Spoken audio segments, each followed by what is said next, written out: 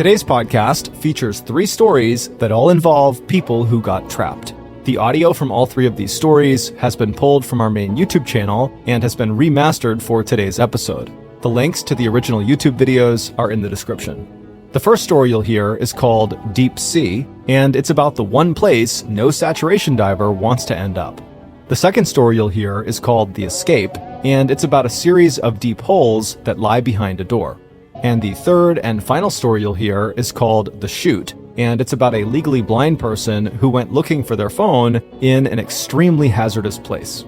But before we get into today's stories, if you're a fan of the strange, dark, and mysterious delivered in story format, then you've come to the right podcast because that's all we do, and we upload twice a week, once on Monday and once on Thursday. So, if that's of interest to you, please replace the Amazon Music follow button's eye drops with acid. Okay, let's get into our first story called Deep Sea.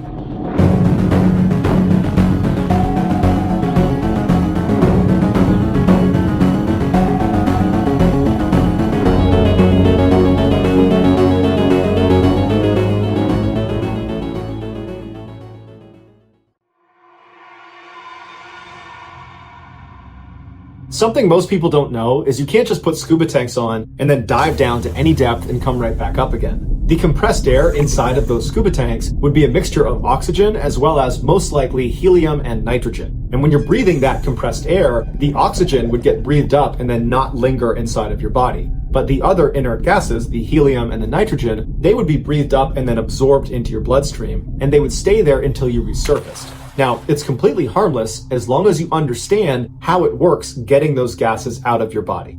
In a nutshell, as you ascend, these inert gases will leave your body on their own, but it's a gradual process. If you rocket to the surface before this takes place, these inert gases will not leave your body and they'll expand inside of you, and your body will become the equivalent of a shaken up soda can. And so at best, having all these bubbles inside of you is very painful. At worst, it's lethal.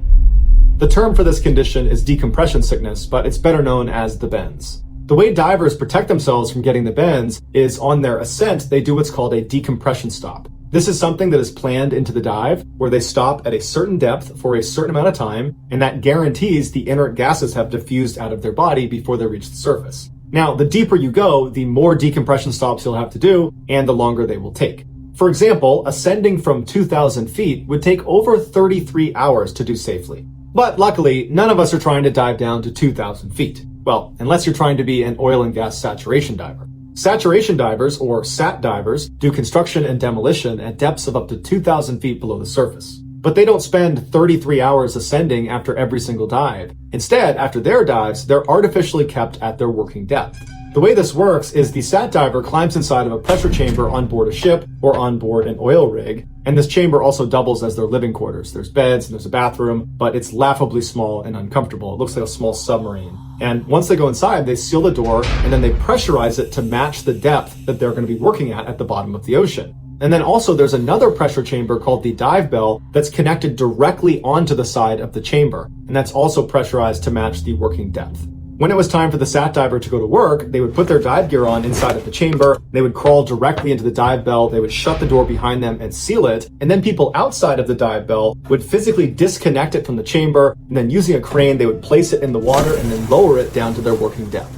And once they get down there, because the pressure inside the bell is equal to the pressure outside the bell, they can just slide open a door on the bottom and the water does not come inside. And so the divers do slip through this hole and they do the work they need to do. And when they're done, they come back inside the dive bell, they shut it up, and then using the radio, they communicate with the people up on the boat or up on the rig, and they raise the bell back up, they reattach them to the chamber, they go inside, they take their stuff off, there's bunk beds and there's a bathroom inside of the chamber, and that's where they hang out until their next dive. This process is repeated for days and days and days, keeping them saturated with these gases. And then at the end of their shift, which is usually about a month long, they will have one long decompression they do inside of the chamber. While this system is highly efficient, it does not change the fact that saturation diving is extremely dangerous and terrifying. The sun doesn't reach below 700 feet, so most of the time these divers are in complete and total darkness. And it's unbelievably cold down there. And so their suits have hot water pumped into them through a tether that's connected to the dive bell. But if that were to fail, hypothermia would kick in almost immediately. They have flashlights, but the water is so full of sediment around the areas that they work that shining the light is basically like shining it into fog. You can't really see very far besides right in front of your face. Sat divers also report that sometimes the water around them will suddenly move violently, and they'll look around, but their crummy light and lack of visibility means they can't see what it was, but they know it's a large animal that's checking them out.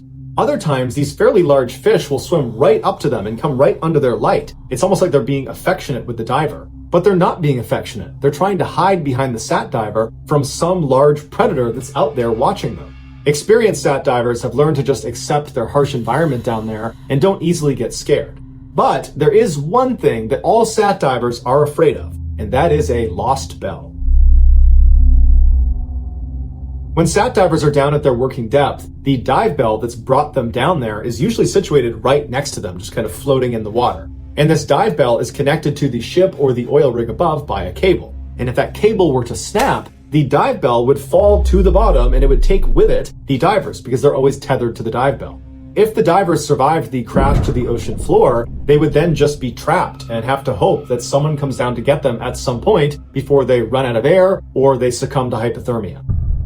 While a lost bell scenario is incredibly rare, it has happened before.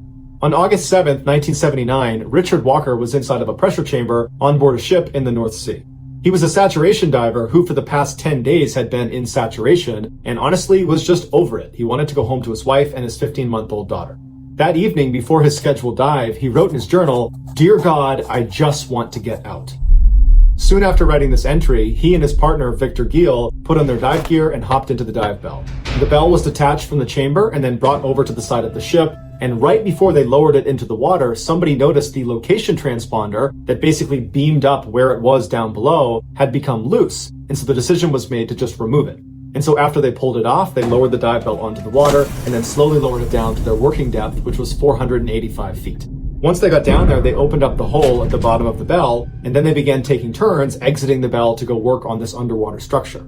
A few hours later, at 2:45 in the morning, Richard was the one outside of the dive bell, and he heard something behind him. He turned around, and he saw the dive bell had slightly tilted on its side. Right as he noticed this, the radio in his helmet kicked on and told him he needed to go back inside the dive bell immediately, and they were going to try to pull them back up. And so Richard went inside the bell, he closed the hole behind him, and then he and Victor listened to the radio as they told them that the main cable holding the dive bell had slipped out. Now, this main cable was not the only thing connecting the dive bell up to the ship. There was also another clump of wires and tubes that was called the umbilical that ran all their power and hot water and their comms down to the dive bell. But this umbilical was not meant to be load-bearing. But as it stood with this main cable gone, the umbilical was holding the dive bell from slipping to the bottom of the ocean. And so the crew up on the ship decided their only choice was to use the umbilical to reel this dive bell back in. And so they began pulling them up by the umbilical, and almost immediately it completely snapped, and the dive bell fell to the bottom of the ocean about 50 feet below. Now, normally a dive bell would have what's called a clump weight hanging off the bottom of it. And in an emergency, you could detach this clump weight, and the dive bell is buoyant enough it would go up to the surface. But Richard and Victor's company had cut corners and not used a clump weight, and instead attached weights directly to the dive bell, which meant when they hit the ocean floor, the actual dive bell was sitting on the ocean floor, where that hole they would normally escape from was pressed into the seabed, so they could not get out of their dive bell. Whereas if there had been a clump weight, the clump weight would have hit the ground and the dive bell would have hovered slightly over it. And so worst case scenario, they could have gotten out and done a wet transfer into another dive bell. So with the umbilical cut, they had no radio communication, they had no heat, they had no light, and they had very little remaining oxygen. And so all they could do was just sit in darkness and hope somebody rescues them. Less than 30 minutes later, another dive ship arrived and offered to help. Now, they were not expecting to dive that night, so it took about 3 hours before they actually had their rescue divers in the water. And unfortunately, because the location transponder had been removed from the dive bell before Richard and Victor went under, it made it almost impossible for these rescue divers to find it. But after an hour of looking around, they finally found it. It was 7 a.m., and they went right down to the porthole, and they shined a light inside of the dive bell. And inside, Richard and Victor are given a thumbs up, like, hey, we're okay, we're just ready to get rescued. The fact that Richard and Victor were okay was communicated back up to the surface, and everybody on top was so excited, so relieved. And in fact, they called Richard's wife, and they told her that, hey, there's been an accident, but your husband's just fine, he'll be out very soon. But despite these rescue divers locating the dive bell, because the ship up above that they were attached to kept moving around, it was proving to be extremely difficult for them to stay over the dive bell. And so for the next 2 hours, these rescue divers desperately tried to thread a new wire through the top of the dive bell, but it was going so poorly, and they kept going around and shining their light into the porthole to check on Richard and Victor. And it was very clear that their situation was getting worse and worse by the second. They were not giving thumbs up and smiling. They looked panicked and desperate, and they'd been without heat now for hours, and it was obvious they were running out of oxygen. Finally, at 9 a.m., so 6 hours after Richard and Victor had first hit the sea floor, the rescue divers managed to get a new cable through the top of the dive bell. And before they signaled to have it brought back up again, they shined a light through the porthole to check on them one more time, and they saw that Richard and Victor were just sitting there with their head in their hands. They were clearly still alive and lucid, but it was like they understood they have very little time left, and if this doesn't work, they're doomed. At this point, the rescue divers called up and said it was ready. They got pulled up to the surface, and then the ship began pulling up the dive bell, and almost immediately, the cable snapped. And everybody up on the surface knew that at this point, it was almost impossible for them to survive. But nonetheless, rescue divers went down, and it took a while to find the dive bell because it had moved. But when they did, they shined the light through the porthole, and Richard and Victor were still very much alive, but they were not looking to interact with the divers at the window anymore. They were just sitting there looking down. They were despondent. It was like they were making peace with what they understood was going to happen. They were not going to get out of there.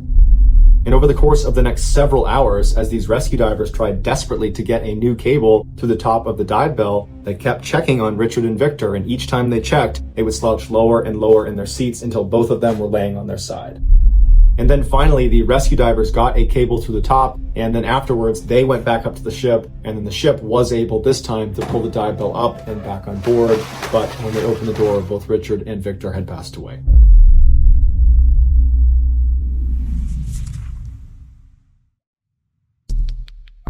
Our next story is called The Escape.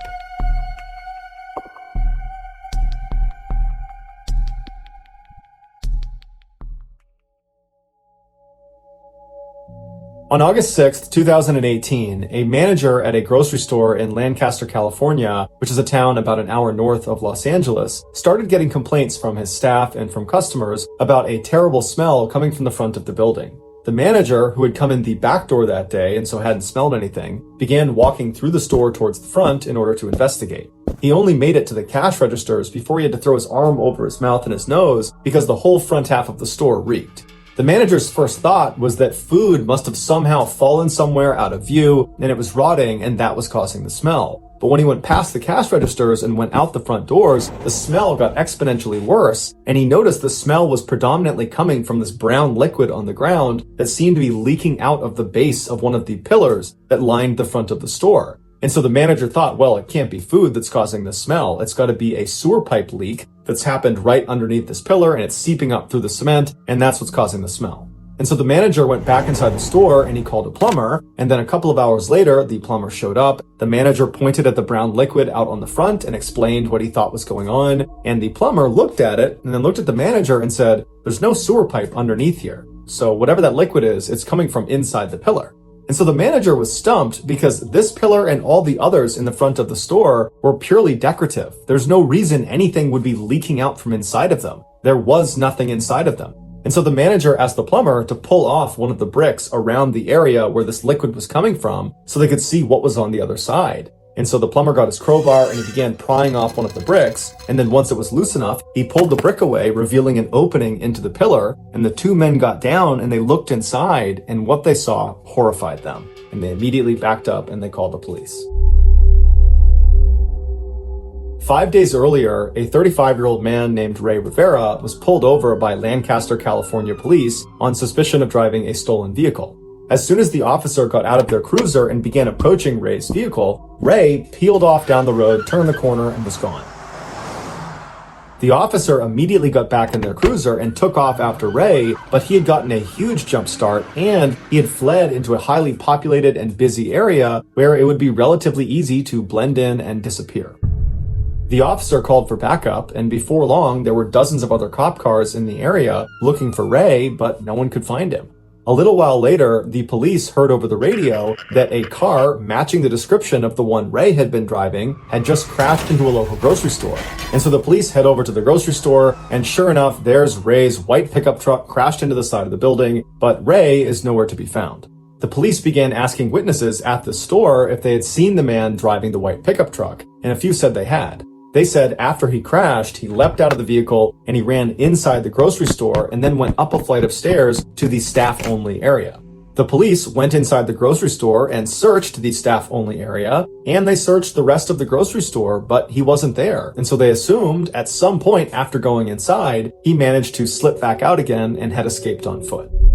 And so the police, just as a precaution, stayed outside of this grocery store for several more hours in case if Ray was in there, they would catch him trying to leave. But after a couple of hours, he never did. And so they put out a warrant for his arrest and they left. Well, it would turn out Ray had run inside the grocery store, but he had never left. After running up to that staff-only area, he found a crawl space and he hid inside of it for several hours until the police left. And then at some point that evening, he decided he wanted to find a better hiding spot, and so he made his way onto the roof. Now, it's not entirely clear how he did that. Either the crawl space he was in directly connected to the roof, or he got out of the crawl space and then found his way onto the roof another way. But regardless, he found his way onto the roof, and when he got up there, he realized the roof was totally flat until you got to the very front edge of the building, the part that looked down into the parking lot. There, on the roof, was this small structure that was built up just on the front end of the roof that gave the impression, from the parking lot looking up, that this building was a lot bigger than it really was.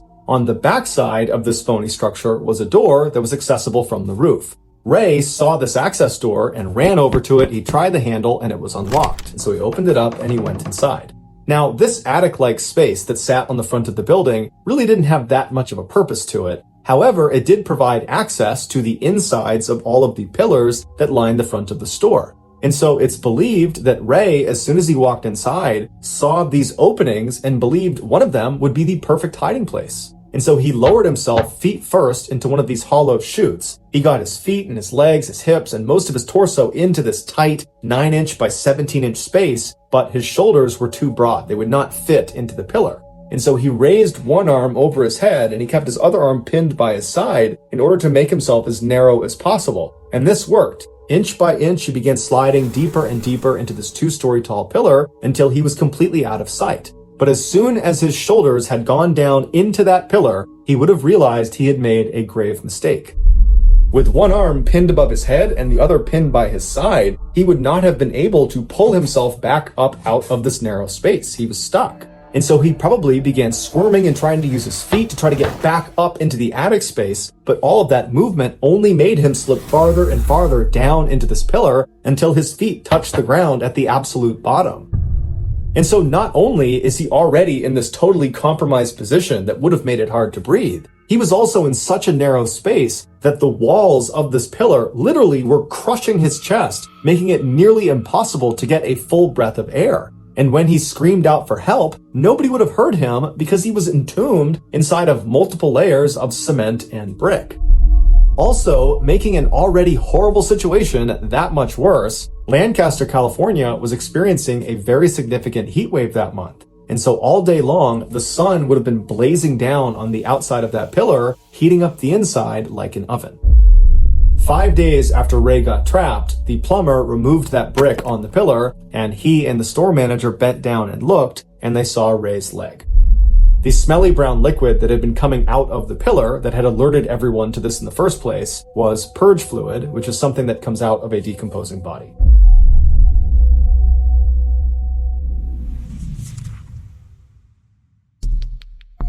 The next and final story of today's episode is called The Chute.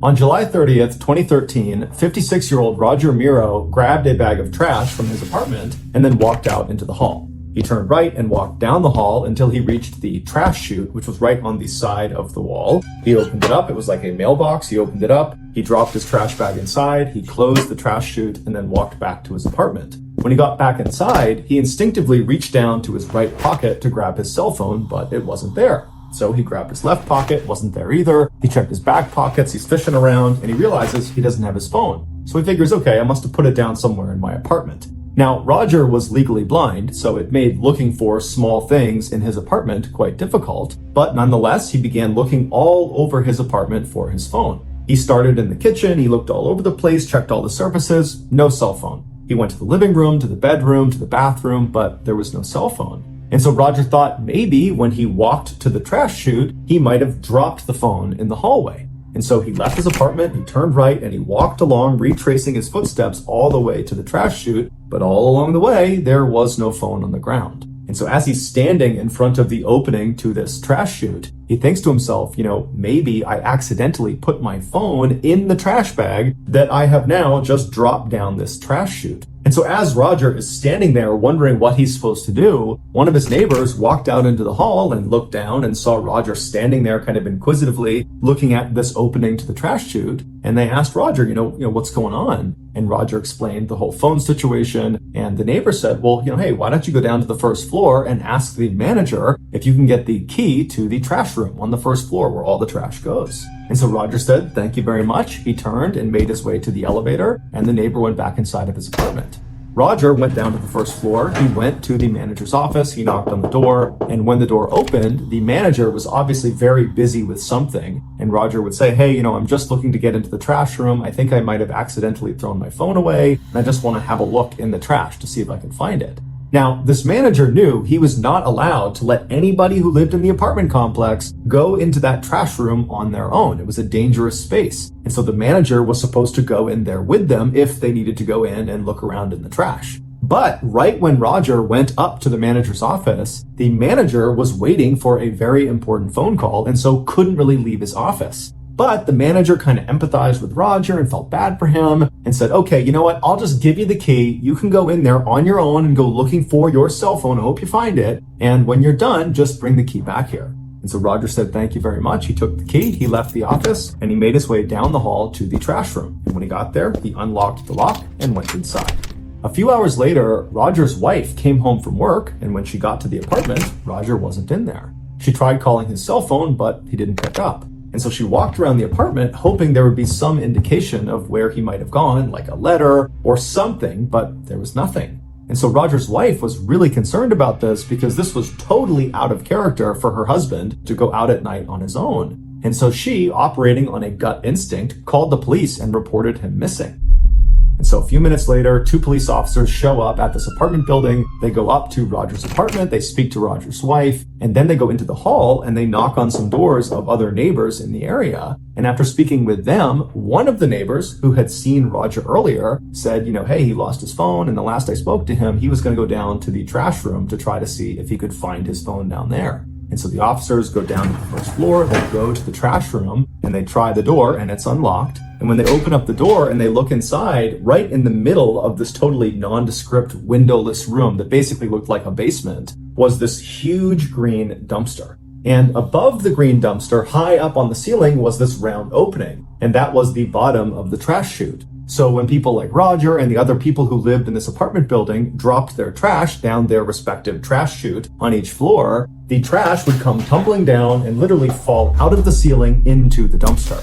Now, this dumpster was unique. It was not like other dumpsters where the top was just wide open and anyone could lob a bag of trash in. No, this dumpster, only the left side of the dumpster had an opening for trash. The rest of the dumpster was completely welded shut. There was no way into it. And so on the left side, where this dumpster opened up to allow trash to come in, it was positioned right underneath that opening in the ceiling where the trash came tumbling down. And it wasn't just an opening. It was like this near vertical tunnel that was welded onto the top of this dumpster. And it went straight up and it had this big open mouth at the top, almost like a funnel. And it was there to catch the trash as it fell down. And it would go down this tunnel down into the dumpster. And so the gap between the ceiling and the top of this near vertical tunnel, this chute, was maybe 3 or 4 feet. And so when these officers looked into this room and they saw this dumpster and the chute and this hole in the ceiling, they also saw a ladder had been propped up on the left side of the dumpster right up against that near vertical tunnel, as if someone was trying to look down into the dumpster itself. And so one of the officers walked over, they climbed up the ladder, and when they looked down into this tunnel, down into the dumpster, they found Roger. After a lengthy investigation, this is what is believed to have happened to him. After Roger got that key from the manager, he went to the trash room, he opened it up, and then he went inside and found this huge dumpster. And he would have quickly realized the only way to look into the dumpster, and so to go looking for his phone, was to look down into this tunnel. There was a ladder nearby, so he grabbed it and he propped it up against the side of the dumpster, and he climbed up on top and he looked down into the tunnel, down into the dumpster, and as he was looking, either some trash from the ceiling fell down and struck him, causing him to lose his balance, or he just slipped somehow. But either way, he lost his balance and he tumbled into the tunnel, down into the dumpster. And what Roger didn't know is as soon as that happened, he was doomed. Because this was not some ordinary dumpster. This was a trash compactor. And as soon as Roger fell down that tunnel, his body triggered an electronic sensor that activated the trash compactor. So the way this worked is there was this big metal ram inside the dumpster. There's a ram on one side, and once it gets activated, it will press. There's a hydraulic press that pushes it all the way to the other side. So any of the trash in this dumpster will get compressed against the other side of the dumpster. And then at that point, the ram comes all the way back. And so every time trash would come down that chute, it would trigger that sensor, the trash compactor would start, it would flatten the trash, and so on and so forth. And so Roger has fallen down into the dumpster, he's triggered this compactor, but he's legally blind, he's probably dazed from the fall, and so by the time he realizes what's going on and he's kind of looking around, there is a hydraulic press bearing down on him. And so he probably tried to jump up the tunnel to try to escape the dumpster, but there was no ladder inside this tunnel and it was nearly vertical, so there was no way to climb up and out of it. And inside of the dumpster itself, there was no emergency shutoff switch and there was no emergency exit. And so at some point, it's assumed that Roger realized he was not going to be able to climb up the tunnel. And so he only had one direction he could go, which was to retreat to the far side of the dumpster, as far away from the press as he possibly could be. But once he got over there, there was nowhere for him to go. And so he was forced to just wait as this hydraulic press slowly moved across until it finally reached him and crushed him. Now, we don't know if that very first hydraulic press actually killed Roger. All we know is Roger was trapped inside of this dumpster for several hours, and over that period of time, more and more trash was dropped down the chute, activating the press over and over and over again. And so by the time the police actually looked down into the dumpster, they saw a part of Roger's body, and immediately they could tell there was nothing they could do. Roger was definitely deceased.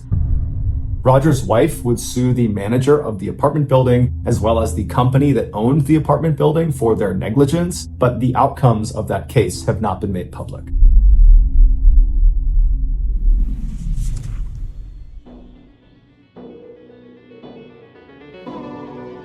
Thank you for listening to the Mr. Ballen podcast. If you got something out of this episode and you haven't done this already, please replace the Amazon Music follow button's eye drops with acid. This podcast airs every Monday and Thursday morning, but in the meantime, you can always watch one of the hundreds of stories we have posted on our main YouTube channel, which is just called Mr. Ballen. We have a registered 501c3 charitable organization called the Mr. Ballen Foundation that honors and supports victims of violent crime as well as their families. Monthly donors to the Mr. Ballen Foundation Honor Them Society will receive free gifts and exclusive invites to special live events. Go to mrballen.foundation and click Get Involved to join the Honor Them Society today. If you want to get in touch with me, please follow me on any major social media platform and then send me a direct message. My username is just @MrBallen, and I really do read the majority of my DMs. Lastly, be sure to check out our brand new website, ballenstudios.com, to buy merch, to join our Discord server, to learn about upcoming events. Basically anything we're doing, we're going to put it on ballenstudios.com. So that's going to do it. I really appreciate your support. Until next time, see ya.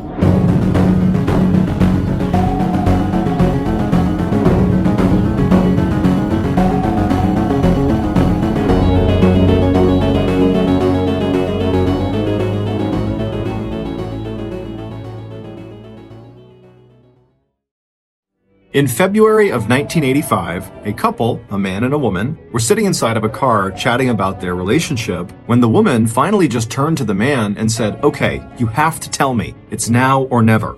The man looked at her and could see she was serious, and so after a long pause, the man sighed and then leaned across the center console and whispered something into her ear. Little did he know, she was not the only person who could hear him. But before we get into today's story, if you're a fan of the strange, dark, and mysterious delivered in story format, then you've come to the right podcast because that's all we do, and we upload twice a week, once on Monday and once on Thursday. So, if that's of interest to you, please gently force the 5-star review button to solve all 3 shopmrballen.com ciphers, but without any help. Also, please subscribe to the Mr. Ballen podcast wherever you listen to podcasts so you don't miss any of our weekly uploads. Okay, let's get into today's story.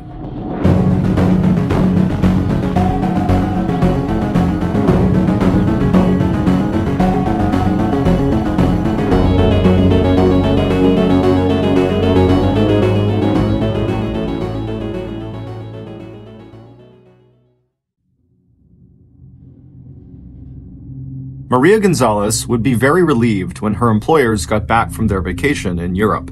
The 58-year-old live-in maid and all-around family companion looked up at the big house in the heart of Houston, Texas, where she had been employed for the last 5 years, ever since September of 1977. Maria's friendly brown eyes softened at the sight of the 2 little boys watching her from a downstairs window as she walked back into the mansion on Memorial Drive, carrying the morning newspaper. The paper was in English, so Maria, whose first language was Spanish, hardly gave it a glance before placing it neatly on top of the growing pile of newspapers in the home office of her employer, Houston lawyer James Campbell. Mr. Campbell and his wife Virginia had been gone almost 2 weeks now, and Maria had, as always, loved the time she had spent with the couple's 2 grandsons, 8-year-old Michael and 6-year-old Matthew.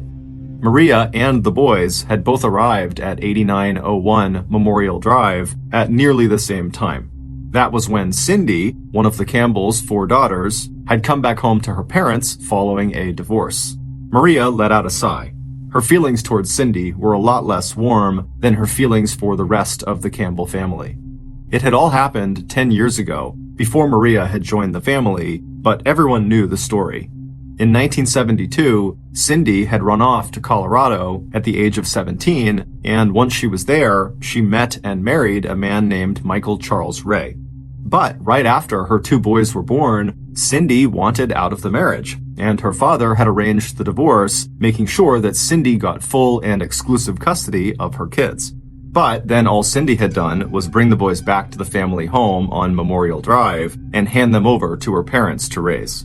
And by the time Maria had arrived to help with the house and the boys, Michael and Matthew were both calling their grandparents Mom and Dad. And Cindy was living at her parents' expense in an apartment building that was part of the Campbells' various real estate holdings in and around Houston. And when Cindy did visit, it seemed to Maria that the second to youngest Campbell daughter was much more interested in getting money from her mom and dad than she was in spending any time with her own 2 kids. As Maria herded Michael and Matthew into the kitchen to make them a nice hot breakfast, the 3 of them chatted away in Spanish. Thanks to Maria, the boys were fluent in both Spanish and English, and now that they were getting a little older, they were also doing their best to help Maria brush up on her English skills. As Maria watched them settle down at the scuffed kitchen table to eat their scrambled eggs dotted with bright jalapeno and sweet red peppers, she had to admit that it was probably better that Cindy was not actively involved in her children's lives. From her apartment over the garage, where she'd had a bird's eye view of the Campbell household for 5 years now, it had seemed to Maria that Cindy mostly seemed to create problems for other people. During the few years that Cindy was going to the same college as her younger sister Jamie, Maria had seen Cindy get into the car with Jamie in the morning to drive to school, and as soon as Jamie had started up the car and headed down the driveway to the street, Maria had seen Cindy toss burning cigarette butts into Jamie's long hair. And not only had Cindy never gotten her own driver's license, as far as Maria knew, she'd never really had a job either, not even after she had dropped out of college and had a lot of time on her hands. There had been that time, maybe a year or a year and a half ago, when Cindy had lived with a boyfriend who had helped her eat better and even go for walks and do some exercising, and Cindy had not only lost close to 60 pounds, but she'd also told her family that she'd gotten a job at a Houston nightclub doing stand-up comedy. But, like most of Cindy's so-called fresh starts, that had not amounted to much. Because now, Cindy was back to living in squalor in her own apartment again. Maria had heard what the apartment looked like Unwashed dishes, open cans of partly eaten food, dirty sheets on an unmade bed, and it looked to Maria like Cindy had given up on exercise, along with keeping herself clean and going to work. And lately, with her parents still not due back in town for another few days, Cindy had started to drop by the mansion again, getting lifts with people Maria did not know or recognize, and who just tended to sit in their car and smoke or drop an empty soda or beer can out of the car window while they waited for Cindy to come back outside. One of the reasons the Campbells had decided to go on this vacation in the first place was to get away from Cindy. In the last 6 months, Mr. Campbell especially had gotten fed up with Cindy's tantrums and requests for money, and he had told her that it was way beyond the time that she had found a job and started supporting herself. Mrs. Campbell still found it hard to say no to Cindy, but Maria knew that even Cindy's mother had finally run out of patience. And ever since her parents had turned off the money faucet, it seemed to Maria that Cindy was always in a very bad mood. Yes, Maria thought, as she and the boys all squeezed themselves onto the worn couch in the living room to watch a little TV, Maria would be very glad when Mr. and Mrs. Campbell arrived back home.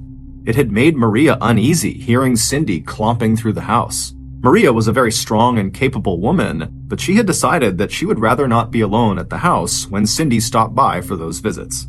But a few nights later, on June 9th, 1982, when Maria opened the big front door of the brick and flagstone house to welcome the Campbells back home from their vacation, the housekeeper could see immediately that just stepping over the threshold back into their own home seemed to deepen the lines of worry around Virginia Campbell's intensely blue eyes. 50 years old and 5 foot 4 inches tall, Virginia's trim frame had gotten shorter over the years because of a slight curvature of her spine and the 3 decades she'd spent as a paralegal hunched over a keyboard. Now, the top of her head barely reached her husband's shoulders. But even though she was tired from all the traveling, Virginia gave Maria a warm smile. Over the years, the two women had become friends, as well as employer and housekeeper, and they had shared a bond in their love for Michael and Matthew. Maria appreciated Virginia's sense of humor, and she liked that her employer did not show off her wealth with expensive and fussy furniture. Despite its size, the inside of the Campbell's house was comfortable and plain. Mr. Campbell sometimes accepted TVs and other appliances in place of payment from his clients, and inside the living room there were 2 TVs, one stacked on top of the other. There wasn't very much that was fancy about Virginia either. She was a hard worker, she enjoyed wearing inexpensive costume jewelry, and if Maria could find one fault with her employer, it was that Virginia was maybe overly generous with everybody and maybe a little too timid when it came to speaking her mind. The same could never be said of Mr. Campbell. 6 foot 4 inches tall, 201 pounds with a strong build and dark hair and features, James Campbell, who was 55 years old, had made a name for himself as a highly skilled and successful Houston lawyer with a solo practice and a sly and unpredictable sense of humor. He was well known not just for winning cases, but for his courtroom theatrics. With his trademark Panama hat with its wide brim and his slightly rumpled suits, he was delighted when lawyers for insurance companies underestimated his ability to collect money on behalf of his clients for physical or mental or emotional injuries. He was also a devoted husband and family man. He and Virginia had met when they were both in college in Los Angeles, California, and they had been together ever since. James regularly fired difficult clients and refused huge cases that would take up too much of his time. The Campbells seldom drank or entertained, although they did have a circle of close friends that they liked to spend time with.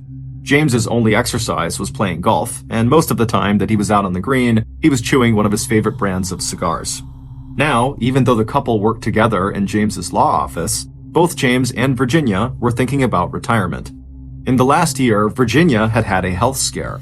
She discovered a lump in her breast, and even though it turned out not to be cancer, it had reminded her and James that there was more to life than just the practice of the law.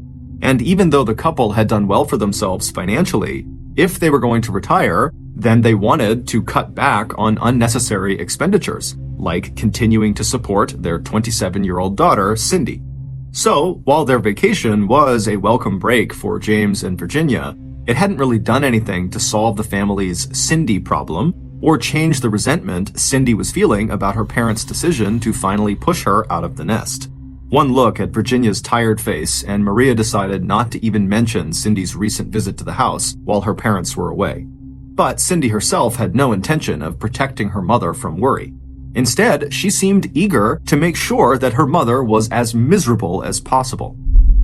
2 days after the Campbells had returned from their vacation, and while James was at his law office, Cindy had arrived at the mansion on Memorial Drive and yelled and screamed at her mother, demanding more money. By that afternoon, Cindy not only had more money, she was dragging her mother around Houston to buy Cindy expensive silk blouses and designer jeans. The next day, June 12th, Michael and Matthew were waiting for Maria when she came into the main house first thing in the morning. The boys cried when they told Maria about the big fight late the night before between Virginia, who they called Mom, and their biological mother, who they just called Cindy, that had occurred when Virginia gave Cindy a ride back to her apartment with all her shopping bags full of new clothes. Maria calmed the boys down as best as she could, but it was clear to Maria that Virginia Campbell was just too timid to stick up for herself. Maria wished that the other Campbell daughters lived closer so they could come by and visit and make Mr. and Mrs. Campbell and the boys smile again. On June 17th, the Campbells' youngest daughter, Jamie, who had left Houston to attend a college out in Knoxville, Tennessee, called to check in on her mom. Now that it was spring, Jamie was hoping to plan a long vacation back at home in Houston. But when Jamie mentioned this plan to her mother on the phone, Virginia just changed the subject. And more, Jamie had the feeling that her parents just wanted her to stay right where she was in Knoxville rather than come back to the family home. The next day, Friday, June 18th, was hot and humid.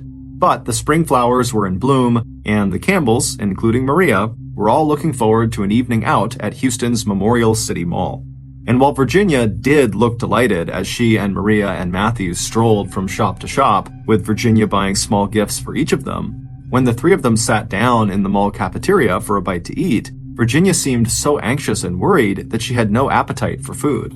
Instead, Virginia just lit one cigarette after another, stubbing each one out after only a few puffs before ordering a Coke and then coffee. By the time they got home, around 9 p.m. that evening, James and his older grandson, Michael, had already returned from their evening out, and now James had stretched out his long legs in the living room and was watching TV. Watching as Virginia joined her husband, Maria smiled before walking upstairs to check on the two boys and get them settled for bed. Friday nights were a special treat for Michael and Matthew.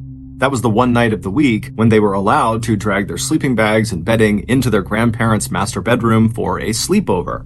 That involved arranging themselves at the foot of their grandparents' bed and watching a movie on a cassette tape before falling asleep. Maria glanced at her watch. It was almost 9:30 p.m. She helped the boys get comfortable in their sleeping bags at the foot of the bed, and as she kissed them goodnight, she told them that their grandfather would be up any minute to start the movie. A few minutes later, after stopping by the living room to say goodnight to James and Virginia, Maria made her way out the back door to her own apartment over the garage.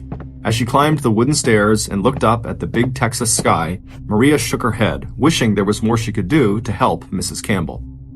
At about 3:40 a.m. on June 19th, less than 6 hours after Maria had left the main house to return to her apartment, Maria was startled awake by the sound of small footsteps running up her outside stairs, and then the sound of small hands banging on her door.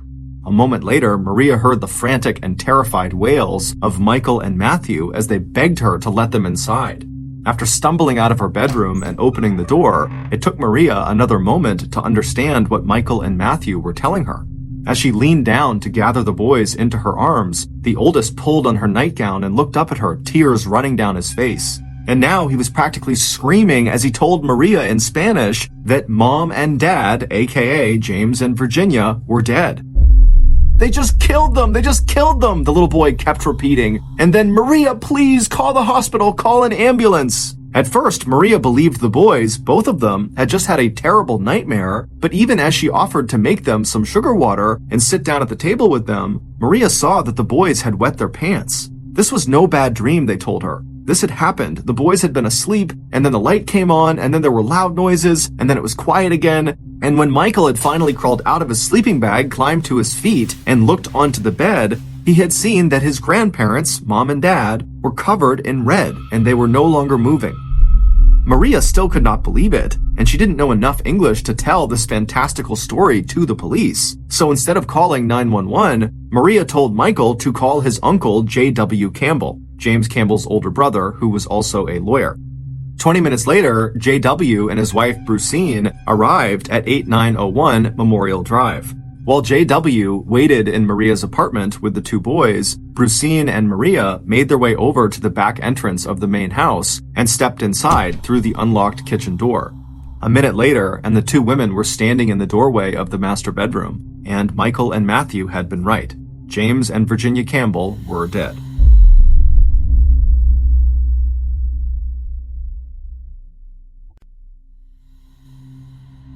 By 4:13 a.m., just half an hour after Maria had come suddenly awake, Houston police and medical personnel had arrived on the scene.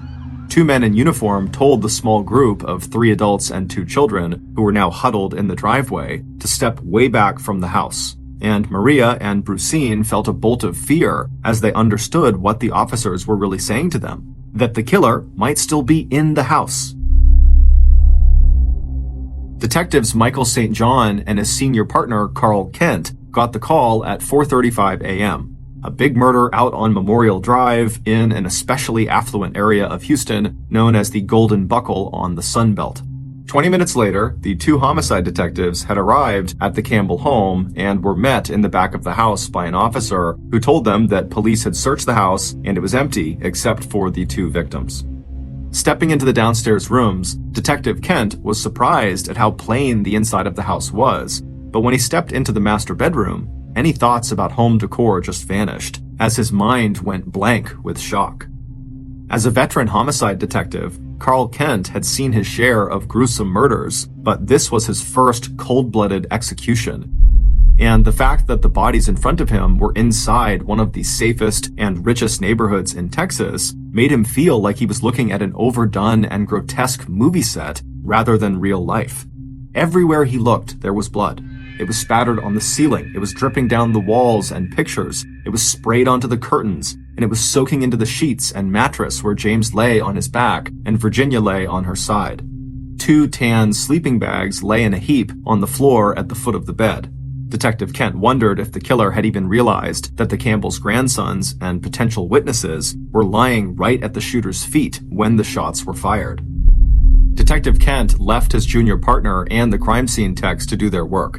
He had already noticed some spent shell casings in the bedroom and a plastic surgical glove in the living room that the killer may have dropped on their way out of the house. But right now, Detective Kent wanted to talk to his first person of interest, James Campbell's brother, J.W., the man Maria had told Michael to call even before calling police. The detective wanted to know why J.W., an able-bodied man, had sent Maria and Brucine into the house to check out a possible murder scene instead of going into the house himself, and why, after getting Michael's frantic call, J.W. hadn't immediately alerted the police before heading over to the Campbell's residence. And when Detective Kent eventually spoke to the Campbell's grandsons about what they had seen, the oldest said what his uncle J.W. had told him to say: "I have a right to remain silent." The detective couldn't help but wonder if J.W. had anything he was trying to hide. By late Saturday, 3 of the Campbell daughters had arrived in Houston and were gathered at Memorial Drive. As the women, the oldest Michelle and the youngest Jamie, followed by the second oldest Betty, started going through their parents' house to see if anything was missing, they quickly discovered that the police were wrong when they assumed there had been no sign of robbery. While no one had taken the gold watch and diamond ring that Virginia had been wearing, and there was no sign that the house had been ransacked, the daughters and Maria quickly discovered that the fat roll of $100 bills that Virginia had taken with her the previous day on her trip to the mall was missing. The fourth Campbell daughter, Cindy, did not show up at 8901 Memorial Drive until the following afternoon, Sunday, June 20th, a day and a half after she'd been told that her parents were dead.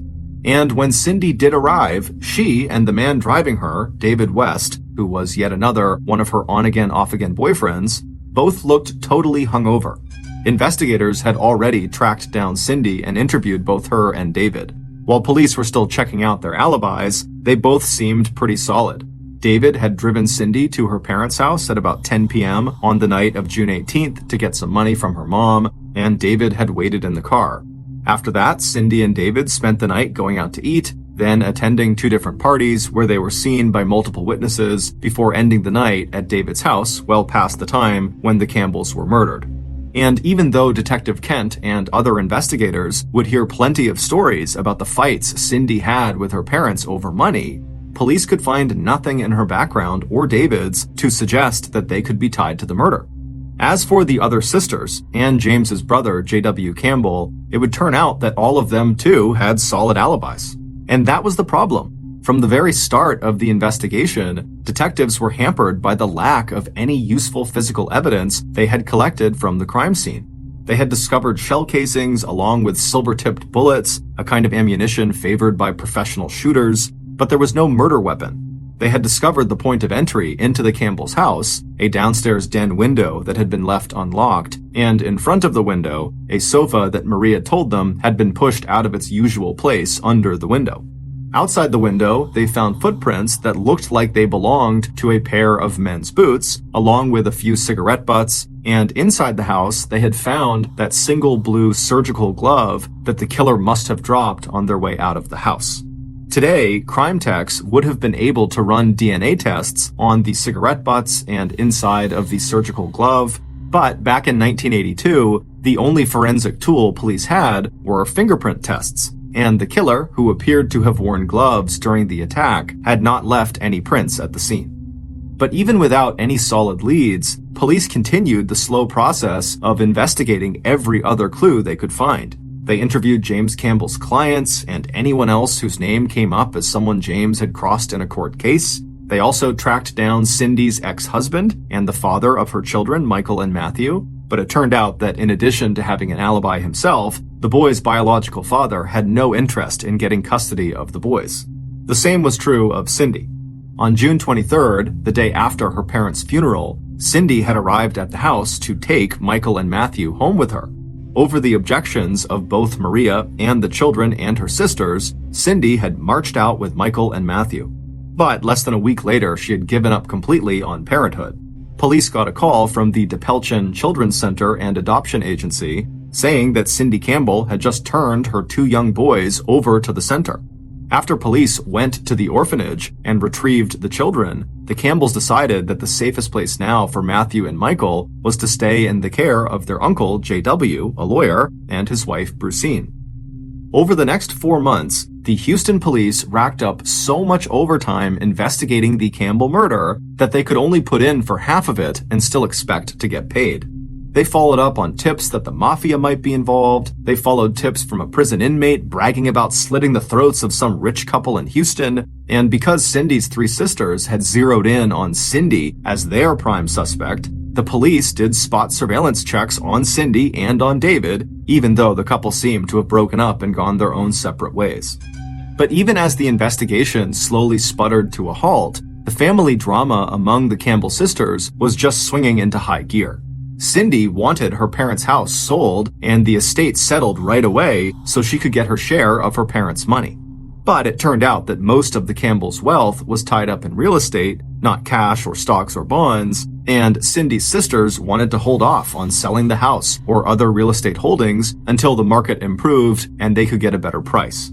And while investigators were eager for any new evidence, the frequent calls they were now getting from Betty and Jamie insisting that their sister, Cindy, had to be guilty of something had started to sound more and more unreliable, like detectives were just hearing the same old lines from a long-running and distorted family argument. By the end of October 1982, almost 5 months after James and Virginia were shot in their own bedroom, investigators quietly shelved the Campbell murder case. There were a lot of other homicides in the huge city of Houston that were just as important and a lot easier to solve. It wouldn't be until February 1985, more than 2 years after the murder of James and Virginia Campbell, that investigators would finally get the tip they were hoping for. And when that call came in, the story police heard was so unbelievable that not only would it make detectives yank that cold case right off the shelf, It would also put the Campbell homicide case onto the front pages of national newspapers from Washington, D.C. to Los Angeles, California.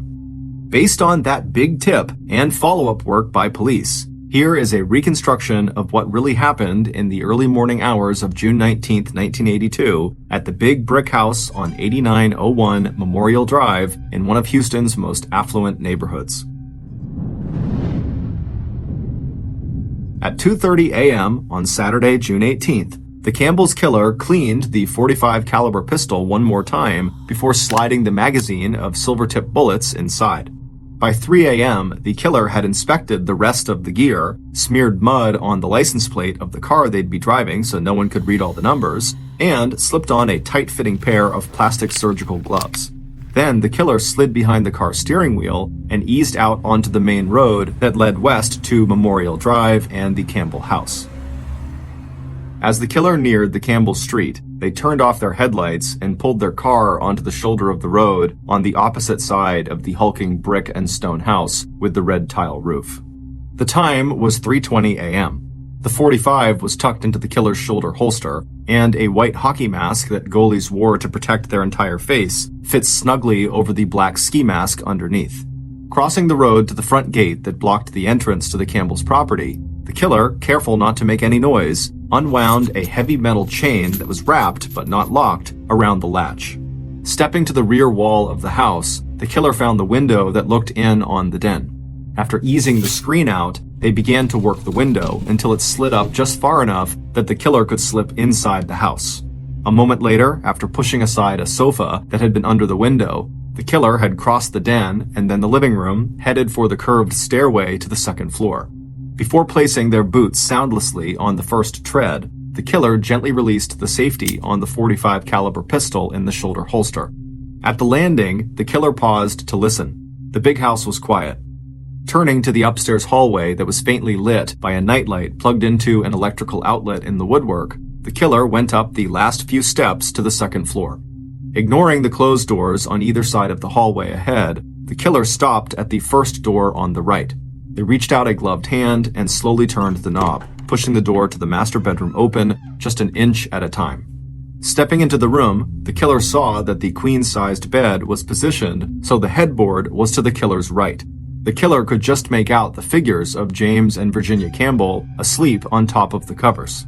The killer slipped their hand upwards along the inside wall to the light switch. Taking a slow and steady breath, they flipped on the light and then took 2 steps forward towards the end of the bed. James rolled over onto his right side and started to bring his left arm up towards his face. The first bullet hit him in the neck. The killer immediately shifted their sights and aimed at Virginia.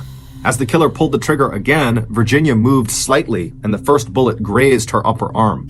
Quickly, the killer moved their weapon back to the man, and the third round struck James Campbell in his left eye. The fourth shot hit Virginia in her head. Stepping closer to the bed, the killer fired 2 more rounds, one into each of the victims' chests. Breathing hard, the killer took in the spray of blood across the headboard wall and ceiling. Then the killer looked down one more time to make sure that the Campbells were dead. All of 12 seconds had passed since the killer had switched on the light. Turning, the killer ran out of the room, down the curved stairway, through the living room, and out onto the front yard. The killer had never even noticed that upstairs in the master bedroom, inside of the heap of bedding at the foot of the bed, lay 2 small boys. 20 or 30 feet from the house, the killer suddenly stopped. Looking around and then swearing softly to themselves, the killer turned and went back to the house. The killer saw her at once, crouched on the living room floor in the dark, patting her hands over the rug, looking for the blue surgical glove she had dropped.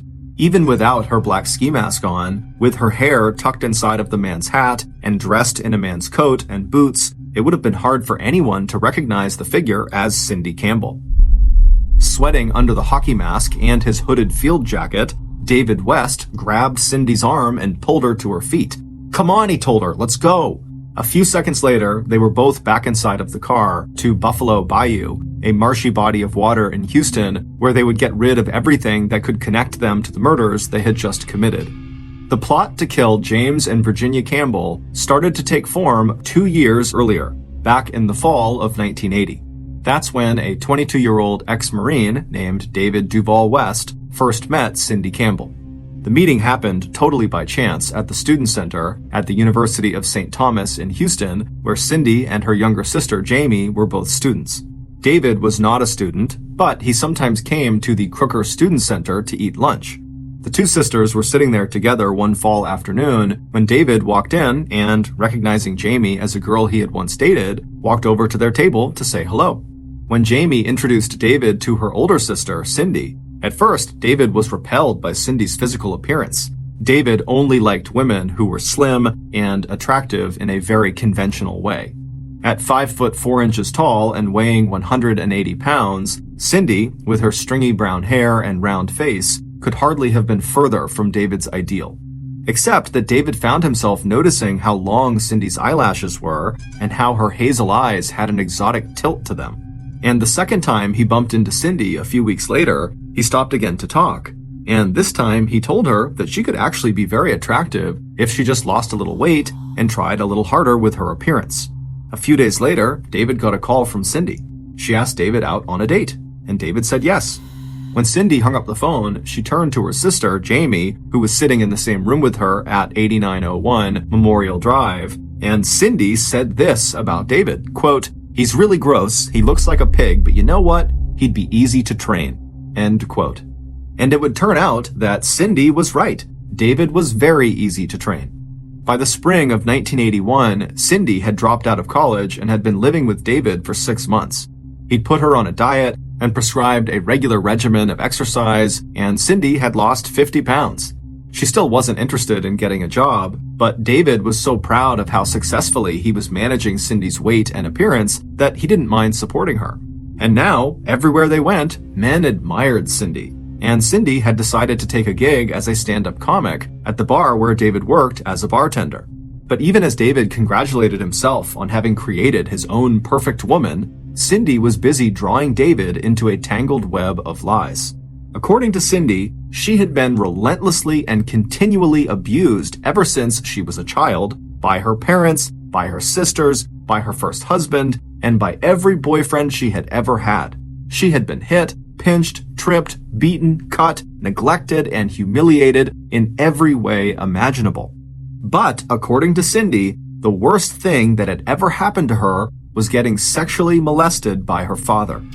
For weeks and then months, Cindy talked non-stop to David about the abuse she had suffered until finally David agreed with Cindy that both her parents were such horrible human beings that they deserved to die. And when they did die, Cindy, who had been supported by James and Virginia her whole life, would no longer have to ask for money. Instead, her parents' money would simply become her money in the form of her inheritance. What David had no way of knowing was that Cindy told any person she became close to about being horribly abused. But depending on her audience, the type of abuse and the names of the abusers would change. As for her charge that her father had committed incest, she was just as likely to tell people that she herself was illegitimate and that James wasn't her father at all. Sometimes it was Michael James was supposed to have fathered, other times it was Matthew, and other times the father of both sons was her no-good ex-husband Michael Ray. The point of Cindy's stories, none of which police were ever able to substantiate, seemed to be so she could manipulate people and play on their sympathy to get money, and persuade them to take care of her and feed her and invite her into their homes.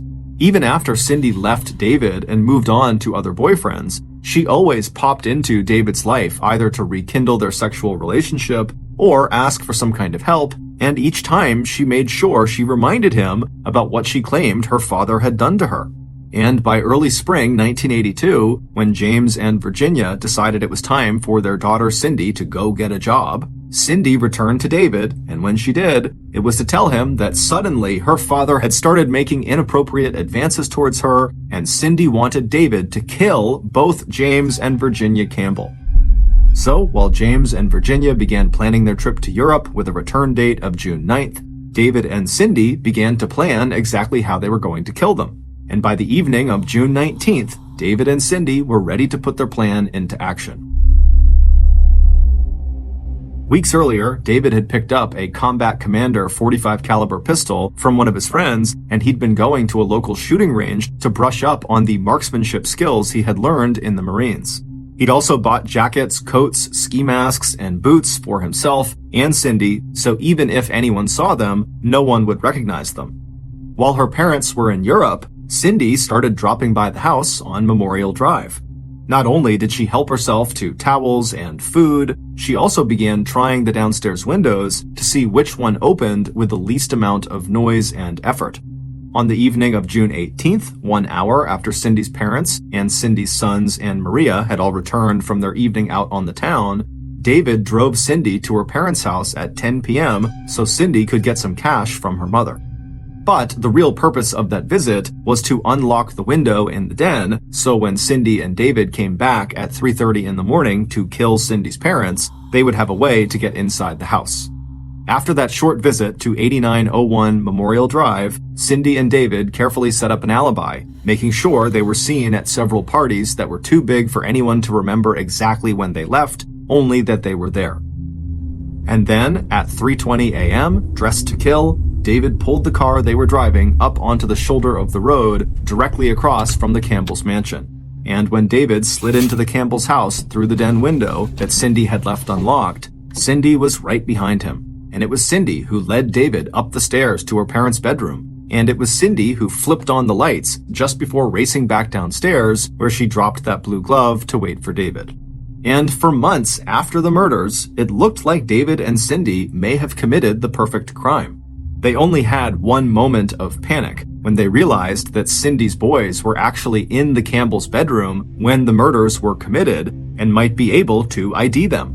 That's when Cindy dragged the children out of the Campbell home on June 23rd and took them to David's apartment, where she and David grilled the two little boys about what they had seen or heard on the night of the murders. Satisfied that the boys could not ID them, Cindy and David simply dropped the boys off at the orphanage. 6 weeks after the murders, Cindy broke up with David and started borrowing large amounts of money drawn against her expected inheritance. And at the same time, the Houston Homicide Division put the Campbell murder investigation in the cold case files. But then, 2 years and 4 months after the murders, and just before Cindy's sisters were ready to settle their parents' estate and distribute the Campbell's inheritance among the 4 daughters, Cindy's older sister, Betty, decided to make one final attempt to see if Cindy had been involved in their parents' murder. And in December of 1984, Betty hired a private detective firm called Clyde Wilson International Investigators to find out who killed James and Virginia. On the evening of Wednesday, December 19th, David West looked up from his drink at the Park Lane bar in Houston and saw just his kind of woman weaving her way towards him. Tall, athletic-looking, and plenty of curves, Teresa Neal, as she later introduced herself, was wearing high-heeled suede boots, black satin pants and jacket, and black eyeliner around her big, vivid blue eyes. 2 weeks later, and David was totally smitten with her. He was fine with the fact that Teresa wanted to keep things between them platonic, at least for now. David had always prided himself on respecting and defending women, which was really what had gotten him mixed up in Cindy's murder plot in the first place. He'd been trying to protect her from her father. But now, the crime he had committed weighed on David, and by January 4th, he had started dropping hints to Teresa that he was keeping a very big secret. And it had to do with an old girlfriend of his, a woman named Cindy Campbell. By mid-February of 1985, David and Teresa had declared their love for one another. But before Teresa could fully trust David and begin the physical relationship he wanted, he had to tell her the details of this secret he was keeping. He had to be totally honest and open with her before she could commit to him. So, on the night of February 20th, after spending the evening together and listening to David talk about Cindy Campbell's crazy tales of abuse, neglect, and incest, Teresa told him it was now or never. As they sat inside her car in the driveway of his house, Teresa's black purse on the console between them, Teresa told David that if he didn't tell her exactly what he and Cindy had done, then Teresa was going to walk out of his life forever. After a long moment of silence, David reached across the space between them, put his fingers under Teresa's chin, and turned her face so he was looking directly into her blue eyes. Then, in a quiet voice, David told Teresa, quote, I killed both her parents." End quote. Teresa, whose real name was Kim Paris, and whose real job was working as an undercover private detective for the firm that Betty had hired to find her parents' killer, let out a long, astonished breath. In all her time working this case, it had never really occurred to the young private eye that David himself might have executed James and Virginia Campbell. Meanwhile, the tape recorder whirring away silently in the purse that sat between them picked up every word of David's confession. And so did the surveillance team in the police van around the corner, where Kim's partner was listening with 2 police officers. Back at the Houston police station, investigators got the call and the tip they had been waiting for. Thanks to the work done by Clyde Wilson International Investigations and 23-year-old Kim Paris, Houston police could finally close the case on the Campbell murders. Before Kim Paris left David's driveway that night, she and David agreed to meet up together the following night for dinner. And on February 21st, after that dinner, during which David gave up even more details about the murder and Cindy's involvement, Kim told David she needed to stop on their way home at a convenience store so she could buy another pack of cigarettes. When they made that stop, Kim told David to wait in the car, saying she'd be back in just a couple of minutes. As soon as she walked away, an entire team of police officers surrounded the car. When David stumbled out of the front passenger seat, he caught sight of Kim standing on the other side of the store's glass windows. As David was arrested and charged with capital murder, Kim met his eyes and raised the beer can she was now holding in a silent toast. Later that same Thursday, Houston police issued an arrest warrant for Cindy Ray Campbell. And on December 11th, 1985, David West pleaded guilty to the first-degree murders of James and Virginia Campbell. In exchange for that guilty plea, he did not face the death penalty, and he agreed to testify at trial against his one-time girlfriend, Cindy Campbell. David was immediately sentenced to life in prison. In June of 1987, Cindy was also convicted of first-degree murder and was also sentenced to life in prison.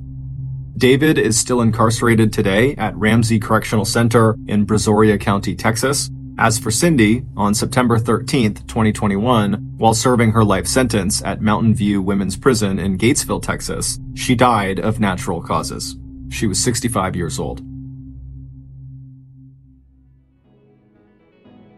Thank you for listening to the Mr. Ballen podcast. If you got something out of this episode and you haven't done this already, please gently force the 5-star review button to solve all 3 shopmrballen.com ciphers, but without any help.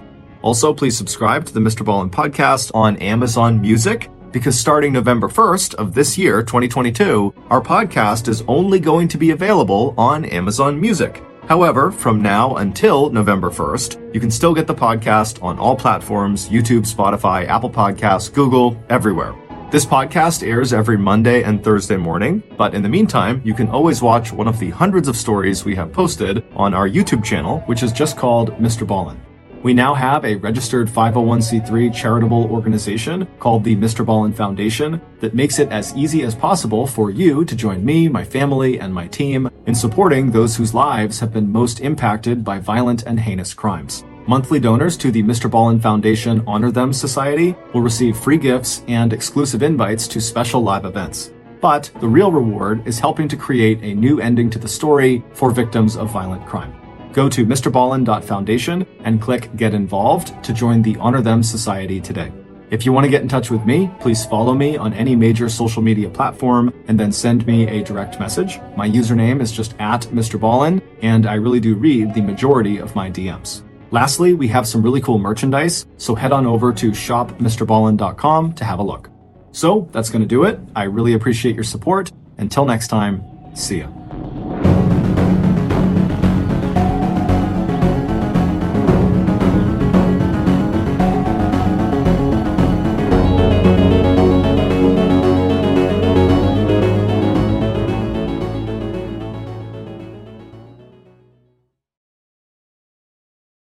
In the fall of 1994, a 52-year-old woman pulled into the driveway of her home in Cherry Hill, New Jersey, and then turned her car off.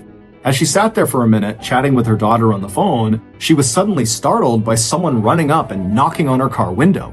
When she turned to see who it was, she saw this big guy standing in her driveway who she didn't recognize. But when she rolled the window down just a couple of inches and this guy was able to explain why he was there, the woman relaxed, and then she got out of the car, she shut the door behind her, and she led this guy into her home. That man would later be dubbed the Bathroom Man, and he was there to do something horrific to that woman. But before we get into that story, if you're a fan of the strange, dark, and mysterious delivered in story format, then you've come to the right podcast because that's all we do, and we upload twice a week, once on Monday and once on Thursday. So, if that's of interest to you, please bring the 5-star review button to the movies with you, but instead of giving them popcorn, give them butter-covered styrofoam. Also, please subscribe to the Mr. Ballen podcast wherever you listen to podcasts so you don't miss any of our weekly uploads. Okay, let's get into today's story.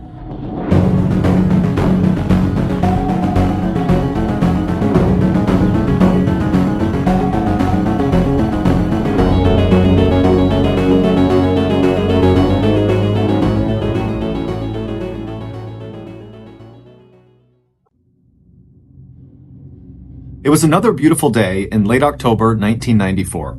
The afternoon air was cool and the sky above the town of Voorhees was a soft clear blue, dotted with fluffy white clouds.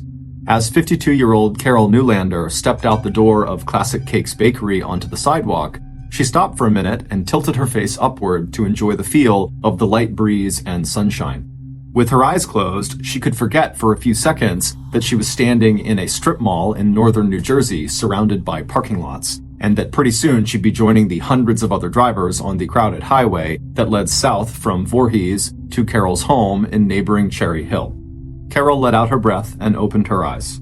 She and her husband, Rabbi Fred Newlander, did not actually mind the commercial sprawl that had spread out around them since they had arrived in Cherry Hill 20 years ago.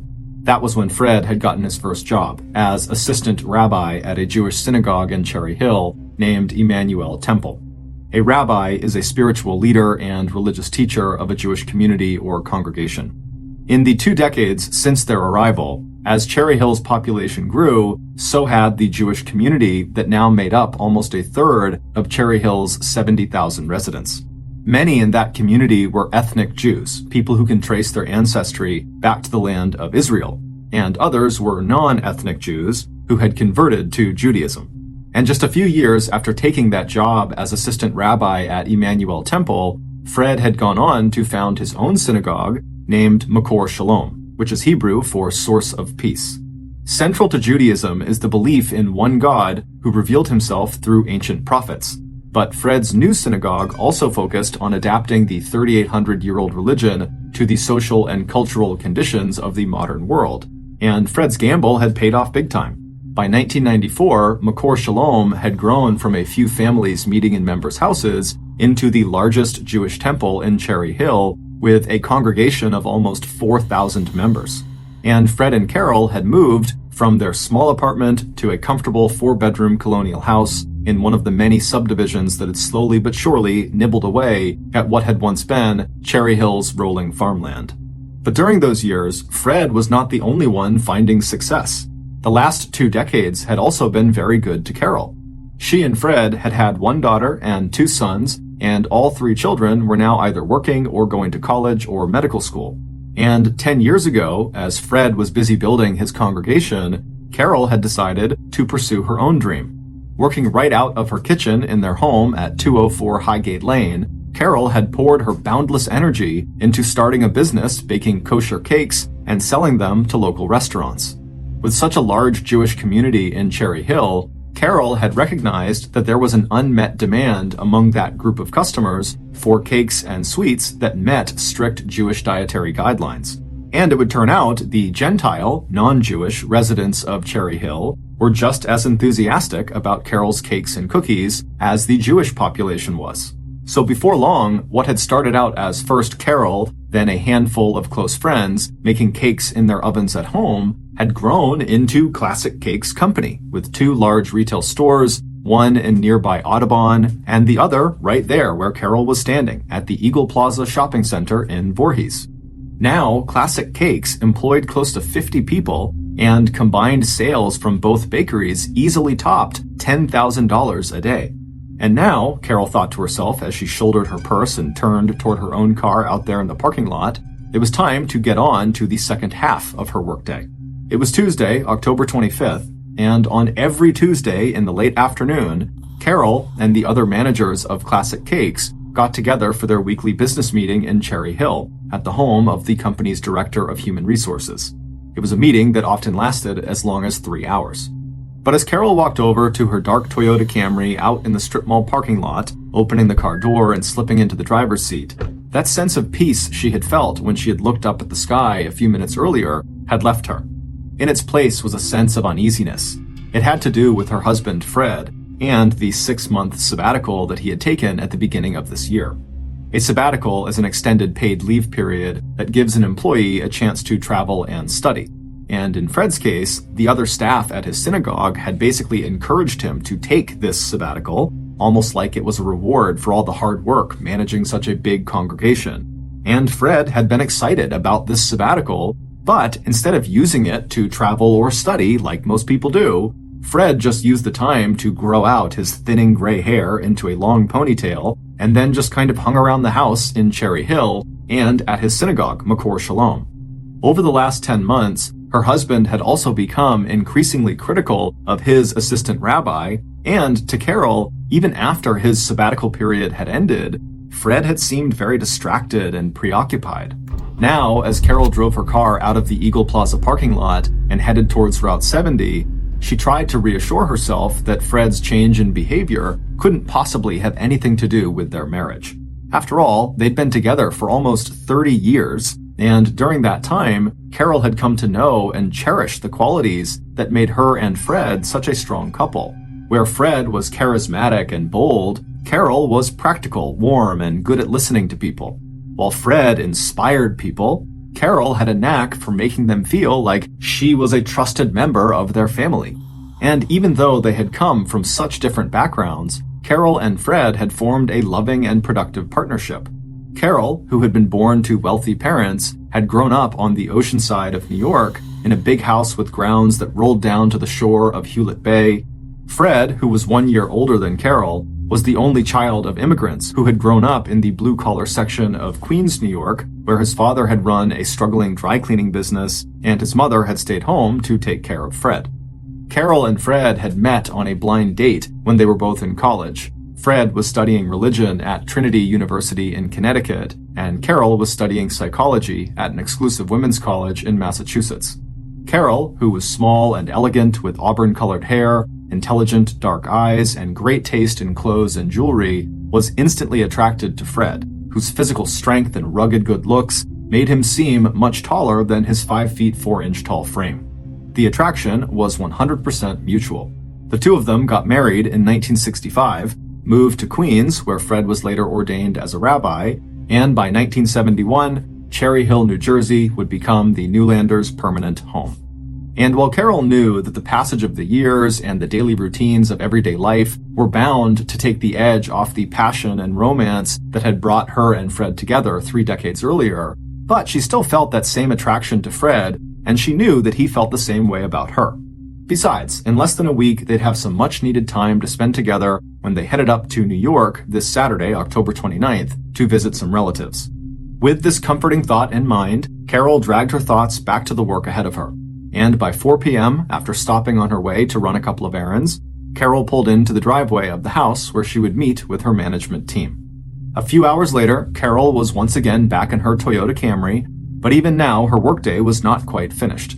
Because it had become Carol's habit that several days a week, she would take home that day's cash from both of her bakery branches, and then she would count the money right at her dining room table. Then, the next morning, she could just deposit the cash at the bank first thing. And while Carol thought this was an efficient and convenient way of doing things, Fred thought it was totally reckless, and he hated that she brought all that money home. Even though Carol kept telling Fred that no one outside of her management circle knew that she sometimes traveled with anywhere from $5,000 to $15,000 in cash tucked into her burgundy wallet at the bottom of her handbag, Fred told her that all of her bakery employees must see her walk out of the store with all that cash, and so he thought Carol was just asking to get robbed. But Carol had always waved off his concerns, saying that her employees were highly vetted and would never do that to her. And where they lived, Cherry Hill, was known as a very safe and quiet neighborhood. and so Carol told Fred that, no one's ever going to break in and try to steal from them. After getting the cash from both of her bakery locations and hopping back into her car to make the ride back home, Carol glanced at her watch and saw that she still had time to call her 24-year-old daughter, Rebecca. Rebecca was married and a hospital administrator in Philadelphia. Carol had always been very close with Rebecca, and so she cherished these daily phone calls with her. So as Carol drove along, she picked up her car phone, she dialed Rebecca's number, and a few minutes later, she and her daughter were chatting happily about the day's events. Carol was still on the phone when she pulled into her driveway at 204 Highgate Lane. But before she could wrap up the call with Rebecca, Carol was suddenly startled by a loud knock on her car window right next to her head. After nearly dropping her phone, Carol turned and looked outside and saw this huge man standing there right in her driveway. Seeing the look of alarm on Carol's face, the stranger stepped back and put his hands up in the air reassuringly. Carol told Rebecca, who was now asking, what's going on, to just hang on for a minute that someone was here, and then Carol rolled her window down just a few inches and asked what this guy wanted. And the man in the driveway apologized for startling Carol, and then told her he was just there to see the rabbi and to deliver a package to him. Instantly, Carol could feel herself relax. She had been a rabbi's wife long enough that she'd come to expect visits from members of his congregation for all kinds of reasons and at all kinds of hours, day and night. Rolling the car window down the rest of the way, Carol smiled at the visitor and gestured toward the darkened house. She told him that the rabbi was not home yet, but the man was welcome to come inside and wait and deliver the package in person. After hearing bits of this conversation her mother had just had with this unexpected visitor, Rebecca felt concerned, and when her mom put the phone back to her ear, Rebecca asked her to please give a call once this guy has left so Rebecca would know that her mom was okay. Carol agreed and then ended the call with Rebecca, and then Carol got out of her car, she shut the door behind her, and began walking toward her house with the visitor walking right behind her. Carol had left her handbag filled with all the money in her car trunk. She would come out later when her visitor had left to bring it inside. But for now, Carol led the way to the front door, and when she got there, she unlocked it and gestured for her visitor to step into the small, warm entrance. But once the visitor was inside, the man began acting strange, glancing quickly left and right at the living room and dining rooms on either side of him and Carol. Then he began shifting his weight from one foot to another, and then suddenly, kind of awkwardly, he blurted out to Carol, can I just use your bathroom for a minute? Sensing what she took to be his embarrassment at having to make this request, Carol just smiled and said, of course, and directed him through the kitchen to the first floor bathroom at the back of the house. And then Carol walked back to the front of the house.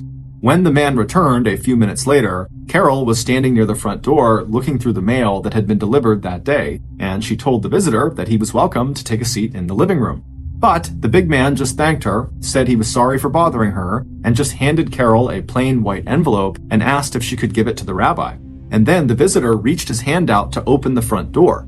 Meanwhile, almost without thinking, Carol, who had been going through the mail, when she was handed this envelope, she just opened it right away. And when she saw its contents, which was nothing, it was an empty envelope, she put her hand out and stopped this guy and said, hey, wait a minute, it's empty. Did you give me the right one? The man looked startled and then told Carol he must have made a mistake and he picked up the wrong envelope earlier to bring by, and so he'd just have to come by another time.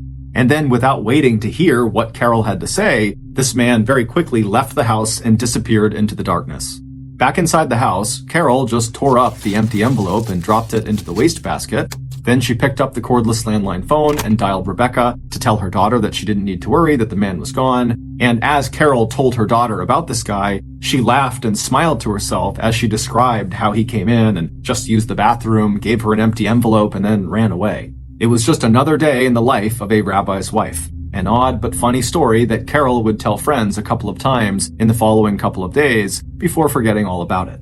But exactly 1 week later, both Carol and her daughter, Rebecca, would find themselves remembering that strange encounter all too well. Not long after 8 p.m. on the evening of Tuesday, November 1st, 1994, Carol was once again arriving at her home on Highgate Lane after having left the weekly Classic Cakes business meeting. The weekend trip she and Fred had just taken to New York had not gone at all the way Carol had hoped. And now, as she pulled her car into the driveway and looked at her darkened house, she told herself that the dissatisfaction that her husband had told her he felt in their marriage was just the result of a late midlife crisis. It had all come out during a big argument they had had on their way home from New York that past Sunday, and Carol was still feeling really hurt and angry. By Monday night, both Carol and Fred had calmed down and agreed that they would go to both separate and joint marriage counseling sessions. They had also talked to each other about cutting back on some of the activities that over the years had drawn them into almost separate lives: Fred's religious duties and Carol's business. But Carol was still upset and shaken, and as she parked her car, turned off the engine, grabbed her purse, and then walked through a swirl of fallen leaves to the house, all she wanted was to get inside and call her daughter Rebecca. Carol knew that hearing her daughter's voice, maybe planning a shopping trip together next weekend, would put Carol in a happier frame of mind. And sure enough, a few minutes later, when Carol heard her daughter pick up the phone and say hello, Carol's spirits lifted. With a sigh of relief, Carol kicked off her shoes in the front hall and then settled in for a nice long chat. But only partway through their call, at around 8:30 p.m., Carol was interrupted by a knock on the front door. Carrying the cordless phone with her, Carol walked to the entryway and peered out the big oval stained glass window in the center of the door. Even through the colored glass, Carol recognized her visitor right away. It was the same huge guy who had stopped by last Tuesday with the empty envelope. Carol swung the door open, and even before the man had time to say, "Hey, it's me again," Carol had invited him inside. She assumed that he was there to see the rabbi again, or maybe this time deliver an envelope that actually had something inside of it. As the man stepped inside, Carol very quietly whispered into the phone to her daughter that her visitor was the bathroom man again. Then Carol turned to her visitor and said she'd be off the phone in a minute, and for now he should just make himself comfortable in the living room. A minute later, Carol wrapped up her call with her daughter, and she put the cordless phone down on a wooden bench in the entryway. And then when she turned around, she was surprised to see her visitor, the bathroom man, had still not moved to the living room. He was still just standing right in front of the front door. Carol let out a quiet sigh, thinking to herself this man was still just as awkward now as he had been the last time they had met. But Carol's years of practice as a hostess kicked in, and she made herself smile. And stepping in front of her visitor, Carol invited the man to follow her deeper into the house. But Carol had only taken 1 or 2 steps away from him when she suddenly felt a big hand grab her left shoulder. And then, before Carol could turn around or even understand what was happening, she felt an explosion of pain as something smashed into the back of her head. The blow was so hard it knocked Carol's glasses off of her face and sent her staggering into the middle of the living room. Then, all at once, she felt a powerful shove to the middle of her back, and then she fell to her knees. A moment later, blood streaming down the sides of her face and into her ears, Carol collapsed onto the white carpet. Later, when the bathroom man looked inside of Carol's burgundy-colored wallet he had taken from her home, he couldn't believe his eyes. He'd been expecting to see thousands of dollars. Instead, he pulled out a grand total of $150. That day had been one of the rare days that Carol had decided not to bring home the cash from that day's sales at the 2 Classic Cakes locations. Meanwhile, at Temple Makor Shalom, located just a few minutes away from Highgate Lane, Rabbi Fred Newlander was finding it almost impossible to end the workday and get home. He'd had to check in on the weekly Alcoholics Anonymous meeting that was going on in one of the conference rooms, and he'd also sat in on choir rehearsal and one of the Jewish study classes taught by his assistant rabbi. He had checked in with Carol earlier that afternoon by phone before her business meeting. Since their argument on Sunday, their conversations had felt strained. Trying to ignore the frosty tone in his wife's voice, Fred had told her that he was probably going to be late that night, but at around 6 p.m., he did plan to go back to their house and have dinner with their son Matthew, but then he'd be leaving again and he wouldn't see her again until late. 20-year-old Matthew was a first-year medical student now at nearby Rutgers University, but he was still working part-time as an emergency medical technician with the Cherry Hill Fire Department. He lived at home with his parents, Carol and Fred, but between his classes and his 12-hour EMT shifts, his parents did not actually see much of him. Finally, just after 9 p.m. that night, Fred stepped out the door of Makor Shalom into the cool, cloudy November night. Like his wife Carol, Fred had also been thinking a lot about all the two of them had built and made together over the past nearly 3 decades. He knew his son Matt had overheard him and Carol arguing after they got home from their weekend trip to New York, and he also knew that Matt had wanted to talk to him over their dinner earlier that evening about what was going on with his parents. But his marriage was just not something Fred wanted to discuss with his children, and so he had pointedly turned the conversation in another direction every time Matt tried to talk about it. Now, 15 minutes after leaving the temple, Fred pulled his car into the driveway of 204 Highgate Lane. The lights were on in the house, and Carol's car was in its usual place. A minute later, at 9:20 p.m., Fred was at the front door of his house, and when he tried the handle, expecting it to be locked, he found it was unlocked. Fred shook his head at the lack of security, thinking about all that money Carol might be counting right now at the dining room table. Once the door was open, Fred expected to hear his wife immediately call out to see if that was him, but instead, the house seemed unusually still and quiet. And then, as Fred stepped inside the house, he saw Carol's feet just visible in the entrance to their living room. No shoes, just socks. A few more steps forward, and what Fred saw on the floor and walls and ceiling of the living room was so shocking that for a moment he was sure he was going to pass out. Struggling to make sense of the scene in front of him, Fred slowly started backing up and reaching out blindly behind him for the cordless phone that Carol had left in the entryway just an hour earlier. 2 minutes later, at 9:22 p.m., the dispatcher at the Cherry Hill Police Department picked up an incoming 911 call. The man's voice at the other end of the line sounded like it was being dragged out of him. "My wife is on the floor and there's blood all over."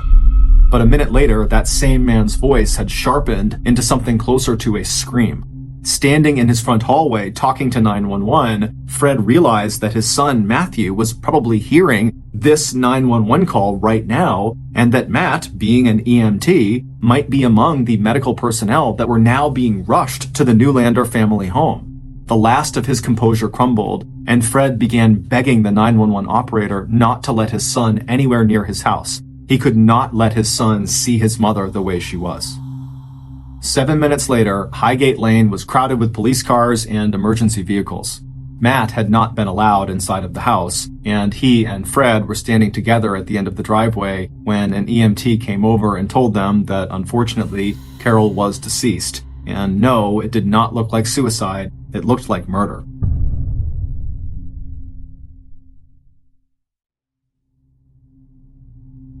By 10 p.m., crime scene techs and homicide detectives had also started arriving at the scene. Officers put up yellow crime tape to hold back the gathering crowd of friends and neighbors that had begun to gather in the street outside of the Newlanders' house. Friends also drove to Rebecca's apartment in Philadelphia to bring her back to Cherry Hill to join her father and her brother Matt. Later that same night, Fred's assistant rabbi would call another rabbi near the University of Michigan, where Carol and Fred's other son Benjamin was a freshman, so Benjamin would not be alone when the call came through that his mother was dead. Meanwhile, the investigation into Carol's death was already moving quickly. By 11 p.m. that night, Camden County detectives John Long and Arthur Folks had already zeroed in on their first potential suspect, Fred. After all, he was both the husband of the victim and the person who found Carol's body. And detectives' initial impression of the crime scene had weighed against the idea that the murder had been committed by a stranger in the course of a robbery. There had been no forced entry, no sign that the house had been ransacked, and Carol was still wearing valuable gold and diamond jewelry when her body had been discovered. The detectives were also suspicious of how calm Fred was when they first saw him. And the fact that there was not a single drop or smear of blood on his clothing told them that after finding his wife laying there, Fred had not made any attempt to check for a pulse or try to offer his wife any kind of aid. Because if he had, he would have had blood all over him. And although the detectives would have to wait until the forensics reports came back from the crime lab, the techs working the crime scene were not finding any fingerprints, no footprints or even impressions, and no sign of a murder weapon, which made investigators think that this attack had to have been carefully planned. And so detectives instantly became very interested in learning more about the Newlanders' marriage. But before even having their first informal interview with Fred, the detectives assigned police officers to start interviewing neighbors to see if anyone had information about when Carol arrived home that evening and whether neighbors had seen any recent unusual or suspicious activity. Detectives also wanted to know if there were any security cameras on nearby homes that might have captured footage of someone entering or leaving the Newlander house. With all that done, the two detectives left the house just after 11 p.m. and joined Fred and his two older children inside the heated interior of one of the ambulances still parked outside the house. And right away, after speaking with them, the detectives learned about a new number one suspect. because Rebecca had wasted no time telling the detectives about the 2 visits her mother had had from the so-called bathroom man, the stranger who had gone into the Newlander home with Carol exactly 1 week ago with the empty envelope, and the second visit had been that night. And now it seemed clear that tonight's visit from the bathroom man must have happened just before Carol was killed. And when Fred told police that Carol often brought home large amounts of cash from the bakeries, detectives realized that if all that turned out to be true, Carol may have been the target of a robbery after all. This possibility was strengthened when Fred and his children were able to confirm that there was something missing from the Newlander house, the burgundy-colored wallet where Carol hid her envelope full of cash. By 1:30 a.m. in the early hours of Wednesday, November 2nd, so just hours after Carol has been found, detectives had relocated to the Cherry Hill police station and were ready to conduct individual formal interviews, starting with Fred and his children. Rebecca repeated her information about the bathroom man, as well as telling police every detail she could remember from her recent phone calls with her mother. As for her parents' marriage, she said she was not aware of any serious problems or issues, but then again, she said she had not been living with them for some time. But in the interview with Rebecca's brother, Matt, which began at 2:30 a.m., he reluctantly admitted that his parents might have been going through some issues in their marriage. He told them about how his parents had gotten into that big fight during their car ride home from New York 3 days earlier, and that after they had returned, his mother had told him that his dad wanted out of the marriage. But by Monday, Matt said that things seemed to have calmed down, and yesterday afternoon, so Tuesday, the day Carol was killed, she'd even called Matt and told him not to worry, that his parents had done a lot of talking together and everything was going to be fine. It was 3:30 a.m. when Fred finally was asked to come into the interrogation room. When he answered the detective's questions, his voice sounded tired. By the end of the interview, it was obvious that he was finding it difficult to focus. He told investigators that the day before, he and Matthew had left the house together after their dinner around 6 p.m., and that Fred had gone straight to the temple, where he stayed until just a few minutes after 9 p.m. And then he drove back home and he discovered his wife. When asked, Fred told detectives that he didn't think Carol was having any issues with any of her coworkers at Classic Cakes. He also told detectives that he couldn't think of really anyone in her life that would want to hurt her. And as for this bathroom man and the letter or package he wanted to give to Rabbi Fred, Fred just shook his head. Unexpected and sometimes bizarre visits came with the territory of ministering to the religious and spiritual needs of 920 different families. But Fred said he was not aware of or expecting any deliveries back on October 25th, so the bathroom man's first visit to Carol, or last night when the bathroom man had made his second appearance. He told detectives that Carol had mentioned the first encounter with the bathroom man to him, but she had seemed more amused by the whole thing than alarmed by it. And she had apparently not given anyone, including Fred or Rebecca or Matt, a real description of what the bathroom man had looked like, aside from saying he was big and dressed in a windbreaker. As for Fred's relationship with Carol, he said it was good, very good, that they both had been very faithful to each other and that they loved each other and never had to go get counseling or anything like that, and at no point had their relationship ever come close to being physically abusive. As Fred said all this, the detectives were acutely aware of the fact that Fred did not mention the fight he had apparently gotten into with Carol a few days earlier, according to his son Matt. When Fred was asked about the lack of blood on his clothes and why he hadn't at least reached down and checked for a pulse when he saw his wife on the floor, Fred bowed his head and then told them that it was immediately obvious to him that she was dead. A few hours after Fred's interview, on that same morning, Wednesday, November 2nd, police were back at the Newlander house to do a thorough inspection of the outside of the property. Crime techs had finished their work earlier in the morning and sent all the evidence they had collected from inside the house to the crime lab for analysis, and Carol's body had been transported to the medical examiner's office for an autopsy. Neighbors woke up that Wednesday morning to the sight of investigators using a ladder truck they'd borrowed from the local fire department to check the roof of the Newlander's house for any clues. Police officers had also fanned out to interview Carol's business partners and staff at Classic Cakes and Fred's assistant rabbi from Temple McCour Shalom. Other officers were tracking down any leads or information about deliveries to the Newlander property that may have been scheduled for around the time Carol was killed. But despite the promising lead about the bathroom man and the momentum of the first 48 hours, the investigation into Carol's murder almost immediately slowed to a discouraging crawl. No one had come up with any information that would help police find this mysterious bathroom man. Investigators couldn't find any deliveries scheduled for the Newlander house on either October 25th or November 1st, the 2 days the bathroom man was there. And Fred's assistant rabbi just shook his head no when detectives asked him if he knew of any marital problems between Fred and Carol. On Thursday, 2 days after the murder, and the day Carol's body was released by the medical examiner's office back to her family, 2,000 people attended a funeral service for Carol that was held in the sanctuary of Temple Makor Shalom. And after the funeral service, Fred announced that Carol's Shiva, the Jewish equivalent of a wake, would be held at the Newlander's house, in the same room where Carol was killed. Despite contractors having come in and thoroughly cleaned that room, Carol's friends and family still noticed faint bloodstains under the new coat of paint on the walls and ceiling.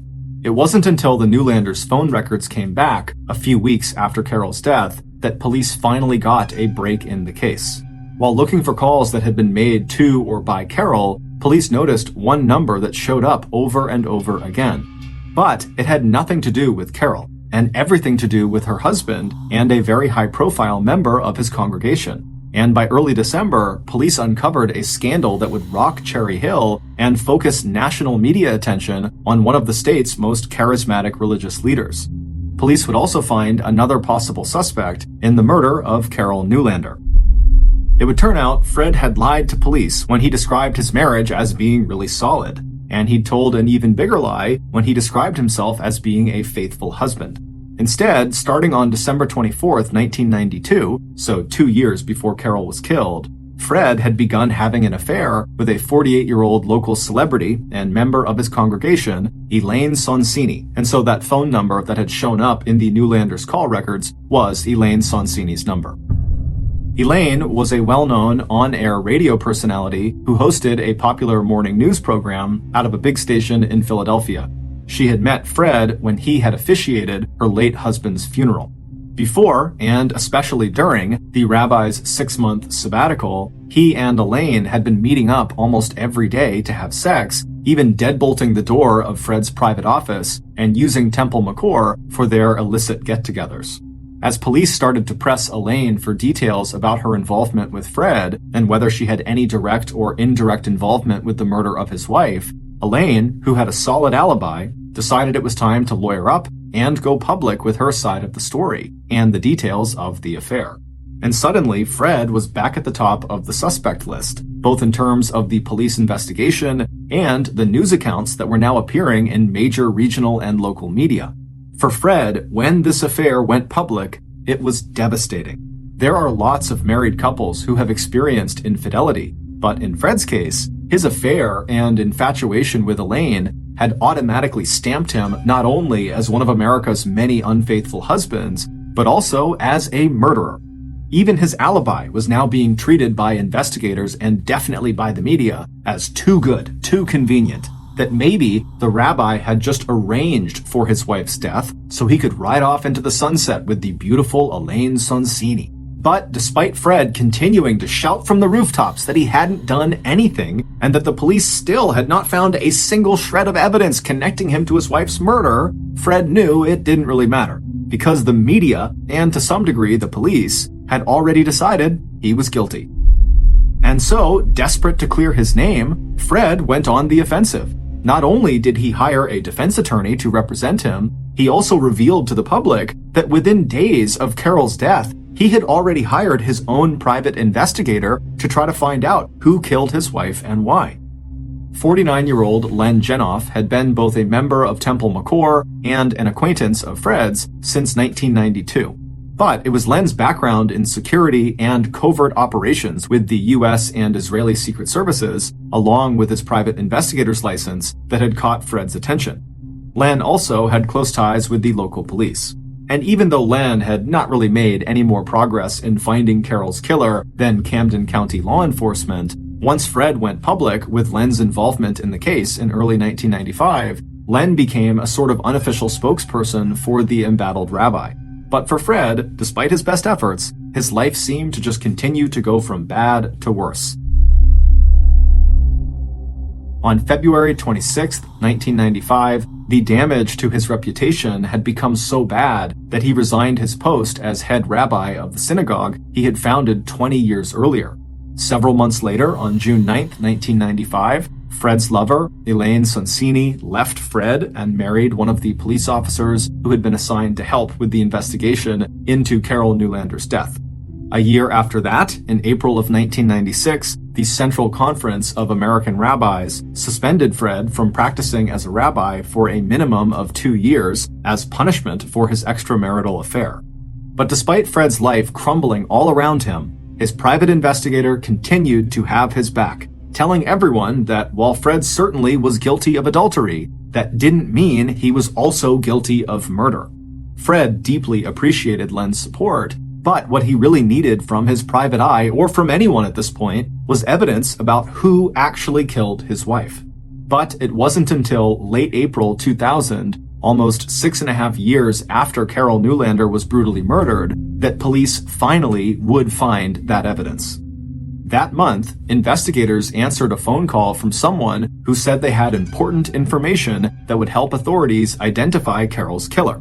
The conversation that came next would turn everything the police thought they knew about this case upside down. Based on what this caller was able to tell law enforcement, here is a reconstruction of what really happened to Carol on the evening of November 1st, 1994. The bathroom man was sure he had planned Carol's murder down to the last detail. But when Carol had let him into her house on the night of Tuesday, October 25th, he knew right away that he had made a mistake. As soon as he stepped inside, he had seen immediately that Carol's purse and, more importantly, the burgundy-colored wallet were nowhere in sight. And so the bathroom man, he struggled for a moment, trying to keep his composure before changing his plan. He had to be sure the purse and the wallet were here. So, thinking quickly, he asked Carol if he could use her bathroom. But instead of actually going to the bathroom, the man just walked around Carol's first floor, checking all of the rooms for this purse and wallet. But when he couldn't find them, he knew he'd just have to come back another time. And so he walked back to the front door where Carol was, and he handed her that envelope, telling her it was the package he had come to give to the rabbi, and then he was about to leave when Carol had opened it up. Now, the bathroom man knew the envelope was empty. Delivering it to the rabbi was just his excuse he was using to get inside of the house. And so when Carol immediately opened the envelope right in front of him and told him, "Hey, look, it's empty," the bathroom man suddenly panicked, wondering if Carol was onto him. But he could see in her face right away that she wasn't. She was just concerned he had not delivered the right letter, and so he should come by another time when he had the right letter. 1 week later, on November 1st, the bathroom man took steps not to repeat his earlier mistake. This time, he waited until Carol had walked inside of her house, carrying her purse over her shoulder, before he also walked up to the door and began knocking. Bathroom man felt a stab of alarm when the door opened and he saw that Carol was talking to someone on the telephone. But that was followed by relief when she invited him inside before he even had to say who he was or why he was there. Once inside, he glanced quickly into both front rooms, and this time he saw the purse sitting on the dining room table. Even as Carol finished her call and placed the cordless phone down on the bench near them in the entryway, bathroom man was already adjusting his windbreaker to make sure he could easily access the 1-foot-long metal pipe he had stuck in his back pants pocket. Satisfied that the purse and wallet were definitely here, he focused again on Carol and heard her tell him to follow her through the living room into the sun parlor. But as soon as Carol had turned away from him and had begun taking a few steps across the hardwood floor onto the white carpet, bathroom man reached behind his back and pulled out the metal pipe and clutched it in his right hand. And then, with his left hand, he reached out and he grabbed Carol's left shoulder, forcing her to come to an abrupt stop, and then before she could turn around, bathroom man had lifted the pipe into the air and brought it crashing down into the back of Carol's head. A moment later, he used his left hand to shove Carol hard in the center of her back, sending her flying into the living room where her knees began to buckle out from under her. As she collapsed forward onto the ground, Carol uttered a single word, Why? Bathroom Man didn't answer her. Instead, he turned back to the door and quickly motioned to his much younger accomplice who was waiting outside in the bushes to come inside and finish the job. Seconds later, Bathroom Man had handed off the length of pipe to his much younger companion, and as Bathroom Man headed for the dining room to get the burgundy wallet out of Carol's purse, his companion got to work on Carol. From the dining room, Bathroom Man could hear the sickening thuds of what would be at least 12 savage blows to Carol's head that would break her skull and inflict catastrophic injuries to her brain.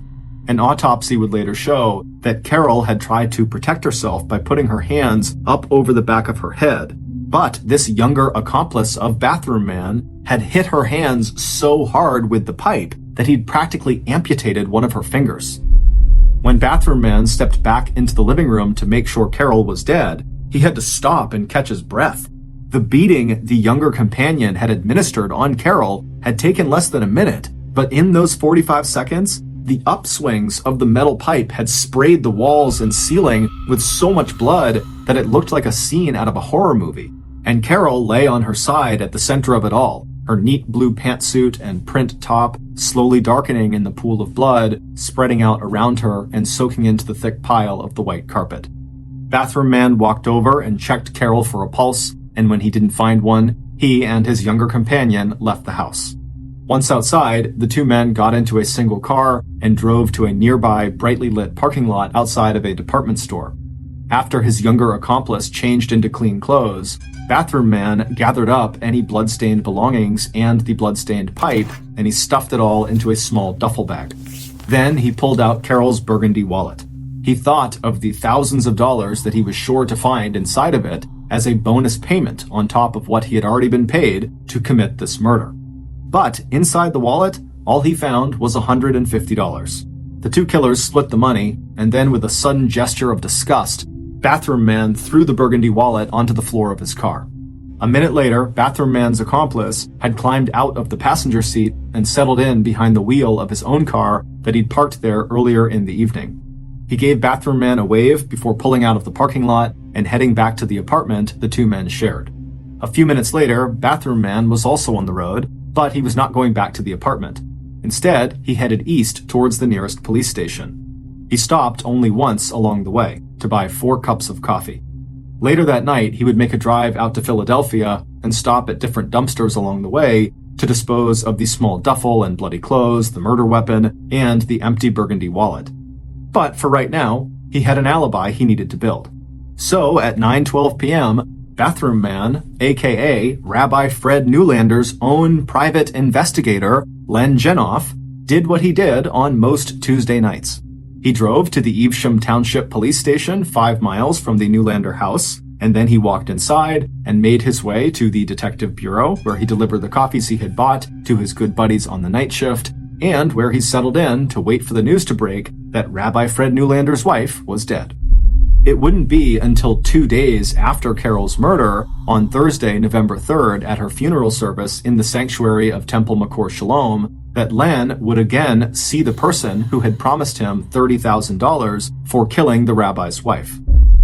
When it was Len's turn in line to console the stricken and grieving rabbi, Len stepped forward to shake Fred Newlander's hand, but before he could, Carol's husband pulled Len in for a big hug, and when the two men were cheek to cheek, Fred whispered his thanks in Len's ear for getting the job done. The murder had gone exactly as Rabbi Fred Newlander had planned it. It would turn out that back in the summer of 1994, not long after the end of Fred's 6-month sabbatical, his mistress, Elaine Sonsini, had told Fred he had until the end of that year to end his marriage with Carol, or Elaine would break off their affair. As the rabbi started to think about his choices, he decided he'd rather see Carol dead than risk the damage that a divorce might do to his reputation. So, in August, Fred approached Len Genoff, a member of his congregation who claimed to have worked with both the U.S. and Israeli secret services. Both those claims, and almost everything else Len had told people about his background, insecurity, and covert operations, turned out to be false. But when Len's rabbi and spiritual leader Fred Newlander asked him if he would be willing to put his skills to work and kill a so-called enemy of Israel, Len said yes. only the enemy turned out to be the rabbi's wife, and her only sin was that she stood between the rabbi and his mistress. While Len knew who Carol was, Carol did not know who Len was. There were over 4,000 people in the congregation, and so Carol and Len had just never actually met. After Len agreed to do the job, Fred spent the next few months explaining to Len exactly how he wanted the murder to look, like a robbery gone wrong. Fred also gave Len a hand-drawn map showing the layout of the inside of the Newlander house and where Len should look for Carol's purse and wallet. The murder would have to take place on a Tuesday night when Carol and Fred's son Matthew was at work, and when there were enough evening activities at the temple that Fred could construct an airtight alibi for himself. Then, immediately after the murder, the rabbi would hire Len to act as a private investigator working to clear the rabbi's good name.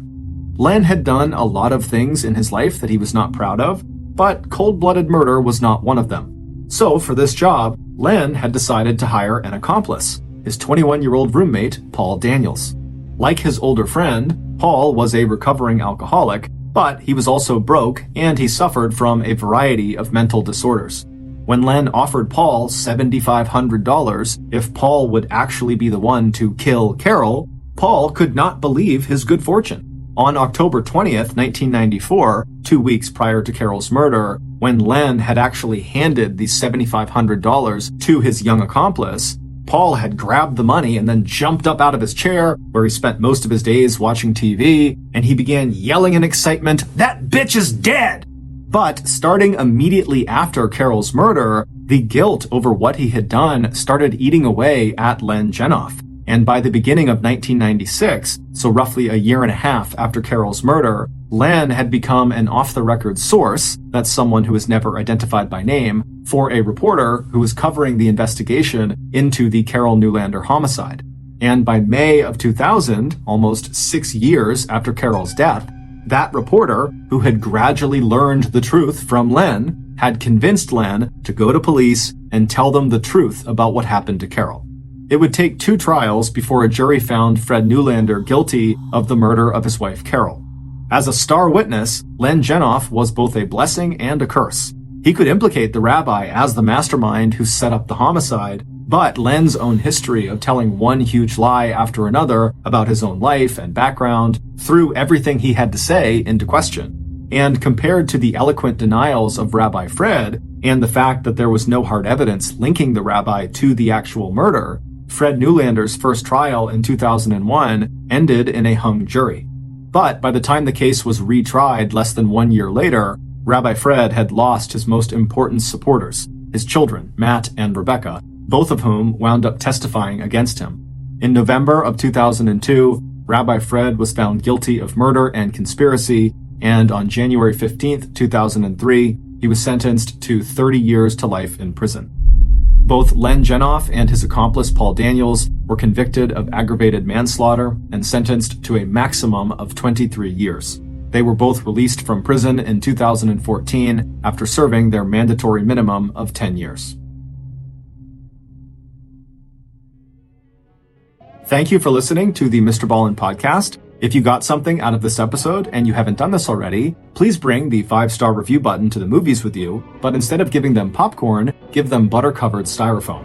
Also, please subscribe to the Mr. Ballen podcast on YouTube, Spotify, Apple Podcasts, Amazon, Google, and anywhere else you get your podcasts. This podcast airs every Monday and Thursday morning, but in the meantime, you can always watch one of the hundreds of stories we have posted on our main YouTube channel, which is just called Mr. Ballen.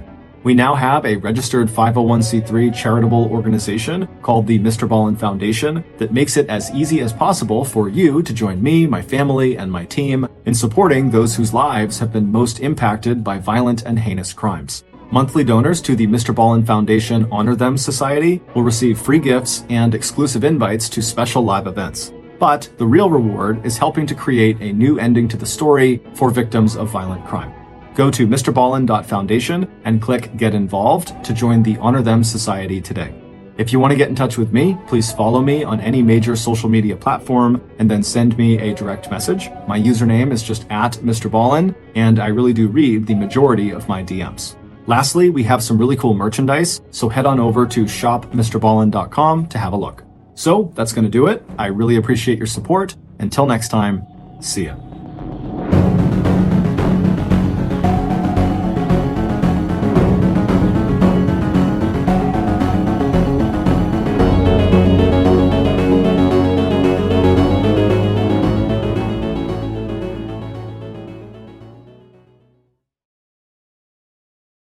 Today's podcast features two separate, unique stories that are both themed around the same thing: deaths that were completely avoidable.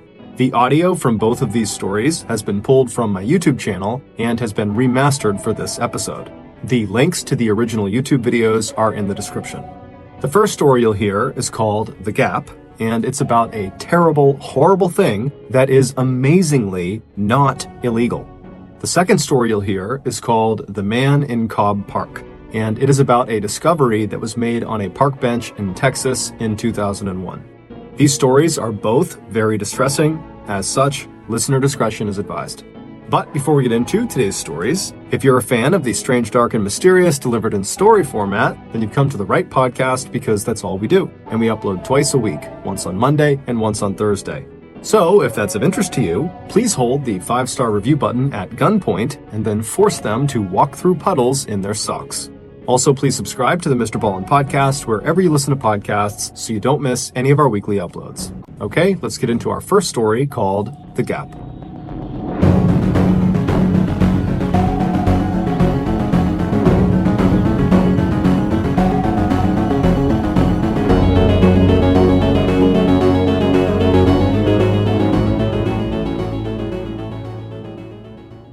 In 2010, 18-year-old Renee Marsden was living in Sydney, Australia with her parents and her 3 siblings. Renee was a very outgoing person who had a big circle of friends, and she was also very close with her family, especially her mom, Teresa.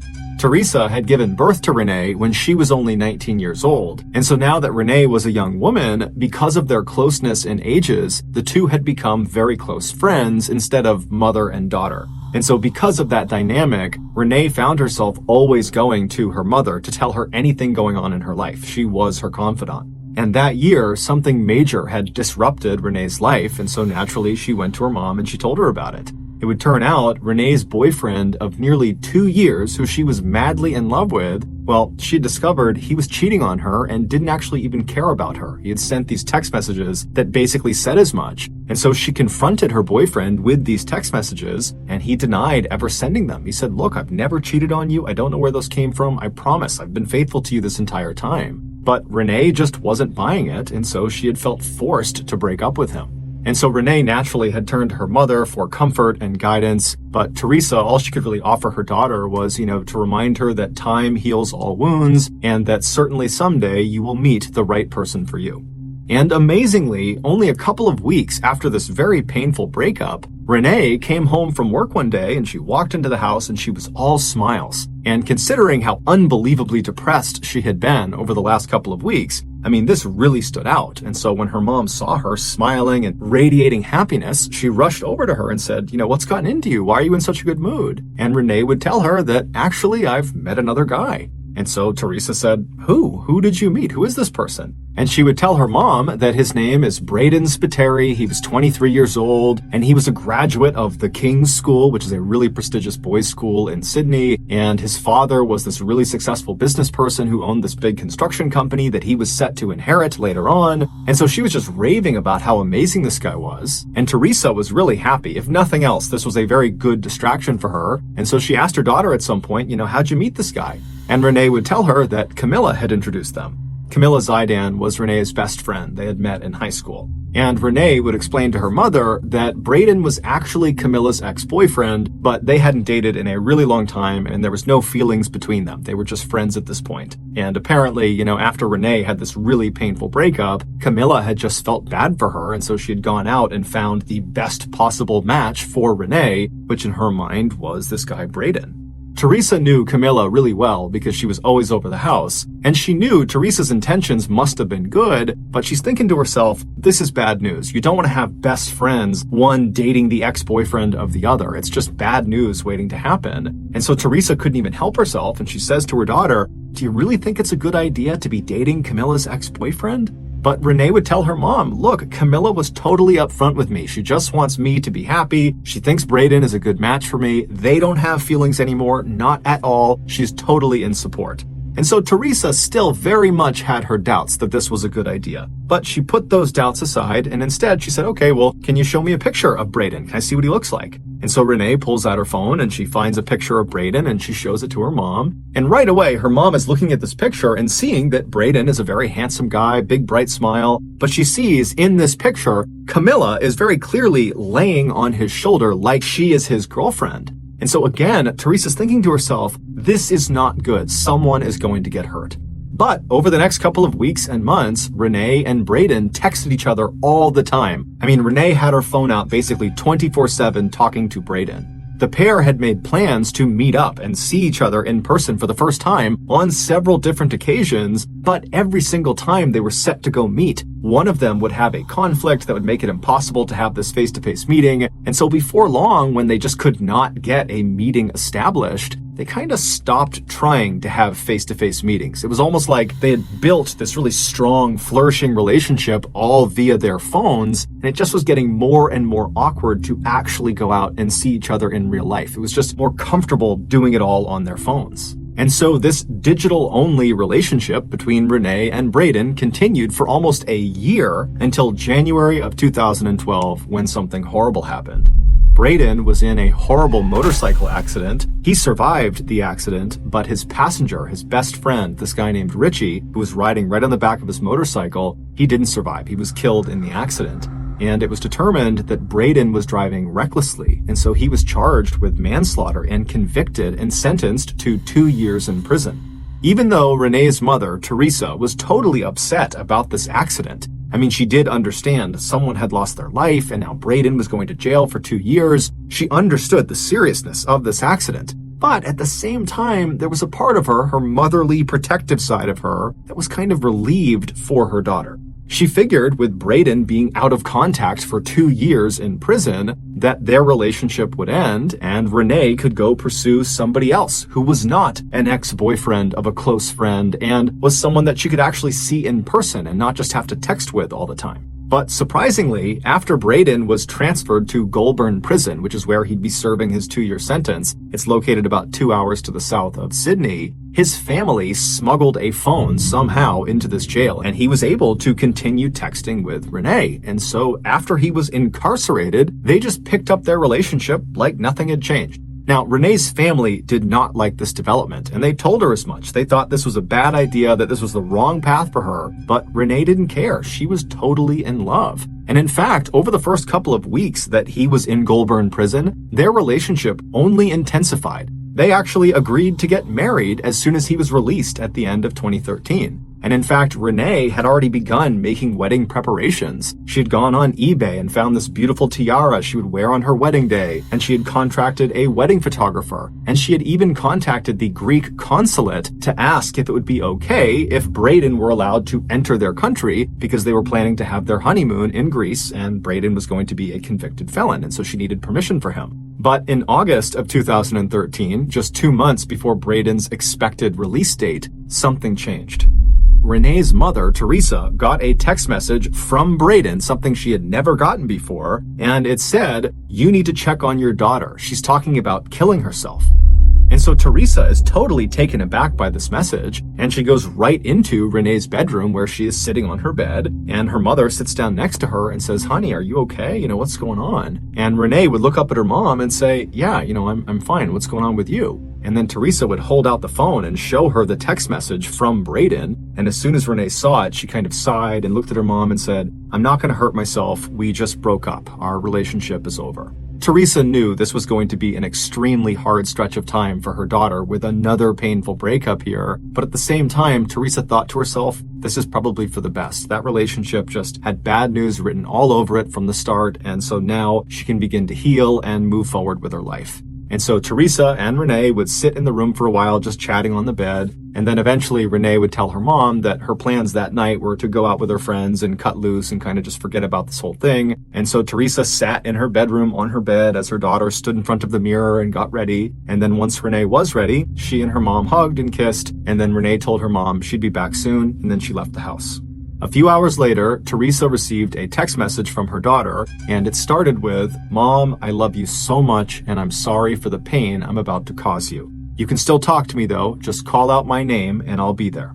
Teresa read this message and didn't really know what to make of it. She knew her daughter was almost certainly very upset about this breakup, but she didn't really understand the context of this message, and so she called her daughter. She didn't pick up, so she called her again, and after that second time her daughter didn't answer, she sent her a text message that just said, "Please call me back." But she sat there kind of waiting for her daughter's call, but it never came. And so Teresa, starting to feel a little bit worried about her daughter, she called Camilla and she asked her, "Hey, have you talked to Renee tonight? Because I can't get in touch with her." And Camilla would tell Teresa that actually, yeah, I just got a very strange text message from her that just said, "I love you, I'm sorry." And so at this point, the two women understood that there could be something very wrong with Renee, and so they met up and drove all around Sydney, going to all the places that Renee was known to go to. But after several hours of looking and not hearing back from Renee, they really didn't know what to do. And so the two women drove back to Teresa's house, so Renee's house, and they went inside and they sat down, and at that point, Teresa's husband and the rest of Renee's siblings, they were all there, and everyone's just kind of sitting around wondering what to do next, when around 9:30 at night, they heard a knock on the door. And it was the police coming to inform them that they had found Renee's car parked in an area that it shouldn't have been, but Renee wasn't there.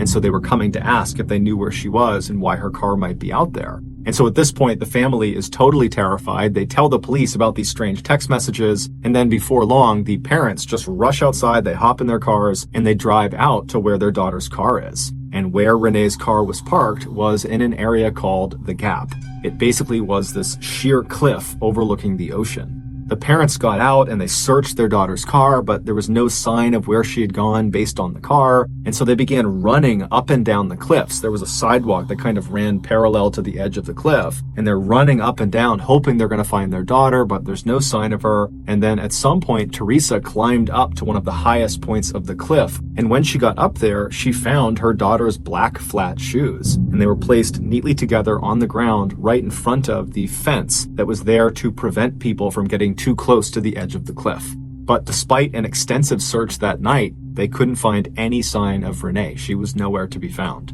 However, the police would discover the following day that there was actually a camera that was looking at that section of the cliffs. And so they reviewed this footage and they found Renee. They saw what happened to her. And in this camera footage, you see Renee walking up the trail in the middle of the night, and she stops and she takes off her shoes and she puts them down, and then she hops over that fence. Now, the fence was not right up against the very edge of the cliff. It was set back maybe 3 or 4 feet. And so she hops over the fence, and then she steps very carefully to the edge of the cliff, and she kind of peeks over the edge and then looks visibly terrified, and she moves backwards a few steps until her back is pressed up against the fence. And then she pulls out her phone and she sends 3 text messages. One was to her mother, which is the text about how she loved her and she was sorry for the pain she was going to cause her. And then the other 2 text messages were to Camilla and also to Braden. However, to this day, we don't actually know what either of those text messages said. And then after sending these 3 text messages, Renee takes her phone and she throws it off the cliff into the water. And then she sat down and began kind of shimmying herself forward towards the edge. Now, the camera did not actually pick her up falling off the cliff, but it's assumed when she went out of frame that she had fallen off the cliff to her death. Her body would never be recovered.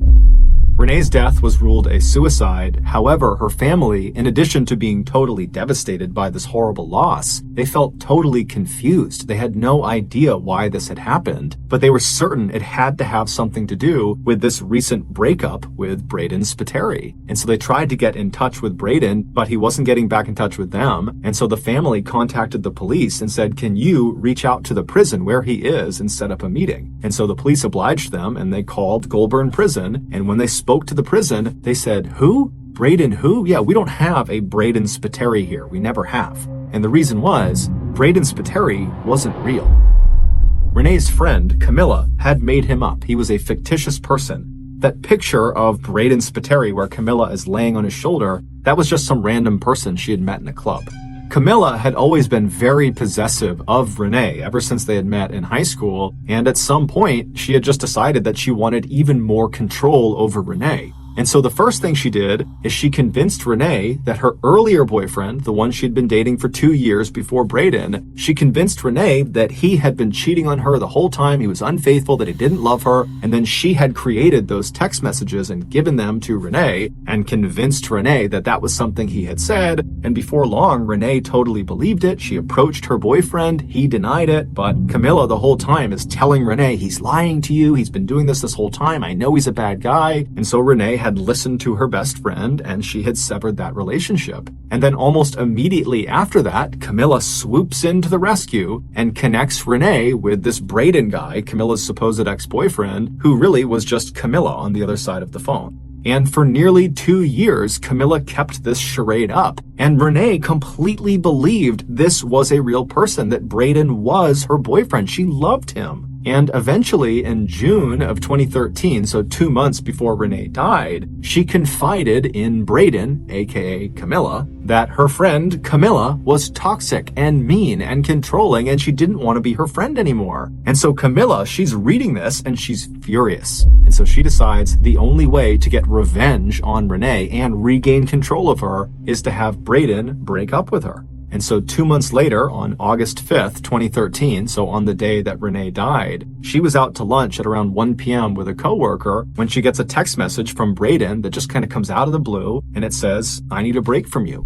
Now, this is around the time that they're planning their wedding. And so Renee is totally heartbroken and she's trying to get in touch with him and call him. He's not picking up. And then fast forward to about 2:45 p.m. that afternoon, we know Renee called Goulburn Prison. It was the first time she had done that. Now, we don't know who she spoke to or what they actually talked about, but it's nearly guaranteed that she learned Braden Spiteri was not being held there. And so almost certainly she would have realized that Braden is either not real or Braden had been lying to her in such a huge way that the relationship could never work. And so no matter what, this chapter of her life was totally over.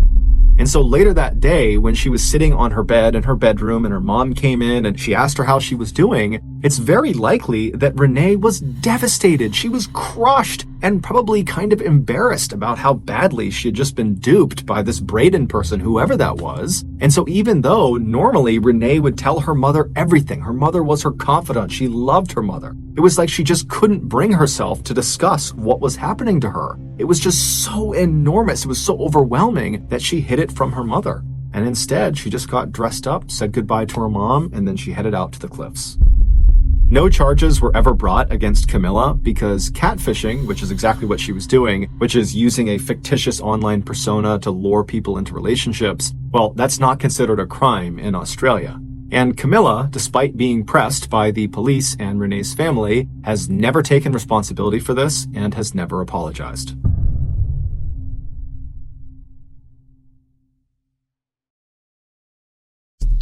The next and final story of today's episode is called The Man in Cobb Park.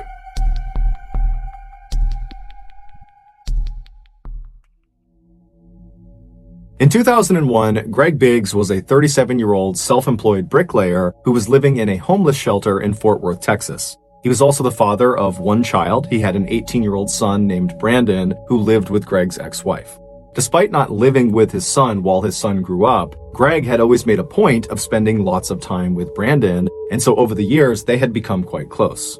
But besides his son, Greg really struggled to build meaningful long-term relationships with other people. It was like no matter how friendly and outgoing he was, people would just come into Greg's life and would leave very, very quickly.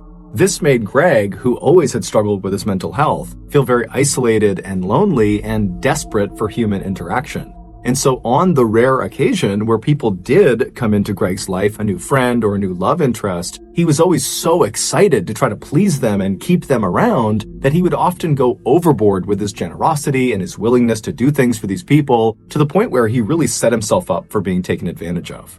Case in point, 2 years earlier, a woman had kind of suddenly come into Greg's life and Greg very quickly fell in love with her. And early on in their relationship, this woman tells Greg that she's struggling financially. And without any hesitation, Greg started giving her all of his money. Now, Greg was not a wealthy man, not by a long shot, and so before long, he had literally given this woman all of his money to the point where Greg could no longer make truck payments, he couldn't make house payments, and so his vehicle and his home were repossessed. And then after he's suddenly homeless and destitute, this woman who he's given all his money to, she also disappears. But despite being in this horrible situation of sudden homelessness, Greg made the best of it. Anytime Greg was not working, he would be trying to make plans with his son Brandon to go walk around the mall downtown or go see a cheap afternoon movie. Times were definitely tough for Greg, but Greg stayed positive. He was a forever optimist, and he did this by focusing on the future. He was certain if he could just land a few more good-paying gigs, he could make that extra cash and finally buy a home again and buy a vehicle again and finally kind of get his life back together. But unfortunately, he would never get that chance. On the morning of October 27, 2001, two men called the Fort Worth Police Department to report having seen something suspicious on a park bench inside of Cobb Park. Cobb Park is this big public park with playgrounds and walking trails and fields, and at the time, Cobb Park was not considered a very safe place to be, especially after hours. There was lots of shady people in the park. So when the Fort Worth Police Department gets a call about something shady happening in Cobb Park, they aren't surprised. And so they dispatch a single detective to go over to the park and meet these two guys and see whatever suspicious thing is on this park bench. And so this detective, he goes over to the gates of Cobb Park, he meets these two guys, and they kind of explain what they saw, they give him directions to this bench, and then he thanks them, he hops back in his cruiser, he drives through the gates, and he starts driving down the trail, and then he pulls off and parks his cruiser, knowing that the bench in question is right around the corner, maybe 200 or 300 feet away. And so he parks his cruiser, he gets out, and he starts walking on this cement path. And as he's walking, he can't see the bench yet, but as he's walking, he sees there are deep tire tracks in the grass and mud off to the right side of the walking path. So he's mentally kind of taking note that somebody had been driving inside the park fairly recently off the trail. And so he keeps on walking and he begins to make that turn and he sees up ahead the bench in question and he can clearly see these deep tire tracks go right up to the bench. And then as he begins to make that turn and he's maybe 30 or 40 feet away, he can actually see what's on this bench. And he can see this big lump that's kind of wrapped up in what looks like a rug or a blanket. And then as he gets closer and closer, he can finally see that very clearly there is a person inside of this blanket that's kind of laying out on this bench. And when he's about 10 or 15 feet away, he can see it's a man, and this man is clearly deceased. So this detective, he walks right over to the bench and he's looking down at this body and he can see the right arm on this guy is very badly broken and his right leg is also very badly broken. And then his left leg is not only broken, but it's been partially amputated. In fact, the left leg is barely hanging on. And so this detective, he's looking at this guy thinking, okay, this person must have gotten wrapped up in the shady criminal dealings that are known to take place in Cobb Park and somebody beat him to death or they beat him and then shot him to death. But as he's looking at the body, despite these extensive injuries, the bruising on his body was not consistent with someone who had been beaten to death. And in terms of potentially being shot to death, he began looking at the body and from where he was standing, he could not see an entrance or an exit wound of a bullet. And so stumped, the detective steps back and is just kind of pondering what he's looking at when he realizes there's very little blood anywhere near the bench or on the body. And considering the left leg has been nearly amputated, you would think there would be lots and lots of blood, but there wasn't. And so that indicated to the detective that his injuries had to have been sustained elsewhere. And so this detective, he calls in backup and more detectives show up and they're all kind of looking at the scene and the working theory became, okay, this guy got killed outside of the park. We don't know how he got killed. It looks like some sort of blunt force trauma, but somehow he gets killed outside of the park and then his killers, they drive him into Cobb Park, which is why you have those deep tire tracks on the right side of the path, and they dump him on this bench. Later that day, the medical examiner would come out and positively identify the body as belonging to Greg Biggs. The same day that Greg was found, the police went out and began their investigation, and they started by interviewing people that had been in Cobb Park either that day or in recent days, and they also interviewed known criminals that they knew went into Cobb Park, and they reviewed CCTV footage both in the park and outside of the park. But no one knew anything about what happened to Greg, and the footage didn't show them anything interesting. And so very quickly, Greg's case began to languish, and no one knew what to make of it.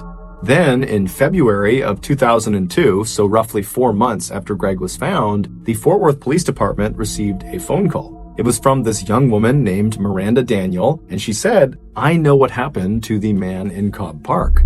And the story she would tell them at first was so hard to believe that the Fort Worth Police Department weren't sure if this was a prank or not.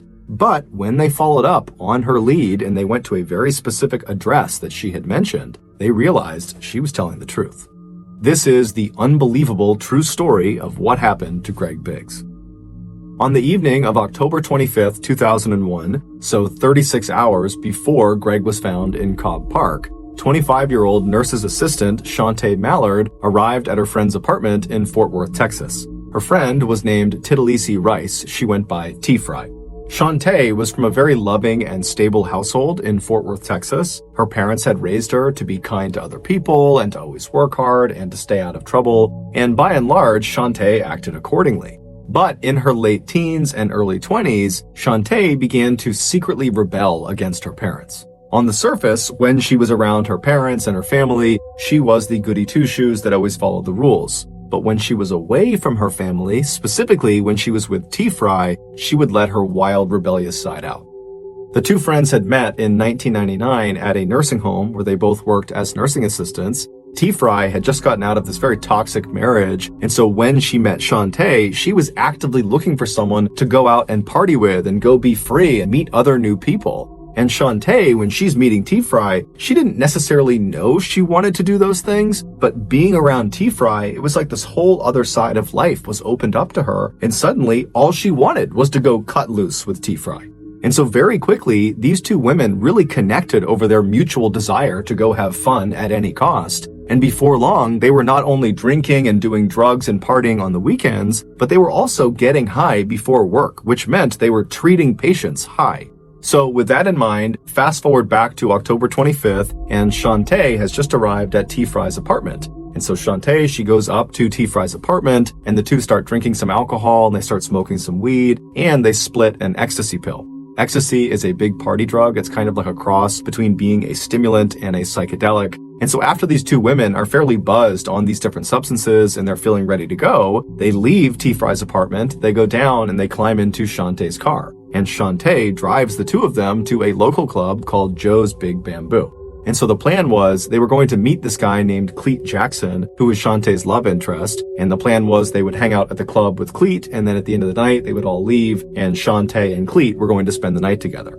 And so Shantae and T-Fry, they arrive in the parking lot of Joe's Big Bamboo. They park their car, they get out, and they meet up with Cleet, who was outside of the club. And the trio kind of sneak off from the rest of the people trying to get into the club, and they smoke some more marijuana. And then the trio, they go into the club and they start having drinks and they're partying and they're dancing, and they're having this great time. And then at some point in the night, Cleet kind of abandons Shantae and T-Fry, and he goes off with another woman he met that night in the club, and he would actually leave the club with this other woman, and he would vanish for the night.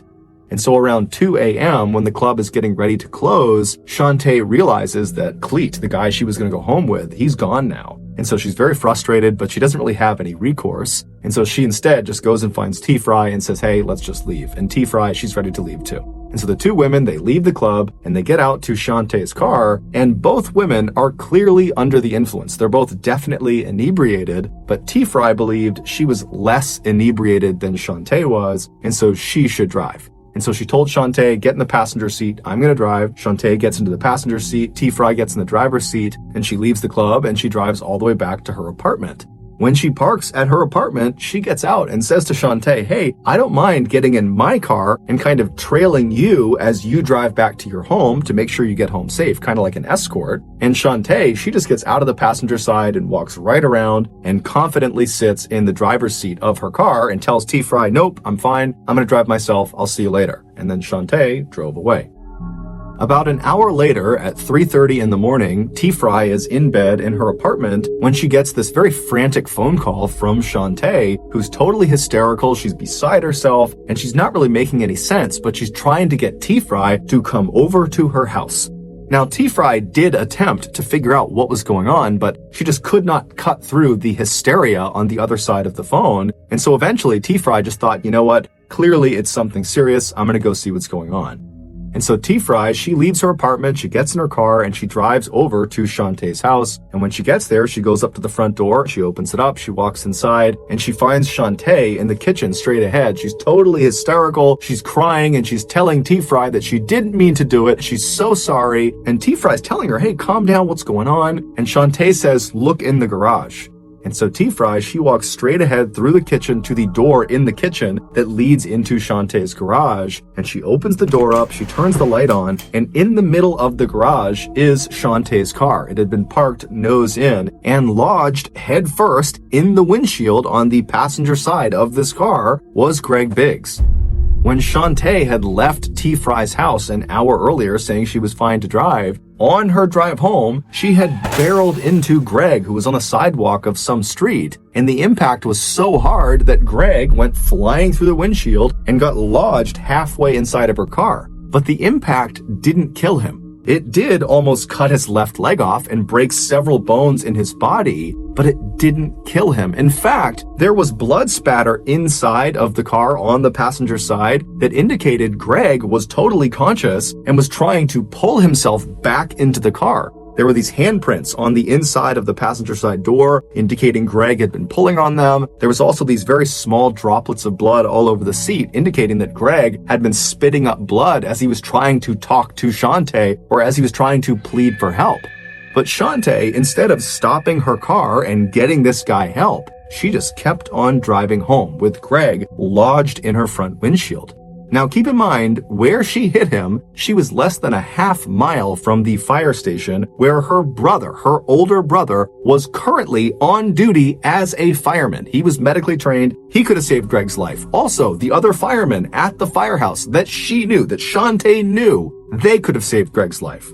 Also, less than 6 miles away from the point of impact was the local hospital, where of course they could have saved Greg's life. And then on her drive all the way back to her house with Greg halfway in her windshield, she would have passed by 9 payphones, where if you don't know anything about payphones, you can dial 911, so emergency services, and it doesn't charge you anything. So Shantae at any one of these payphones could have called medical personnel who could have saved Greg.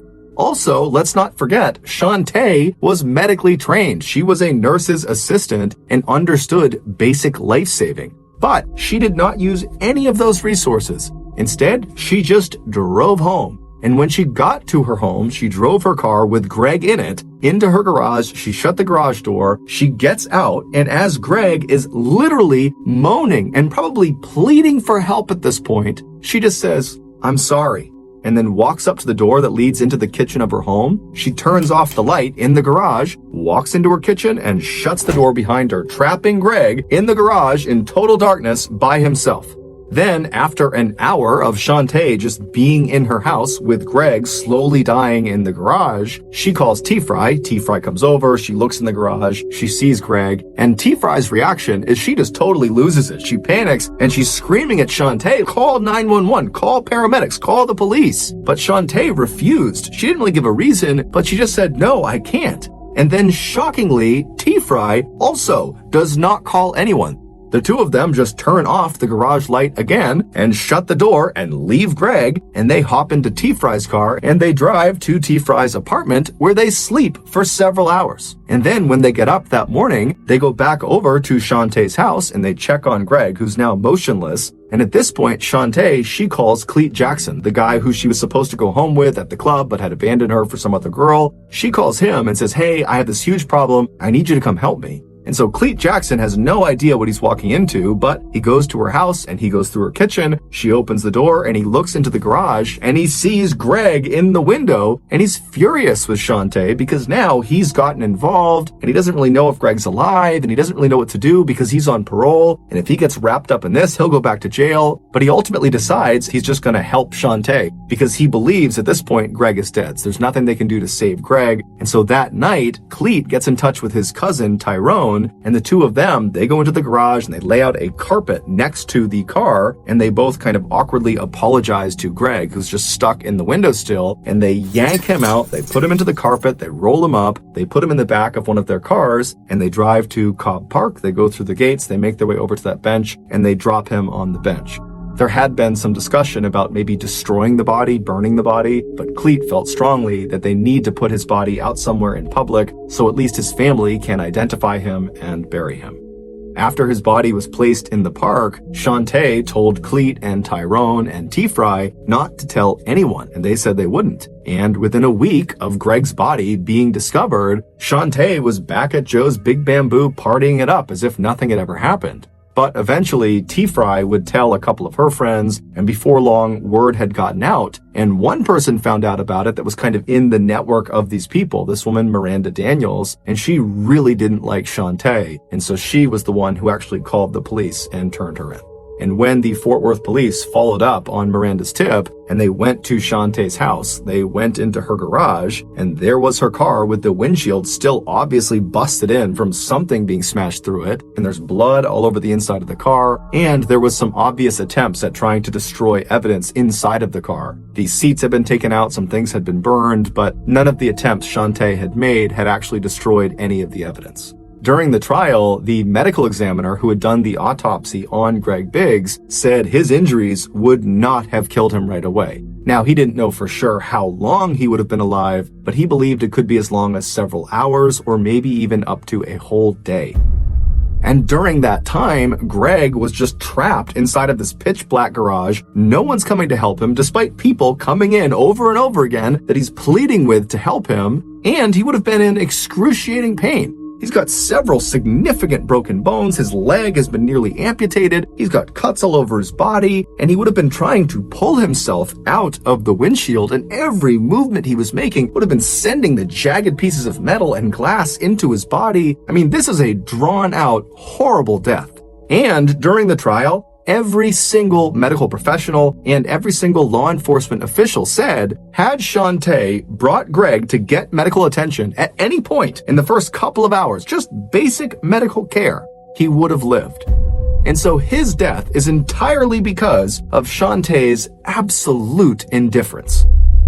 T-Fry would ultimately, in exchange for full immunity, testify against Shantae, and Shantae would ultimately be found guilty of murder of Greg Biggs, and she would be sentenced to 50 years in prison. She'll be eligible for parole in 2027. As for Cleet Jackson and his cousin Tyrone, they received 10 years and 9 years respectively for their role in the crime. During the victim impact statement portion of the trial, Brandon Biggs, Greg's son, he took the stand and he very eloquently told Shantae that he forgave her, and it seemed very genuine and it moved Shantae to tears. And then Brandon looked out at the audience where Shantae's family was and he said, you know, not only do I feel horrible for my family, but I feel bad for your family, Shantae, as well, because this crime has destroyed all of us. Thank you for listening to the Mr. Ballen podcast. If you got something out of this episode and you haven't done this already, please hold the 5-star review button at gunpoint and then force them to walk through puddles in their socks. Also, please subscribe to the Mr. Ballen podcast on Spotify, Apple Podcasts, Amazon, Google, and anywhere else you get your podcasts. This podcast airs every Monday and Thursday morning, but in the meantime, you can always watch one of the hundreds of stories I have posted on my YouTube channel, which is just called Mr. Ballen. If you want to get in touch with me, please follow me on any major social media platform and then send me a direct message. My username is just @Mr. Ballen, and I really do read the majority of my DMs. Lastly, we have some really cool merchandise, so head on over to shopmrballen.com to have a look. So that's going to do it. I really appreciate your support. Until next time, see ya.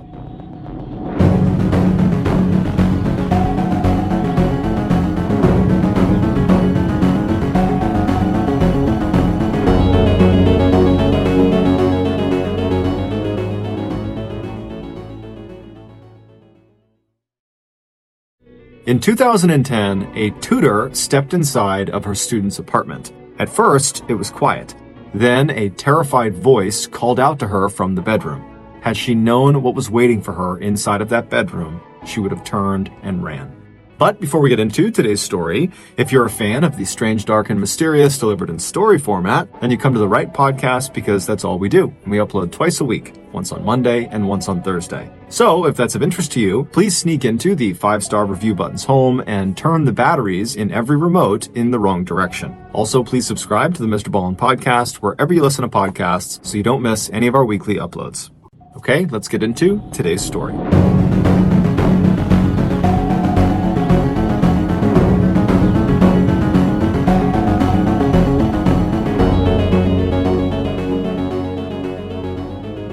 When 23-year-old Juri Kibuishi walked into a room, you couldn't help but notice her. Just 5 foot 3 inches tall, beautiful and outgoing, Juri, whose Americanized name was Julie, had a freewheeling personality and instinctive kindness that just drew people to her. From the flowers that she often pinned in her dark hair to her dramatic eyeliner and colorful painted fingernails, Julie looked like what she was, creative and unconventional. Despite their much more proper and low-key appearance, Julie's Japanese-born parents had always encouraged their daughter's artistic pursuits. And when Julie, a lifelong resident of Irvine, California, was high school-aged, she was accepted into the prestigious Orange County School for the Arts. This was a highly selective charter school that catered to students who were especially interested in the visual and performing arts. But Julie's parents had also stressed the importance to all 4 of their children of getting excellent grades. So even as Julie spent 5 years studying dance and becoming a gifted and passionate performer, she also applied herself with just as much energy to her college preparatory courses. Julie's goal after high school was to dance and to eventually get a degree in fashion design. She found just the program she wanted at Orange Coast College in Costa Mesa, California, one of the top transfer community colleges in the country, and just a 30-minute drive from Irvine, California, where Julie lived with her parents. At Orange Coast, Julie could get her associate's degree and start work in fashion right away, and then if she wanted to, she could transfer to a 4-year college. She would also have time to take dance classes and keep performing. Located 37 miles south of Los Angeles, Costa Mesa is a busy commercial city about a mile from the Pacific coast. Not nearly as expensive as Los Angeles, Costa Mesa was a magnet for aspiring actors and artists and writers who hoped to make their way into some aspect of show business, whether it was movies, the stage, dancing, or scriptwriting. Julie loved the creative energy at Orange Coast, and she also loved all the different types of people who are drawn to a community college, from older students with day jobs to younger students like herself. One of these students was 26-year-old Samuel Herr, an Army veteran whose military service included 15 months in a remote and dangerous outpost in Afghanistan. 5 foot 10 inches tall and 200 pounds, Sam had movie star good looks and an outgoing personality. An only child of older parents, Sam's father had served in the Marines, and like his father, Sam had also found purpose, meaning, and self-discipline during his time in the military. Sam's fellow soldiers described him as courageous and funny. The women he served with described him as very professional and chivalrous. In 2010, after his Army enlistment ended, Sam had also enrolled in Orange Coast College in Costa Mesa. This was the first step in his plan to earn the college degree that he needed in order to re-enter the military as an officer. Although Julie and Sam came from very different backgrounds, as soon as they met each other in an anthropology class, they totally hit it off. Not in a romantic sense, each of them had serious, long-distance relationships with other people, but as friends. Both of them were very close with their families, they enjoyed socializing, and they both had the same outgoing personalities and the same slightly goofy sense of humor and fun. They also both liked tattoos. Julie had 7 of them, and Sam had ink on both arms as well as a huge heart inscribed with Mom and Dad tattooed on his chest. But on a deeper level, Sam and Julie were also both very serious about getting good grades in college and ultimately achieving their long-term career goals. So as soon as Julie realized that her classmate Sam was struggling in their anthropology class, she offered to help tutor him. One evening, when Sam's parents stopped by their son's apartment and met Julie, who was there helping Sam with his homework, they were both struck by the easy friendship between their son and Julie. And when Julie would go on to describe Sam to her parents, she would say they were just friends. One of the nice things for both of them about being in a strictly platonic relationship was being able to talk to one another about their romantic partners. Julie was in an online relationship with a Marine corporal named Mark, who was stationed in Okinawa, Japan, and Sam was engaged to a German woman named Katerina, whom he had met while he was in the service. Sam also felt comfortable opening up to Julie about his combat experience in Afghanistan and the night terrors that he had brought home with him. As their friendship grew, Julie began spending more time with Sam outside of just tutoring, and one thing they both liked to do together was spend time with the group of young people who often gathered in the evenings and on the weekends outside of the large apartment complex where Sam lived. For Sam, the Camden Martinique Apartments, which is where he lived, were the perfect location. It was less than a half mile from Orange Coast College and only a 30-minute drive from where his parents lived in Anaheim Hills. The rent wasn't cheap, but Sam had always been very careful with money, and he had saved $62,000 in combat pay that he had earned while he was serving in Afghanistan. Among the big group of young people who hung out together at the apartment's pool and outdoor patios, there was one couple in particular that Julie and Sam got to know pretty well. 26-year-old actor Daniel Wozniak and his fiancée, 23-year-old actress Rachel Buffett. Like a lot of actors, Dan and Rachel struggled to make ends meet even as they dreamed of breaking into the Los Angeles acting scene. Rachel, who was small with delicate features and long blonde hair, still looked the part of the Disney princess she once played at Disneyland when she was a teenager. Dan, who was a big guy, had an easy smile, thick dark hair, good looks, and a booming voice that helped him land lead roles in the community theaters where he and Rachel often starred opposite one another. Usually dressed in khaki shorts or pants and Hawaiian shirts with bright prints, Dan never felt more at home or more genuinely himself than when he was on stage. In the spring of 2010, when Julie and Sam met Dan and Rachel, Rachel was busy planning the couple's wedding. After a 2-year-long engagement, the big date was finally just weeks away, May 28th, and afterward the couple would go to Mexico for their honeymoon. On Friday, May 21st, just a week before Dan and Rachel were going to get married, Julie had a date with her older brother, Taka, at a Thai restaurant in Long Beach to talk about his wedding. Taka also had a surprise for his younger sister. He and his fiancée wanted Julie to be a bridesmaid at their wedding, and that night at dinner, Taka handed Julie the tiara that she would be wearing on Taka's big day. Julie was thrilled, but she was also feeling a little distracted and worried. Throughout that afternoon and evening, Julie had started to receive a series of very strange text messages from her friend Sam. He sounded upset, and he told her he needed to talk to someone. In what she thought must be a bad attempt at humor, he wrote, "No sex. Can you come over tonight at around midnight? Just talk, don't tell anyone. Going out for a little now. Some bad family stuff." Julie was puzzled. Like her, Sam seemed to get along with his mother and father really well. In fact, she thought he was supposed to be visiting with them in Anaheim that weekend. Julie told her brother about these weird messages she was getting. Taka asked her if this was normal for Sam, and she said no, but Sam had been through a lot. Noticing her brother looking concerned, Julie looked up from her phone and smiled at him and said, "Don't worry, you'd like Sam." After dinner, Julie said goodbye to her brother, and laughing, she put the tiara on just before stepping out into the clear 60-degree evening. She could feel the light breeze from the ocean as she climbed into her car to make the 35-minute drive south from Long Beach to the Camden Martinique Apartments where Sam was. The following morning, Julie's mother, June, looked down the bedroom hallway of their house and noticed the door to her daughter's bedroom was open. Peeking inside, she saw Julie was not in there, and she realized in that moment that her daughter had not come home the night before. June immediately called and texted Julie, but received no answer. When she called her son Taka to see if maybe Julie had stayed the night with him and his fiancée, June's worry deepened to alarm. Taka said no, Julie was not with them, and he told his mother about the very strange text messages that Julie had received from her friend Sam. Feeling very concerned, Taka and his mother began scrolling through their texts and contacts to see if they could find Sam's number. Meanwhile, about 20 miles away in Anaheim, Sam's parents had also begun worrying about their child. Sam was supposed to visit them that morning, but he hadn't shown up yet.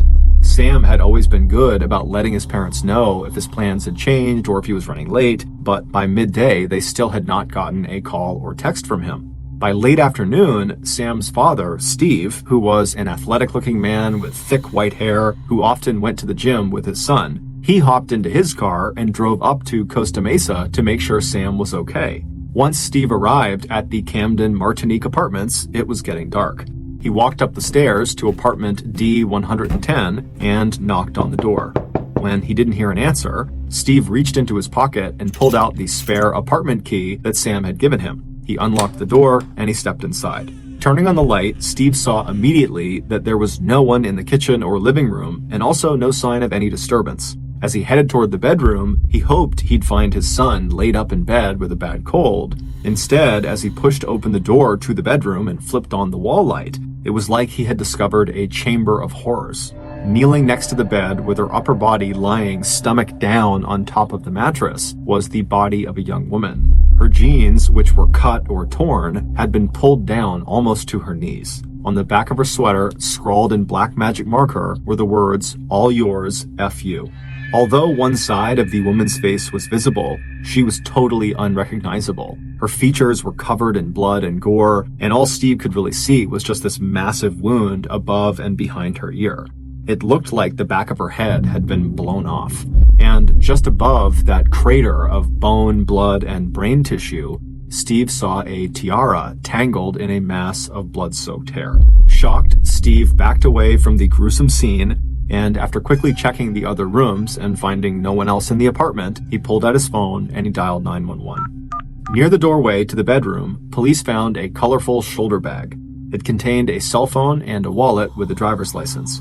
The victim, sprawled on the bed and the floor, was 23-year-old Julie Kibuishi. When they were informed by police that their daughter was dead, Julie's parents were devastated. June Kibuishi kept telling the officers they must have made a mistake. The evening before, she and her daughter had been cooking together in the kitchen. When it had been time for Julie to go see her brother at the restaurant, she had changed her clothes, given her mom a quick hug, said goodbye, and stepped out the door. It was impossible to June and her husband that this daughter, who was so kind and so full of life, could now just be dead. As for the Costa Mesa detectives who arrived on the scene moments after receiving Steve Herr's frantic 911 call, every piece of evidence they discovered inside of that apartment pointed to Steve's son, Sam. Sam knew the victim, and from the words written on the back of Julie's sweater and the position of her body that suggested sexual assault, she may have been caught up in a love triangle gone wrong, or been the victim of a domestic dispute with Sam.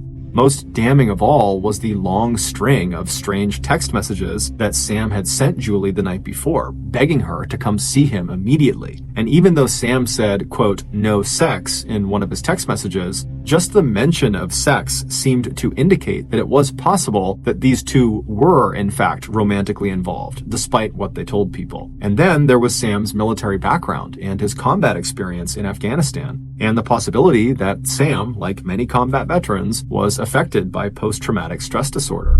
Maybe Sam had just snapped and killed Julie during an episode of combat-related psychosis. The cause of death appeared to be a single gunshot wound to Julie's head, and as a trained combat soldier, Sam would have known how to use a firearm. 24 hours later, when Sam still had not been located or heard from, the Costa Mesa police had found yet another reason to suspect he was their killer.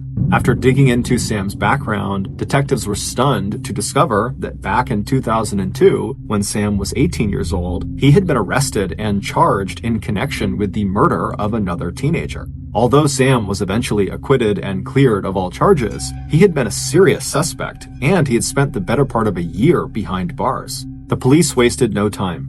They issued an all-points bulletin with Sam's picture and physical description plastered across the top of it. Meanwhile, however bad things looked for Sam, Steve Herr could not believe that his son killed Julie. Sam had been acquitted of all criminal charges related to that 2002 murder, and even after the trauma and stigma of spending months in jail, Sam had gone on to rebuild his life and reputation. He always had a steady job from that point forward, but it was when he enlisted in the army that he found his true sense of meaning and purpose. So while police launched a massive manhunt for the man they considered armed and dangerous, Sam's father started to do his own digging. If Sam was on the run, he would need money, and Steve shared a bank account with his son. Sure enough, when Steve accessed the shared account, he saw that every day since his disappearance, Sam had used his ATM card to make a series of large cash withdrawals. The trail led south to a bank of ATMs in Long Beach.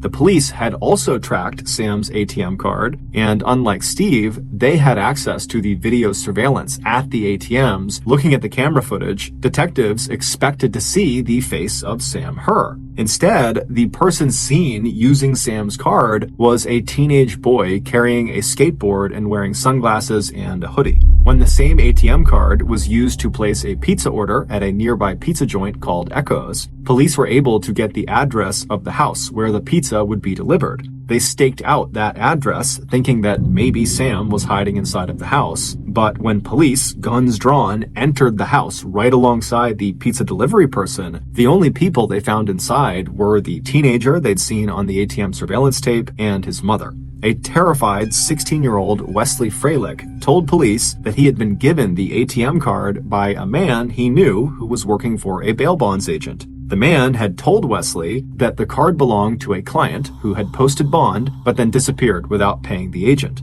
According to Wesley, this man who had given him the ATM card was someone his mom knew through the community acting that she did. Wesley said he was a good guy and he trusted him when this guy outlined the plan with the ATM card. Wesley would make withdrawals every day of up to $400 and turn the money over to the man who would wait in his parked car some distance from each ATM machine. As payment for doing this, Wesley would be allowed to use this ATM card to order pizza for himself. The name of this mystery man was instantly familiar to police: 26-year-old actor Daniel Wozniak. Daniel and his fiancée Rachel, who were both friends with Sam and Julie, had been among the residents of the apartment complex that police had interviewed the day after Julie's body had been discovered. And in the course of that routine interview with them, Dan had told police that he and Rachel had last seen Sam on the afternoon of Friday, May 21st, which was the night Julie had dinner with her brother before going to see Sam.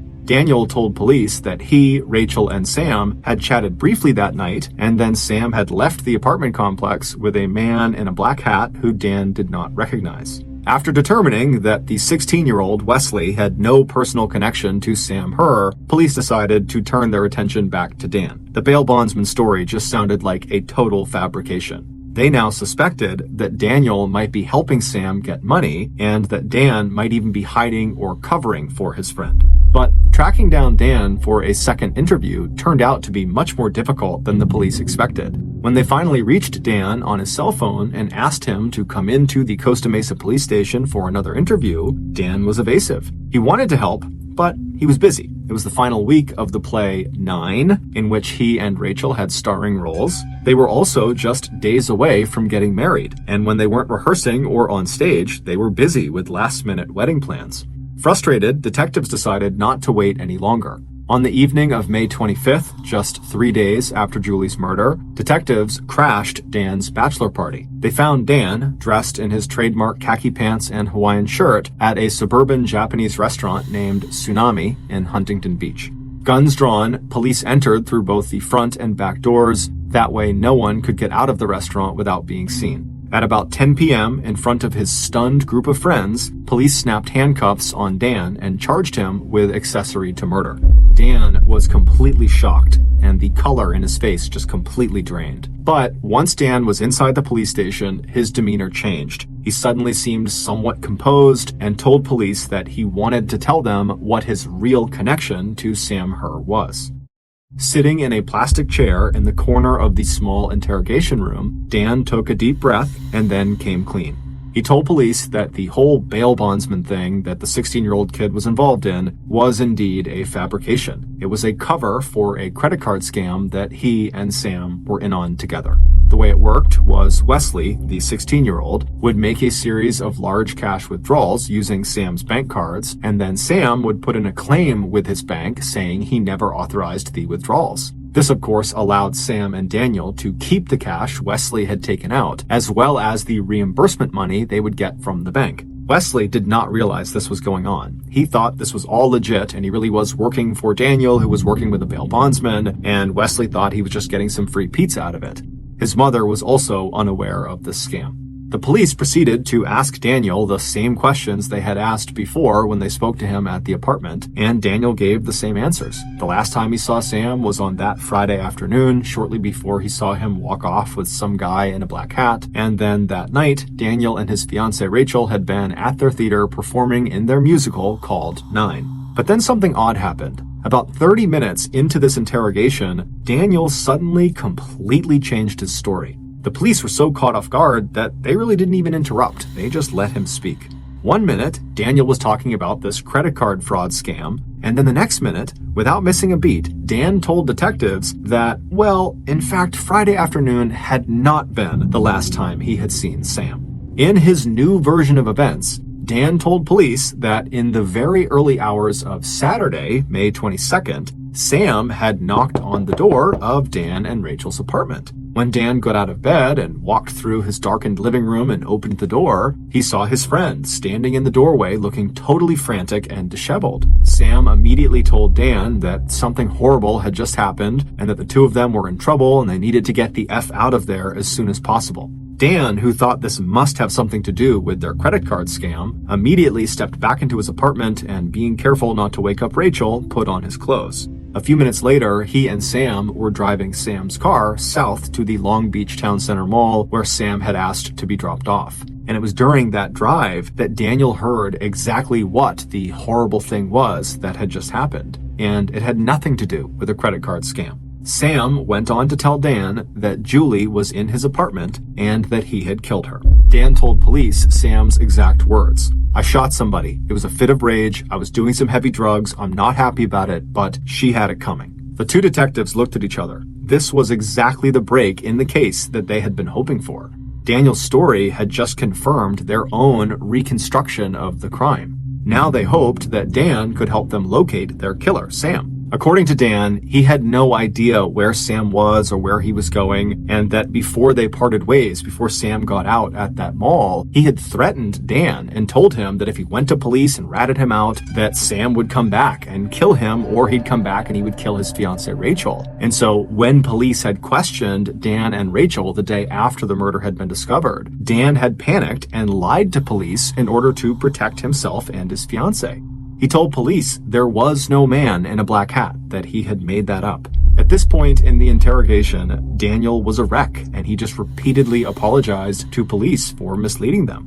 But despite Dan's sincerity, the police were now concerned that he might be hiding even more information about Sam, and so they decided to apply some pressure. At 11:43 p.m., about 1 hour into this interrogation, police asked Dan if he would give them permission to take a DNA swab. That way they could confirm that Dan was never present at the actual crime scene. Right away, Dan agreed. At this point, he was extremely eager to do anything he could to remove himself from the suspect list. As soon as the detective finished taking the swab out of Dan's mouth, the video camera inside of the interrogation room captures Dan's very obvious sense of relief. It was clear as he started to check his pockets and put his cup of coffee down on the floor that Dan thought this whole thing was over. The interview was over, he had done the swab, and now he could leave. But just seconds later, as the detective who had taken the DNA swab peeled off his gloves, the other detective asked Dan where exactly in Sam's apartment were police investigators likely to find Dan's DNA. Since Dan was a regular visitor in Sam's apartment, if they were going to use his DNA to rule him out as a suspect, they needed to know what Dan had already touched. And this question seemed to startle Dan. The camera footage showed him running his hands through his thick black hair, and for the first time, Dan looks kind of nervous, but he does tell police that they are likely to find his DNA in both the bathroom and perhaps out on the patio. Those are the two places he would go inside of Sam's apartment.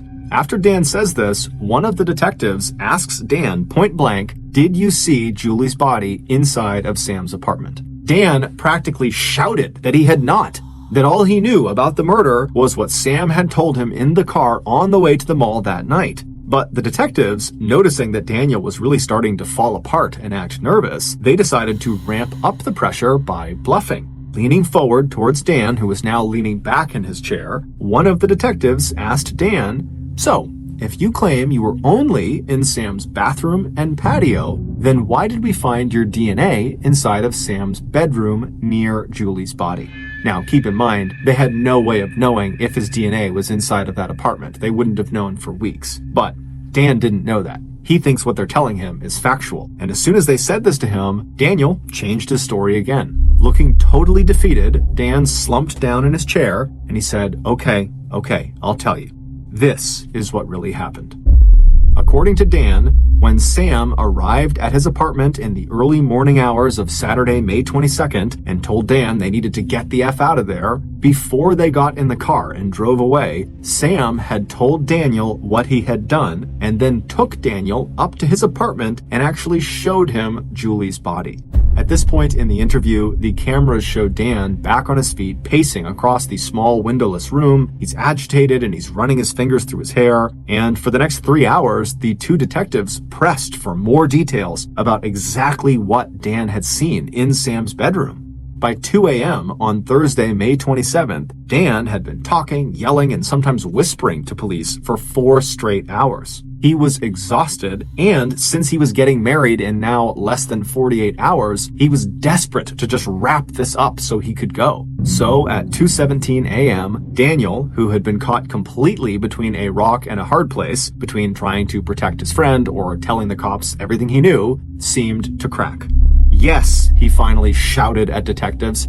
Yes, I saw her goddamn body. Is that what you want to hear? I saw 2 gunshots in her head. Both detectives suddenly went completely still and looked at each other. They also looked up at the camera that was recording the interview and playing it live in an adjoining room where a third detective was watching it. All 3 detectives were thinking the exact same thing. Dan Wozniak had just given them a critical new piece of information. Based on what would stretch into a 14-hour interrogation of Daniel Wozniak and an investigation into the new evidence police would uncover based on what he told them, this is the reconstruction of what happened to 23-year-old Julie Kibuishi and how police were finally able to locate their prime suspect, Sam Her. Back on the evening of Friday, May 21st, about half an hour after Julie had left that Thai restaurant in Newport Beach where she was having dinner with her older brother Taka, Julie pulled into the parking lot next to the Camden Martinique apartments where she had agreed to meet her friend Sam Her. Although she was still wearing the sparkly tiara that her brother had just given her, Julie's mood had turned serious. Before heading into Sam's apartment, she scrolled one more time through the dozens of text messages he had sent her starting that afternoon. They all seemed so strange and out of character for Sam, but she knew Sam dealt with some very serious night terrors from his time in Afghanistan, and for all she knew, he could be having some sort of breakdown right now that was Afghanistan related. So, believing Sam really just needed a friend right now, she put her phone away, got out of her car, and made her way over to the stairs that would take her up to his apartment. When she reached the floor his apartment was on, she saw Daniel standing outside of it. It turned out Dan had become worried about Sam too when Sam had not been responding to his knocks on his door. Dan told Julie he did have a spare key and thought, maybe the two of them should just go inside and see what was going on. Grateful for the company, Julie waited a minute after Dan had unlocked the door and walked inside, then she followed Dan into the apartment. There was no sign of Sam, but a few seconds later, Julie, who was standing in the front area of the apartment, she heard a terrified-sounding Dan call out from Sam's bedroom in the back of the apartment. She asked what was going on, and Dan just called out, "You'd better come in here. There's something in his bed that you need to see." And so Julie began walking towards the bedroom. Several hours earlier, Daniel had called Sam and asked him to go with him to one of the small community theaters where Dan often performed. It was called the Liberty Theater and was located about 30 minutes north of their apartment complex. Daniel needed help moving a heavy piece of set furniture that was wanted by another local community theater. Sam agreed, and the two met outside in the parking lot of their apartment building. Then they hopped into Sam's car and they headed north. Once they arrived, Dan led Sam through the empty theater, and when they were backstage, they climbed a flight of stairs to the second floor, and then once they were up there, Dan pointed out a dusty wooden ladder that led up to the attic. So up they went, and as soon as they were up there, Dan quickly walked over to this big piece of furniture and signaled to Sam that that was it. That was the piece they were going to move. Sam nodded and moved past Daniel and took up a spot next to him, kind of crouching down to get a good grip underneath this big piece of furniture. Little did Sam know that his friend, Daniel, who was now standing behind him, could not have cared less about moving furniture. Instead, Dan was quietly pulling out a .38 caliber semi-automatic pistol. And then once it was out, he aimed the pistol carefully at the back of Sam's head, and then he pulled the trigger. For a moment, all Dan could hear was the echo of the shot reverberating around the attic. And then Sam, who was still alive, turned to look up at his friend. Sam whispered, "I need help. I need help. Something hit me. I think I've been electrocuted." Looking directly into Sam Herr's eyes, Dan raised the pistol and pulled the trigger a second time. Except the weapon didn't fire. It jammed. So while Sam is laying there staring up at Daniel with a look of horror on his face, Daniel calmly pulled the slide back of the pistol. He cleared the jammed round out of the gun. He reloaded the gun and then placed the gun up against Sam's temple and pulled the trigger again. This time, the gun did fire, and this time Sam would die.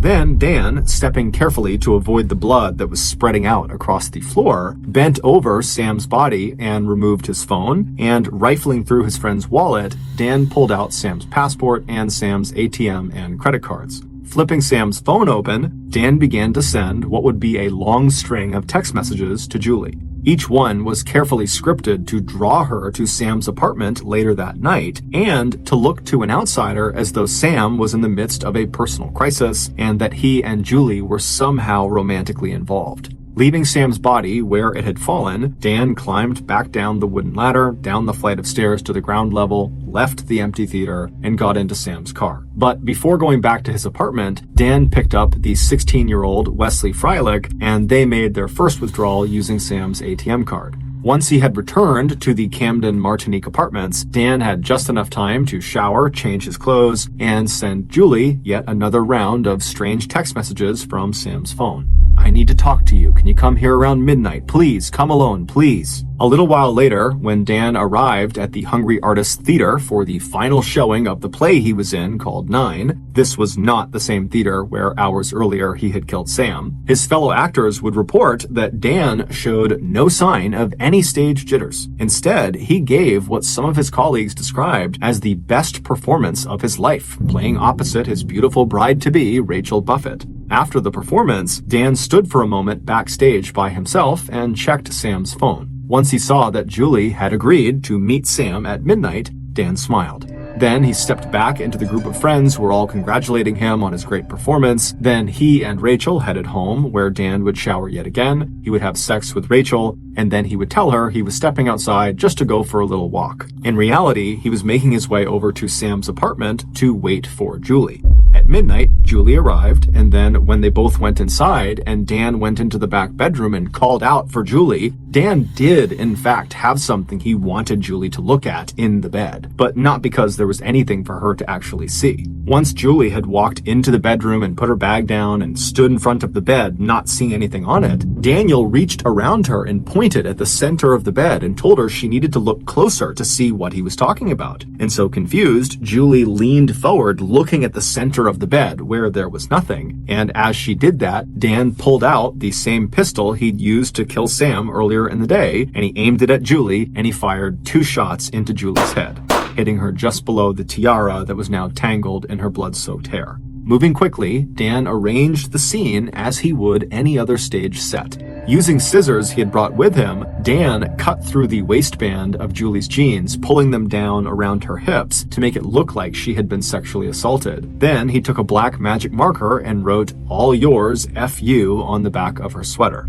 Satisfied that he had created the perfect frame job that would have police chasing down Sam Herr as Julie's murderer, and knowing police would never find Sam, Dan backed away from Julie's mangled and bleeding body and returned to his own apartment, where he showered yet again. The next day, Dan returned to the Liberty Theater where he had killed Sam. This time, he brought an axe and that same pair of scissors with him. Returning to the attic, Dan used the scissors to cut off Sam's clothes, and he used the axe to dismember Sam's body. Dan left Sam's naked and headless body upstairs in the theater, but using plastic bags he had picked up at a nearby cafe, Dan packed up Sam's head and hands and one arm, and stuffed them into a backpack. Then, Dan left the theater, drove to the El Dorado Nature Center 3 miles away, and there he scattered Sam's remains in shallow openings he found or dug near the bases of trees and under bushes. Then, Dan, who was so far behind on his rent he would soon be evicted from the Camden Martinique apartments, and who desperately needed money to pay for his upcoming honeymoon, headed for the ATMs where he would meet Wesley Freilich and collect another $400 installment of Sam Herr's combat pay. It is possible that Daniel might have gotten away with the brutal murders of Sam and Julie, but in those early morning hours of May 27th in the Costa Mesa police station, at about 2 a.m., when Dan was asked by detectives what specifically he had seen when he looked at Julie's body sprawled out on Sam's bed, Daniel Wozniak delivered exactly the wrong line. "I saw 2 gunshots in her head."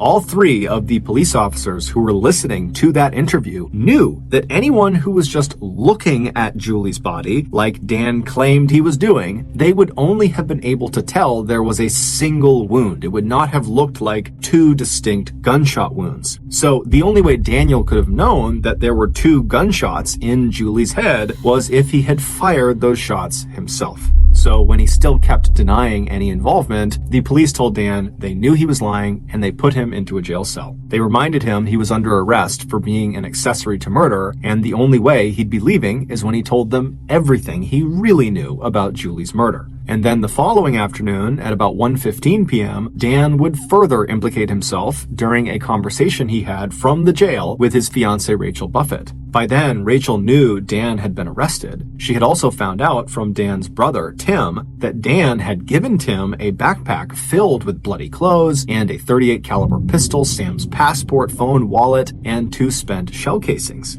Instead of destroying the bag as Dan had told him to, Tim had just thrown the backpack over the fence behind their parents' house. When Rachel told Dan on the phone in a call that was recorded by police that she was going to tell the detectives what she knew, including the existence of this backpack, Dan whispered into the receiver, "Then I'm doomed."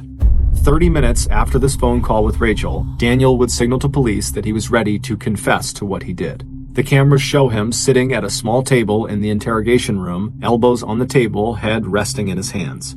Yes, he had murdered Sam because he wanted that $62,000 in combat pay that Sam had saved from his deployment to Afghanistan. And yes, he had murdered Julie just as a decoy, a way to mislead police into thinking that Sam had disappeared because Sam was not a war hero, but rather a killer who had gone on the run after murdering Julie in a fit of rage or jealousy. When asked by police why he did it, Daniel told them, "I'm crazy. It was always all about the money." Following Dan's confession, police searched the Liberty Theater and found Sam's badly decomposed partial remains. The only way to recognize the torso as belonging to Sam was the heart tattooed on his chest that was inscribed with the words Mom and Dad. On May 29th, the day Sam Herr would have turned 27 years old, police found his head, hands, and one of his arms scattered throughout El Dorado Nature Center. More than 5 years later, on December 16th, 2015, Daniel Wozniak was charged with 2 counts of first-degree murder. At the penalty hearing in September 2016, Daniel was sentenced to death. 3 years later, a separate jury found Dan Wozniak's ex-fiancée Rachel Buffett to be an accessory after the fact, after further investigation revealed that she had lied to police to cover up her possible involvement in the crime and to protect her then-fiancé Daniel Wozniak. As for the families of the victims, June Kibuishi wonders if she had taught her children, especially Julie, to be too kind. And for Steve Herr, the thought of his son's final moments will haunt him for the rest of his life. Thank you for listening to the Mr. Ballen podcast. If you got something out of this episode and you haven't done this already, please sneak in to the 5-star review button's home and turn the batteries in every remote in the wrong direction. Also, please subscribe to the Mr. Ballen podcast on Spotify, Apple Podcasts, Amazon, Google, and anywhere else you get your podcasts.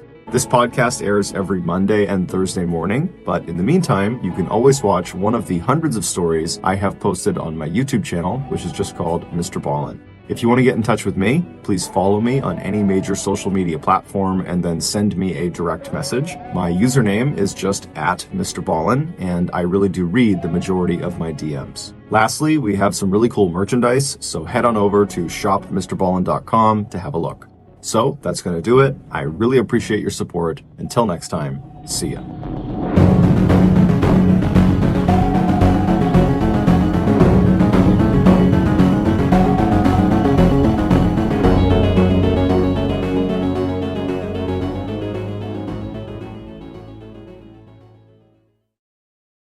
Before I record any story for any platform, I always tell that story to my wife first. She's basically my gauge of whether the story makes sense, whether it's interesting, and most times her reaction is pretty neutral. But today's story, she said it was so unusual, she found herself on the edge of her seat, just wondering what the ending was going to be because she really couldn't guess it. And then at the end, when I revealed the ending, she says to me, "Wait, are you serious?"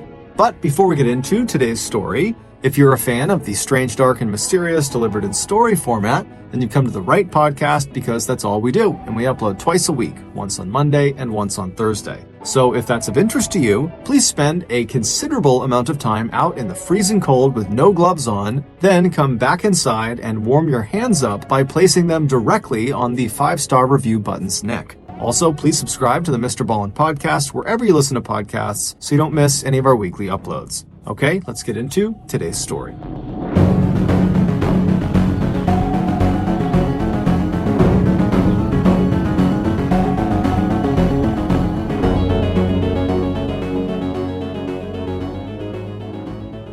Alexandra Ignatovic, or Sandra for short, was born in 1967 in a quiet suburb of Vancouver, Canada. Her parents, who had immigrated to Canada from Yugoslavia, were both extremely hardworking people who also had big, warm personalities and great senses of humor. They would pass all three of those qualities on to their daughter, which in turn made her a very popular person from a young age. In addition to her attractive personality, Sandra was also considered very physically attractive, so much so that when she was a teenager, her friends began to encourage her to compete in beauty pageants. Sandra was always flattered by these remarks, but would laugh them off, saying she didn't belong in something like that. But in 1985, during Sandra's senior year of high school, she finally gave in to her friends' suggestions and entered a local beauty contest called the Miss Burnaby pageant. And much to her shock, but not to her friends, she would win. And this win would automatically enter her into the huge Miss Canada beauty competition that year, though she would lose that one. However, Sandra was not remotely fazed by the loss. She actually thought it was pretty funny that she had gotten as far as she had. After high school, Sandra lived at home with her parents and attended a technical school to become a dental assistant. During this time, Sandra and her mom, Sedenka, who she was very close with, developed a hobby that they did together on the weekends. On nice days, they would find local open houses, and they would pretend to be in the market for buying a home, when in reality, they just wanted to walk around the property and fantasize about what it would be like to live there. In 1987, when Sandra was 21 years old and was now working full-time as a dental assistant but still living at home, she and her mother, like usual, went to an open house one weekend in their neighborhood, and once they arrived, it was very crowded, and so they made their way off to the side and just began chatting in their family's native tongue, Serbo-Croatian. And so as they're doing this, a woman they didn't recognize walks up to them. She was this short, older woman with rosy cheeks who was grinning ear to ear, and when she reached the mother and daughter, she very excitedly began speaking in Serbo-Croatian as well. She said her name was Jelka Pesek, and she couldn't help but overhear them speaking in her native tongue. Like Sandra's parents, Jelka had immigrated to Canada from Yugoslavia, and like Sandra and her mom, Jelka was at this open house pretending to be in the market for a home when really she was just fantasizing same as they were. So these commonalities they shared immediately put them all at ease, and before long, all three of them were chatting and laughing like they were old friends. Over the course of their 15 or so minute-long conversation, Jelka eventually asked Sandra pretty point blank if she was single or in a relationship. And Sandra, who was a little caught off guard by the abrupt question, said, "I'm single." At which point, Yelka lit up, and with a smile on her face, she said, "Well, I'd love for you to meet my son Joe. He's about your age and single too." Sandra smiled, but before she could respond, Yelka kind of waved her off like she knew she was being too pushy, and she just said, "Look, our family owns an automotive shop in town. It's called Sam & Sons. If either of you ever have car troubles, it's on the house. Bring your car in. And if you, Sandra, swing by, I'll introduce you to Joe." Then she handed Sandra a business card and said her goodbyes to both of them, and then turned and walked away. Once she was gone, Sandra and her mother kind of chuckled about the conversation they had just had, and then they went back to just enjoying the open house. And by that evening, when the mother and daughter had gotten back to their own home, they had more or less forgotten about Yelka.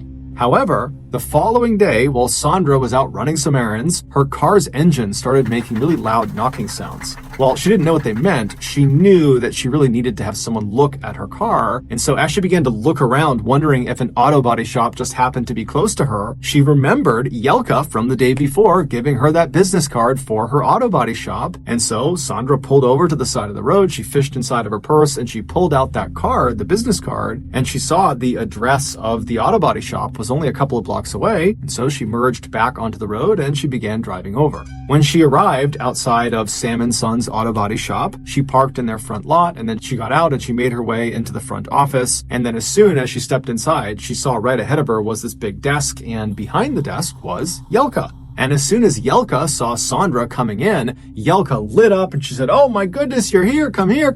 I got to introduce you to my son." And that's when Sandra said, "Well, actually, I'm here because my car actually broke down today. And I was wondering if, you could have a look at it." And immediately Yelka said, "Oh, of course." She grabbed a mechanic. She pulled him over and said, "Right now, go out and get Sandra's car. She has to be at the front of the line." And so the mechanic went out to get Sandra's car, and then Sandra said, "Thank you so much. I really appreciate it. I'm going to just go step outside and just let me know when it's done." But Yelka would say, No. You have to meet my son. Hold on just a minute." And so Sandra just kind of stood in the waiting room, kind of feeling a little bit awkward, and Yelka ran back into the back room behind the desk, and then she came running back out a few minutes later, and just a few seconds behind her was this handsome man in a crisp suit who had short dark hair and a perfectly manicured mustache, and Yelka immediately grabbed him and kind of wheeled him out from behind the desk and brought him right in front of Sandra, and with a huge grin on her face, she says to Sandra, "This is Joe. This is my son. He's single. You're single. You two should go on a date." And so Sandra and Joe immediately laughed because it was so pushy and so forward, it was just kind of comical. But over the course of their very short interaction, they both found each other attractive and they actually agreed to meet up for a date. And over the course of the next few weeks, the pair would go on many dates and they would become inseparable. Joe would take Sandra to the nicest restaurants in town, they would go dancing, and then sometimes they'd just hop on Joe's motorcycle and go for long rides in the countryside. Less than a month after their first meeting, Sandra was already telling her family and friends that Joe might be the one. And she would be right, because almost exactly a month after their first meeting, Joe would ask Sandra to marry him, and she would say yes. Sandra was beyond excited. She knew this proposal had been abrupt, but she didn't care. She felt like Joe was perfect. However, there was one detail about Joe that Sandra hadn't really seen fully yet, and that was his mother. Sandra was aware that Yelka could be a bit pushy. After all, she did literally tell Sandra to date her son while they stood directly in front of her son. However, after that interaction, Sandra had really not spent much time around Yelka and so hadn't formed much of an opinion of her. But as soon as wedding preparations began, that would change. Yelka wanted to plan every single detail of the wedding. You should get married in this church. You should buy this gown from the store. Your bridesmaids should wear these dresses. Here's a great music list for the wedding reception. Although she presented these as suggestions, they were more like demands. At first, Sandra tried to just roll with it and allowed Yelka to have her way with a number of the decisions, but after each concession, it just seemed like Yelka would come back with even more demands. Finally, Sandra had just had enough, and she told Yelka, "You gotta stop inserting yourself into every single wedding planning decision. This is my wedding. This is Joe's wedding, not yours." And shockingly, Yelka responded by effectively saying, "I know better than you, and I'm not going to stop telling you how to have the best wedding because I want it to be the best." Sandra was dumbfounded. She felt like she literally could not stop Jelka, and so she went to her fiancé, and although she knew she was putting him in a really awkward situation, she told him he had to step in and tell his mom to back down, that she was totally overbearing and making this wedding process a nightmare. At first, Joe tried to act like Sandra was overreacting, but Sandra just was not having it, and she basically said, "I will postpone this wedding if you don't handle this." And so after a deep sigh, Joe told Sandra, "Okay, I'll go talk to my mom." And sure enough, Joe would. And Jelka would step back as a result of this conversation. However, it was plainly obvious that Jelka was not happy about this. And to show her displeasure, for the rest of the wedding planning cycle, Jelka refused to look at or talk to Sandra. But as upsetting as this was for Sandra, ultimately, she was kind of okay with it because one, Joe had demonstrated that he could have her back when she really needed him, and two, she didn't really like talking to Jelka at this point. She found her incredibly annoying, and so to have Jelka ignoring her was kind of a good deal. A few weeks before their wedding, Sandra and Joe, who at that point both still lived with their parents, decided to go out and get an apartment they could share together as a couple. And they found one. It was very small and was the only one they could actually afford, but it was relatively close to both of their families and their work, so they took it. After getting the keys, Sandra and her mom would spend a very fun weekend going out to yard sales and discount stores to decorate and furnish the apartment, and by the time they were done, Sandra and Joe loved it. On June 11th, 1988, Sandra and Joe finally got married in front of all of their friends and family, and everyone seemed to have a great time, except for Jelka. Then, after the wedding, the new couple headed off to Hawaii for their honeymoon. A week later, Sandra and Joe returned to Vancouver, and when they walked into their new apartment, they were both shocked. The entire place had been completely redecorated. Couch covers had been switched out, the kitchen had been reorganized, bathrooms had different colored towels, the bed had different sheets on it, and it was even facing a different direction. After calling around to their families, they quickly discovered Jelka was responsible. She had used Joe's keys to slip into the apartment while they were on vacation. Sandra was furious. She and her mother had worked so hard to furnish and decorate the apartment to make it feel like her own, and now it just felt like Jelka's. It was so rude what she had done. Sandra literally couldn't believe it. Despite putting everything back the way it had been in their apartment, this was a massive violation of their privacy, and Sandra openly told Joe that she wanted nothing to do with his mother. However, it wasn't that simple for Joe. Despite her transgressions, Joe still loved his mom, and he got his paycheck from his mom. She was literally his boss at the auto body shop, so he couldn't just disown her, nor did he want to. This caused a lot of friction between the couple, but ultimately they just kind of accepted that they would need to find a way to live with Jelka and her intrusive behavior because she wasn't going anywhere. But despite Sandra's best efforts to put up with Jelka, Jelka made that nearly impossible on a regular basis. Shortly after the apartment redecorating incident, where afterwards Joe and Sandra told Jelka, "You cannot sneak into our apartment when we are gone," Jelka began sneaking into the couple's apartment when they were gone. Jelka had made a copy of her son's keys and just came and went as she pleased. At first, all she did was straighten things up around the apartment and periodically would go through their fridge, throwing away old food and sometimes replacing certain food items with other food items that she believed were better in some way. At first, Joe and Sandra actually didn't notice, but when it seemed like their entire fridge was starting to become full of food neither of them remembered purchasing, they confronted Jelka, and sure enough, she admitted to it. But the way she framed it was that she was simply swinging by and dropping off groceries. After this admission, privately, Sandra told Joe that he had to step in and stop Jelka from doing this. They had already told her, "You can't do this," and she's doing it all over again. And Joe, he would tell his wife, "Oh yeah, I'm going to tell her to stop, for sure." He actually would not. And so Jelka would just continue to come in and out of their apartment as she pleased. Sandra was furious and felt like she had totally lost control of the situation. But at the same time, she started having feelings that, maybe she was overreacting. Maybe she was wrong about Jelka and she was just hypersensitive to what she was doing, and that in reality, Jelka was being really helpful. But when Jelka, during one of her secret apartment visits, removed half of Sandra's entire wardrobe from her closet and replaced it with clothing Jelka had bought, Sandra officially had had enough. Instead of waiting for Joe to come home that evening and to figure out what to do together, Sandra just hopped in her car and drove right over to her in-laws' house. When she arrived, she ran up the front steps. She didn't even knock on their door. She simply opened it and screamed at Yelka, who was straight ahead in the kitchen, that she could never come in their apartment without permission ever again. Then she screamed at Yelka to give her her clothing back immediately. Yelka seemed totally unfazed by this, and instead of saying sorry or trying to make an excuse, she just said very matter-of-factly, you don't look good in your clothing. I know what you look good in. Then she walked over to a closet near the front door, pulled out several dresses and blouses and kind of chucked them at Sandra, and then holding her crumpled clothes in her arms, Sandra glared at Yelka for an extra second before turning and storming out of the house back to her car. When she got back to her apartment, Joe had come home at this point, so Sandra walked in and pretty much immediately laid into him. She explained how his mom had taken her clothes and that now she had just completely had it. She was done with Yelka. She can't come back in here. It's over. It's done. But while the couple fought, there was a knock on their front door. The couple stopped talking and Joe stood up and walked over to the door and he opened it. And shockingly, standing on the other side was Yelka and her husband, Sam. Sandra saw them and literally ran over and slammed the door in their face. But through the now shut door, she heard Yelka call out, "Please let us in. I have something very important I want to tell you." Sandra could sense that Yelka's tone seemed different somehow. Perhaps she was here to apologize. It certainly seemed possible given recent events. And so while holding the doorknob, Sandra turned and looked at Joe, who had a look of I don't know what to do on his face.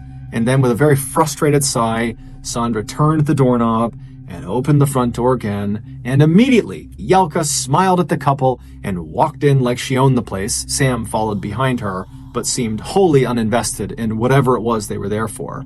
Yelka strode right into the kitchen and she took a seat at the head of the table and then beckoned Sandra and Joe to come over and sit down as well. Sandra was already regretting her decision to let them in, but she did want to hear what Yelka had to say, and so she walked over and sat down, as did Joe. Once everyone was sitting around the table, Yelka smiled and said, "Sandra, Joe, we're going to make an $85,000 down payment on this beautiful 2-story house for you two to live in. We know this apartment is small and you want to start a family, and we want to give you the best home to do that in." Sandra and Joe were dumbstruck. They made very little money and had almost no savings, and so home ownership was not exactly on the horizon for them, although it was something they often fantasized about. But now, this fantasy could become a reality if they just said yes to Yelka. And so with Yelka sitting there staring at them intently with a big grin on her face, eagerly awaiting their answer, the couple exchanged a few quick glances at each other, kind of feeling each other out, and then they said, "Okay, yeah, thank you so much." Yelka was extremely pleased. She hugged them both and asked them to come by the property the next day to have a look around, and then Yelka and Sam got up and they left. That night, Sandra and Joe lay awake in bed talking about this incredible thing that had happened, and they came to the conclusion that Yelka must have been trying to make some sort of peace offering, that this was effectively a way for her to say sorry for what had transpired between them. And so by the time Sandra fell asleep that night, she was feeling very optimistic that her relationship with Yelka was about to improve.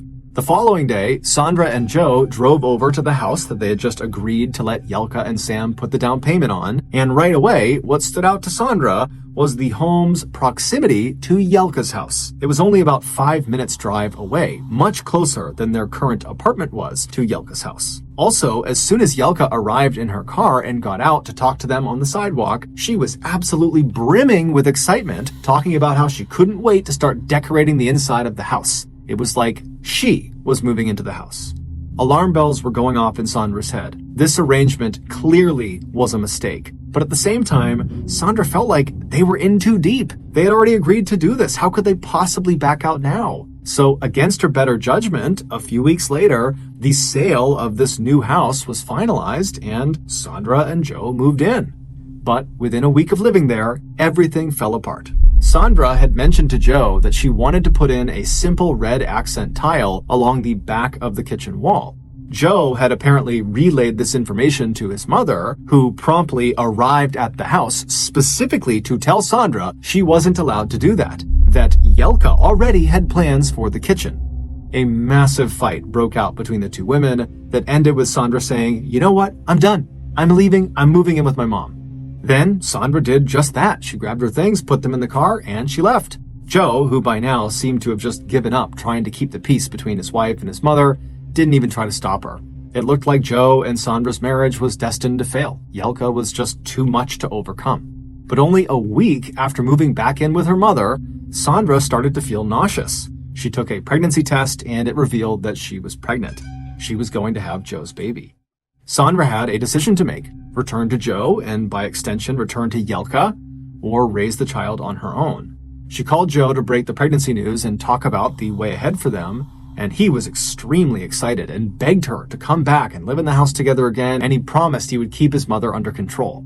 By the end of the call, Sandra decided she was willing to go back and give it another shot, not because Joe was so convincing or that she thought Yelka was really going to change, but because she felt like she owed it to her unborn child. And much to Sandra's surprise, once she moved back into the house with Joe, it actually was much better than before. Namely because Yelka actually seemed to be giving them space. Clearly, Joe had laid down the law with her, and Yelka was respecting it. She gave them so much space that by the time Sandra actually gave birth to her son Brandon, she found herself secretly starting to kind of like Yelka, just a little bit. 6 months after Brandon was born, Sandra and Joe were both starting to feel very run down from being on baby duty 24/7, and so Joe suggested they go out on a date night that Friday. Sandra loved the idea and asked Joe to get them a babysitter, and then once he said he had, they made reservations for their favorite restaurant. When Friday came around, as Sandra was getting ready for the night, they heard the babysitter knock on the front door. Sandra opened the door and saw Yelka. Despite her recent good behavior, Sandra was still very much on edge, wondering when the old Yelka was going to come back out again. And so her immediate reaction to seeing Yelka on the other side of this door was, "What are you doing here?" Yelka looked at her funny and said, "I'm your babysitter. Joe asked me." Sandra immediately whipped her head around and looked at Joe, who was now standing very sheepishly in the middle of the room. Before Sandra could say anything to him, Yelka had slipped past her into the house and was already talking about how she and Brandon were going to have such a wonderful night together and that everything was going to be just fine. Sandra shut the door and then grabbed Joe and pulled him into another room and told him she didn't like this, that he should have told her he was going to have her babysit their son. But Joe told her she was overreacting, that, despite their past issues, his mom was really excellent with kids. This would be fine. Sandra did not like this, but eventually conceded. And then before the couple left, Sandra gave Yelka very specific instructions for how to care for Brandon, what to feed him, what time to put him to bed, etc. And the whole time, Yelka just reassured Sandra that it was going to be just fine. Just go out and have fun. Finally, after giving all the instructions she could possibly think of, Sandra and Joe said goodbye and they left. They went out to their favorite restaurant, and then afterwards they went to a club to go dancing. And as soon as they got there, Sandra stepped away and hopped on a payphone to call Yelka to make sure everything was going okay with their son. And when Yelka picked up, she informed Sandra that the boy was, quote, out like a light, because apparently she had given him some tea from the old country. Sandra said, "What? I told you he only takes breast milk. What did you give him?" And Yelka just laughed and said, "Don't worry about it. It's fine. He's asleep. Go enjoy yourself." Sandra was horrified. She hung up on Yelka and ran back into the club. She grabbed Joe and said, "Your mom just fed something to Brandon that she shouldn't have. We have to go." The two ran from the club, they hopped in the car, and then Sandra flew back to their house. As soon as they were parked outside, she ran up the steps into the house, right past Yelka, into her son's nursery, and then standing next to his crib, she reached down and she lifted him up, which should have woken him up. But it didn't. He just lay limp in her arms. And so immediately Sandra pressed his mouth up against her ear to see if he was still breathing, and barely she could tell he was still breathing. But despite screaming his name and moving him around, nothing was waking him up. And so by this point, Yelka had come into the room and she was trying to convince Sandra that this was no big deal, that, the tea from the old country works great. You got nothing to worry about. But at this point, Sandra is panicking and she's screaming at Yelka to tell her what was in the tea you gave him. But Yelka just wouldn't give her an answer. She just kept laughing and saying it was fine. And so finally, Sandra just takes her son and runs past Yelka, runs past Joe. She runs out to the car. She strapped her little boy into his car seat, and then she flew to the emergency room. And then when she got there, she hopped out. She's carrying her baby. She's hysterically crying. And she runs in through the doors, and all the doctors and nurses, they run over and they take the child from her, and they're asking all these questions. They're trying to figure out what's going on, and they start feeling for a pulse. And they would find one. However, it was very, very slow. And so they whisked Brandon away into an exam room to work on him and figure out what was going on. Meanwhile, Sandra just had to pace in the waiting room, crying hysterically, having no idea what's happening to her boy. But luckily, just a few minutes later, one of the doctors would come back out of the exam room and they would tell Sandra that, we think your son's going to be just fine. We don't know what he consumed, but whatever it was not good and he should never have that again. And then he told Sandra she could come back and actually be with her son again. And so Sandra left the waiting room and she went down the hall. She went into the room where her son was. And there, laying on this bed with wires and tubes connected to him, is her little boy, who still looks totally lifeless. And so Sandra walked around and she sat down next to the bed and she laid her head down on the pillow and just looked at her son. And right there, in that moment, she decided that she was officially done with Yelka, even if it meant being done with Joe. A few minutes later, when Joe arrived by himself, Sandra would tell him he needed to choose. It was either going to be her or his mother.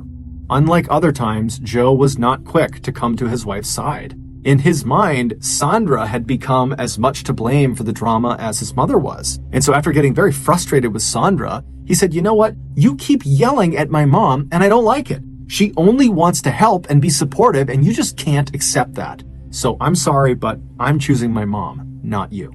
And Sandra would say, "Fine." And then the two of them just sat in silence on opposite sides of their son for the next hour until the doctors came back in and gave them the okay to take their son home, at which point Sandra immediately stood up and grabbed Brandon, and she and her son left the hospital without another word to Joe. She would drive her son to her mother's house and drop him off with her parents, and then she would go back to Joe's house, collect most of her things, and then move into her mom's house with her son. The following day, she would file for divorce. Immediately, the divorce became very nasty. Sandra didn't want Brandon anywhere near Yelka, so she decided to seek full custody of him. However, Joe, who by this point had gone from being something of an innocent bystander caught in the middle of two people he loved, to being aggressively on his mother's side, and therefore aggressively opposed to Sandra, told Sandra that he would be seeking full custody of Brandon as well. While these legal proceedings were going on, Joe's parents took it upon themselves to change all the locks of the house, knowing some of Sandra's things were still tucked away in the attic. Yelka also had their lawyer send Sandra a letter explaining that she was now forbidden from stepping foot inside of that house without express permission from Yelka. But as Joe and his mother made these punitive moves, Sandra would receive a huge legal break. The judge in their case had come to a decision. Sandra would get full custody of Brandon and Joe would be required to pay child support and an alimony payment. The judge also ruled that Sandra would get primary ownership status of the house that Yelka had put the down payment on, and on top of all of that, based on Yelka's previous behavior, she was forbidden from having any contact with both Sandra and Brandon. Joe and his family were beyond outraged, but their only recourse was to be on their best behavior and try to file an appeal and have the judge change the ruling. So in the meantime, Joe very reluctantly and bitterly moved out of the house, and then Sandra and Brandon moved back in. Over the following few months, Joe didn't pay a dime of child support or alimony payments to Sandra. He also didn't bother to try to get in touch about seeing his son. Sandra was very upset about this. However, she was mostly just upset for her son, whose father basically had abandoned him. But as the silence between them grew, Sandra started to think to herself that maybe it was for the best.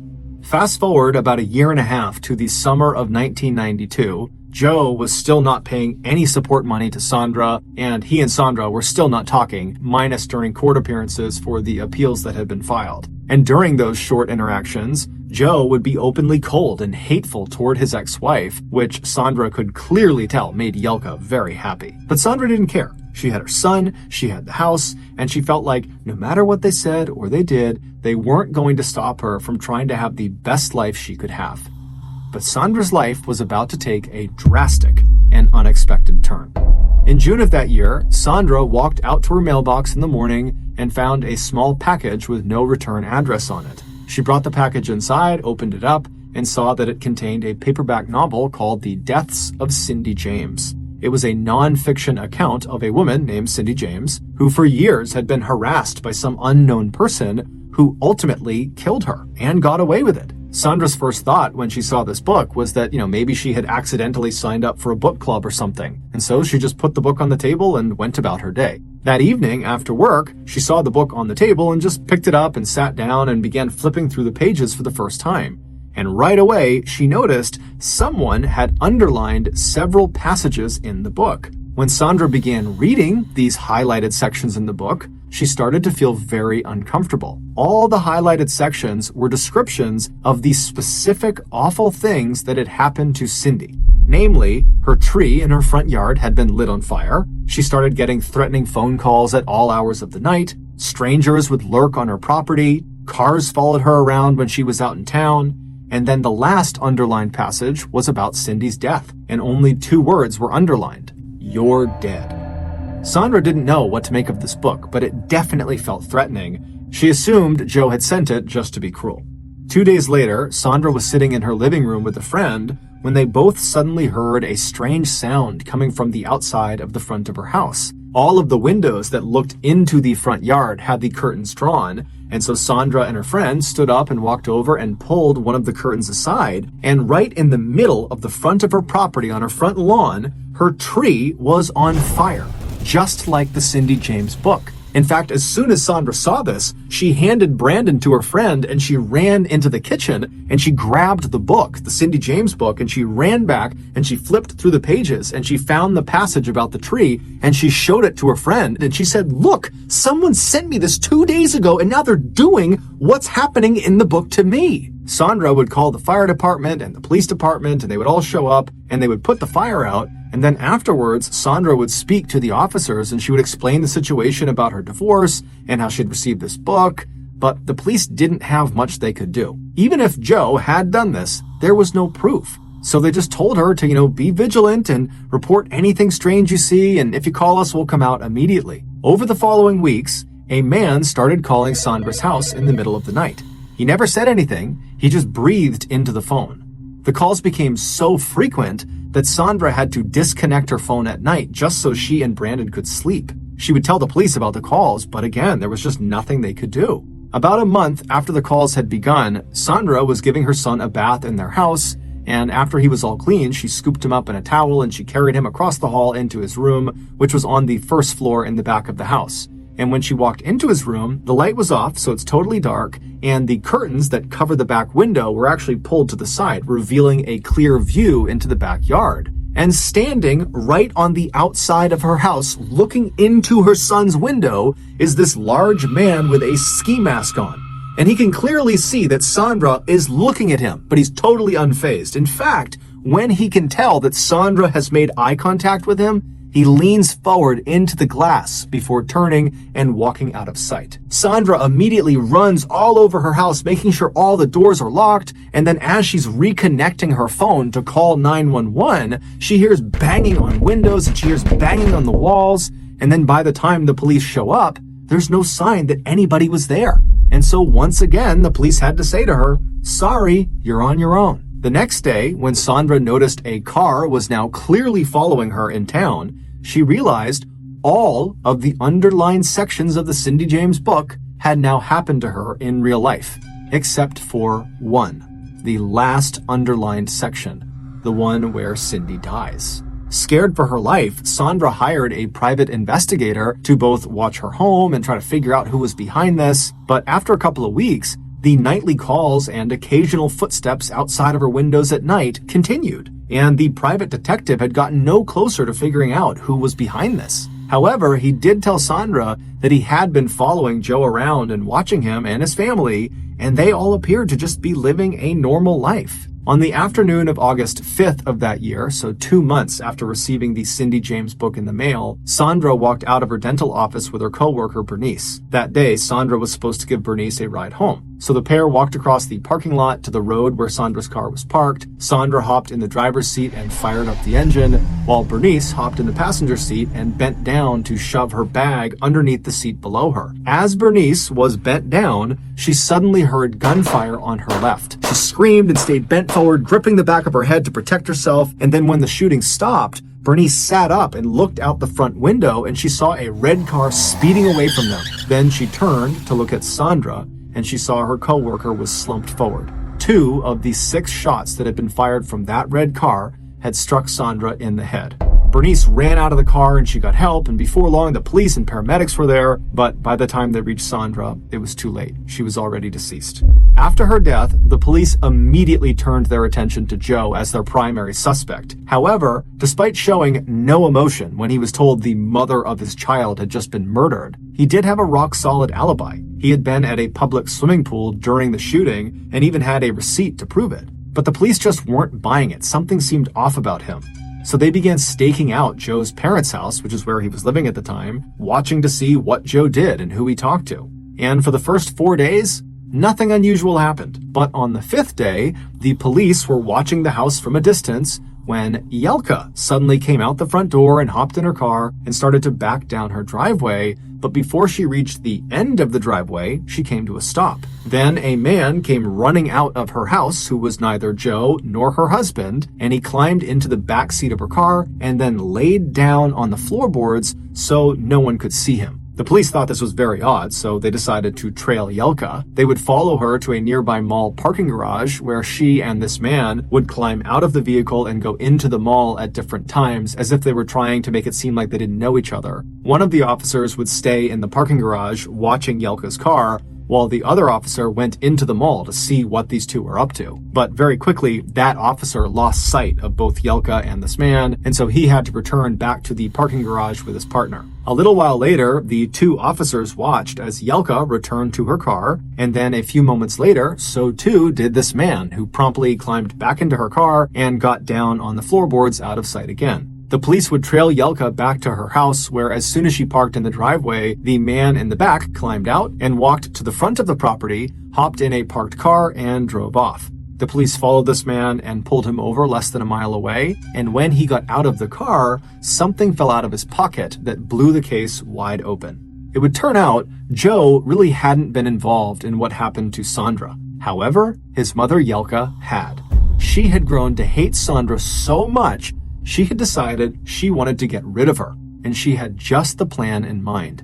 Yelka was obsessed with the story of Cindy James, and so she decided she would force Sandra to relive Cindy's nightmare all the way to its grisly conclusion. After doing some digging, Yelka discovered one of her family friends, a man named Ballen, had connections to a hitman named David Segoviano. David was really just a seedy criminal willing to do just about anything for money. Yelka instantly told Milan to hire David to take out Sandra. However, she stressed that David had to first carry out all the underlined segments of the Cindy James book before he shot her down. Because Yelka didn't just want to kill Sandra, she wanted to torture her first. Milan Nanatic was the man who was hiding in Yelka's car. The two had driven to that mall so that Yelka could take $30,000 in cash out of a bank that she was paying to Milan for organizing the hit. And then Milan was going to take a portion of that and pay it to David, the shooter. And so when Milan got pulled over by police, when he stood up, the cash that he had been paid by Yelka was jammed in his pockets. And so literally he stood up and hundreds of dollars began falling out of his pockets. And very quickly the police were able to figure out what it was for. Less than a year later, Yelka, Milan, and David were tried and convicted for the murder of Sandra Pesek. They were all given the maximum sentence for first-degree murder in Canada, which is 25 years. Joe Pesek was never charged with a crime. As for Sandra's son, he would go on to be raised by Sandra's mother.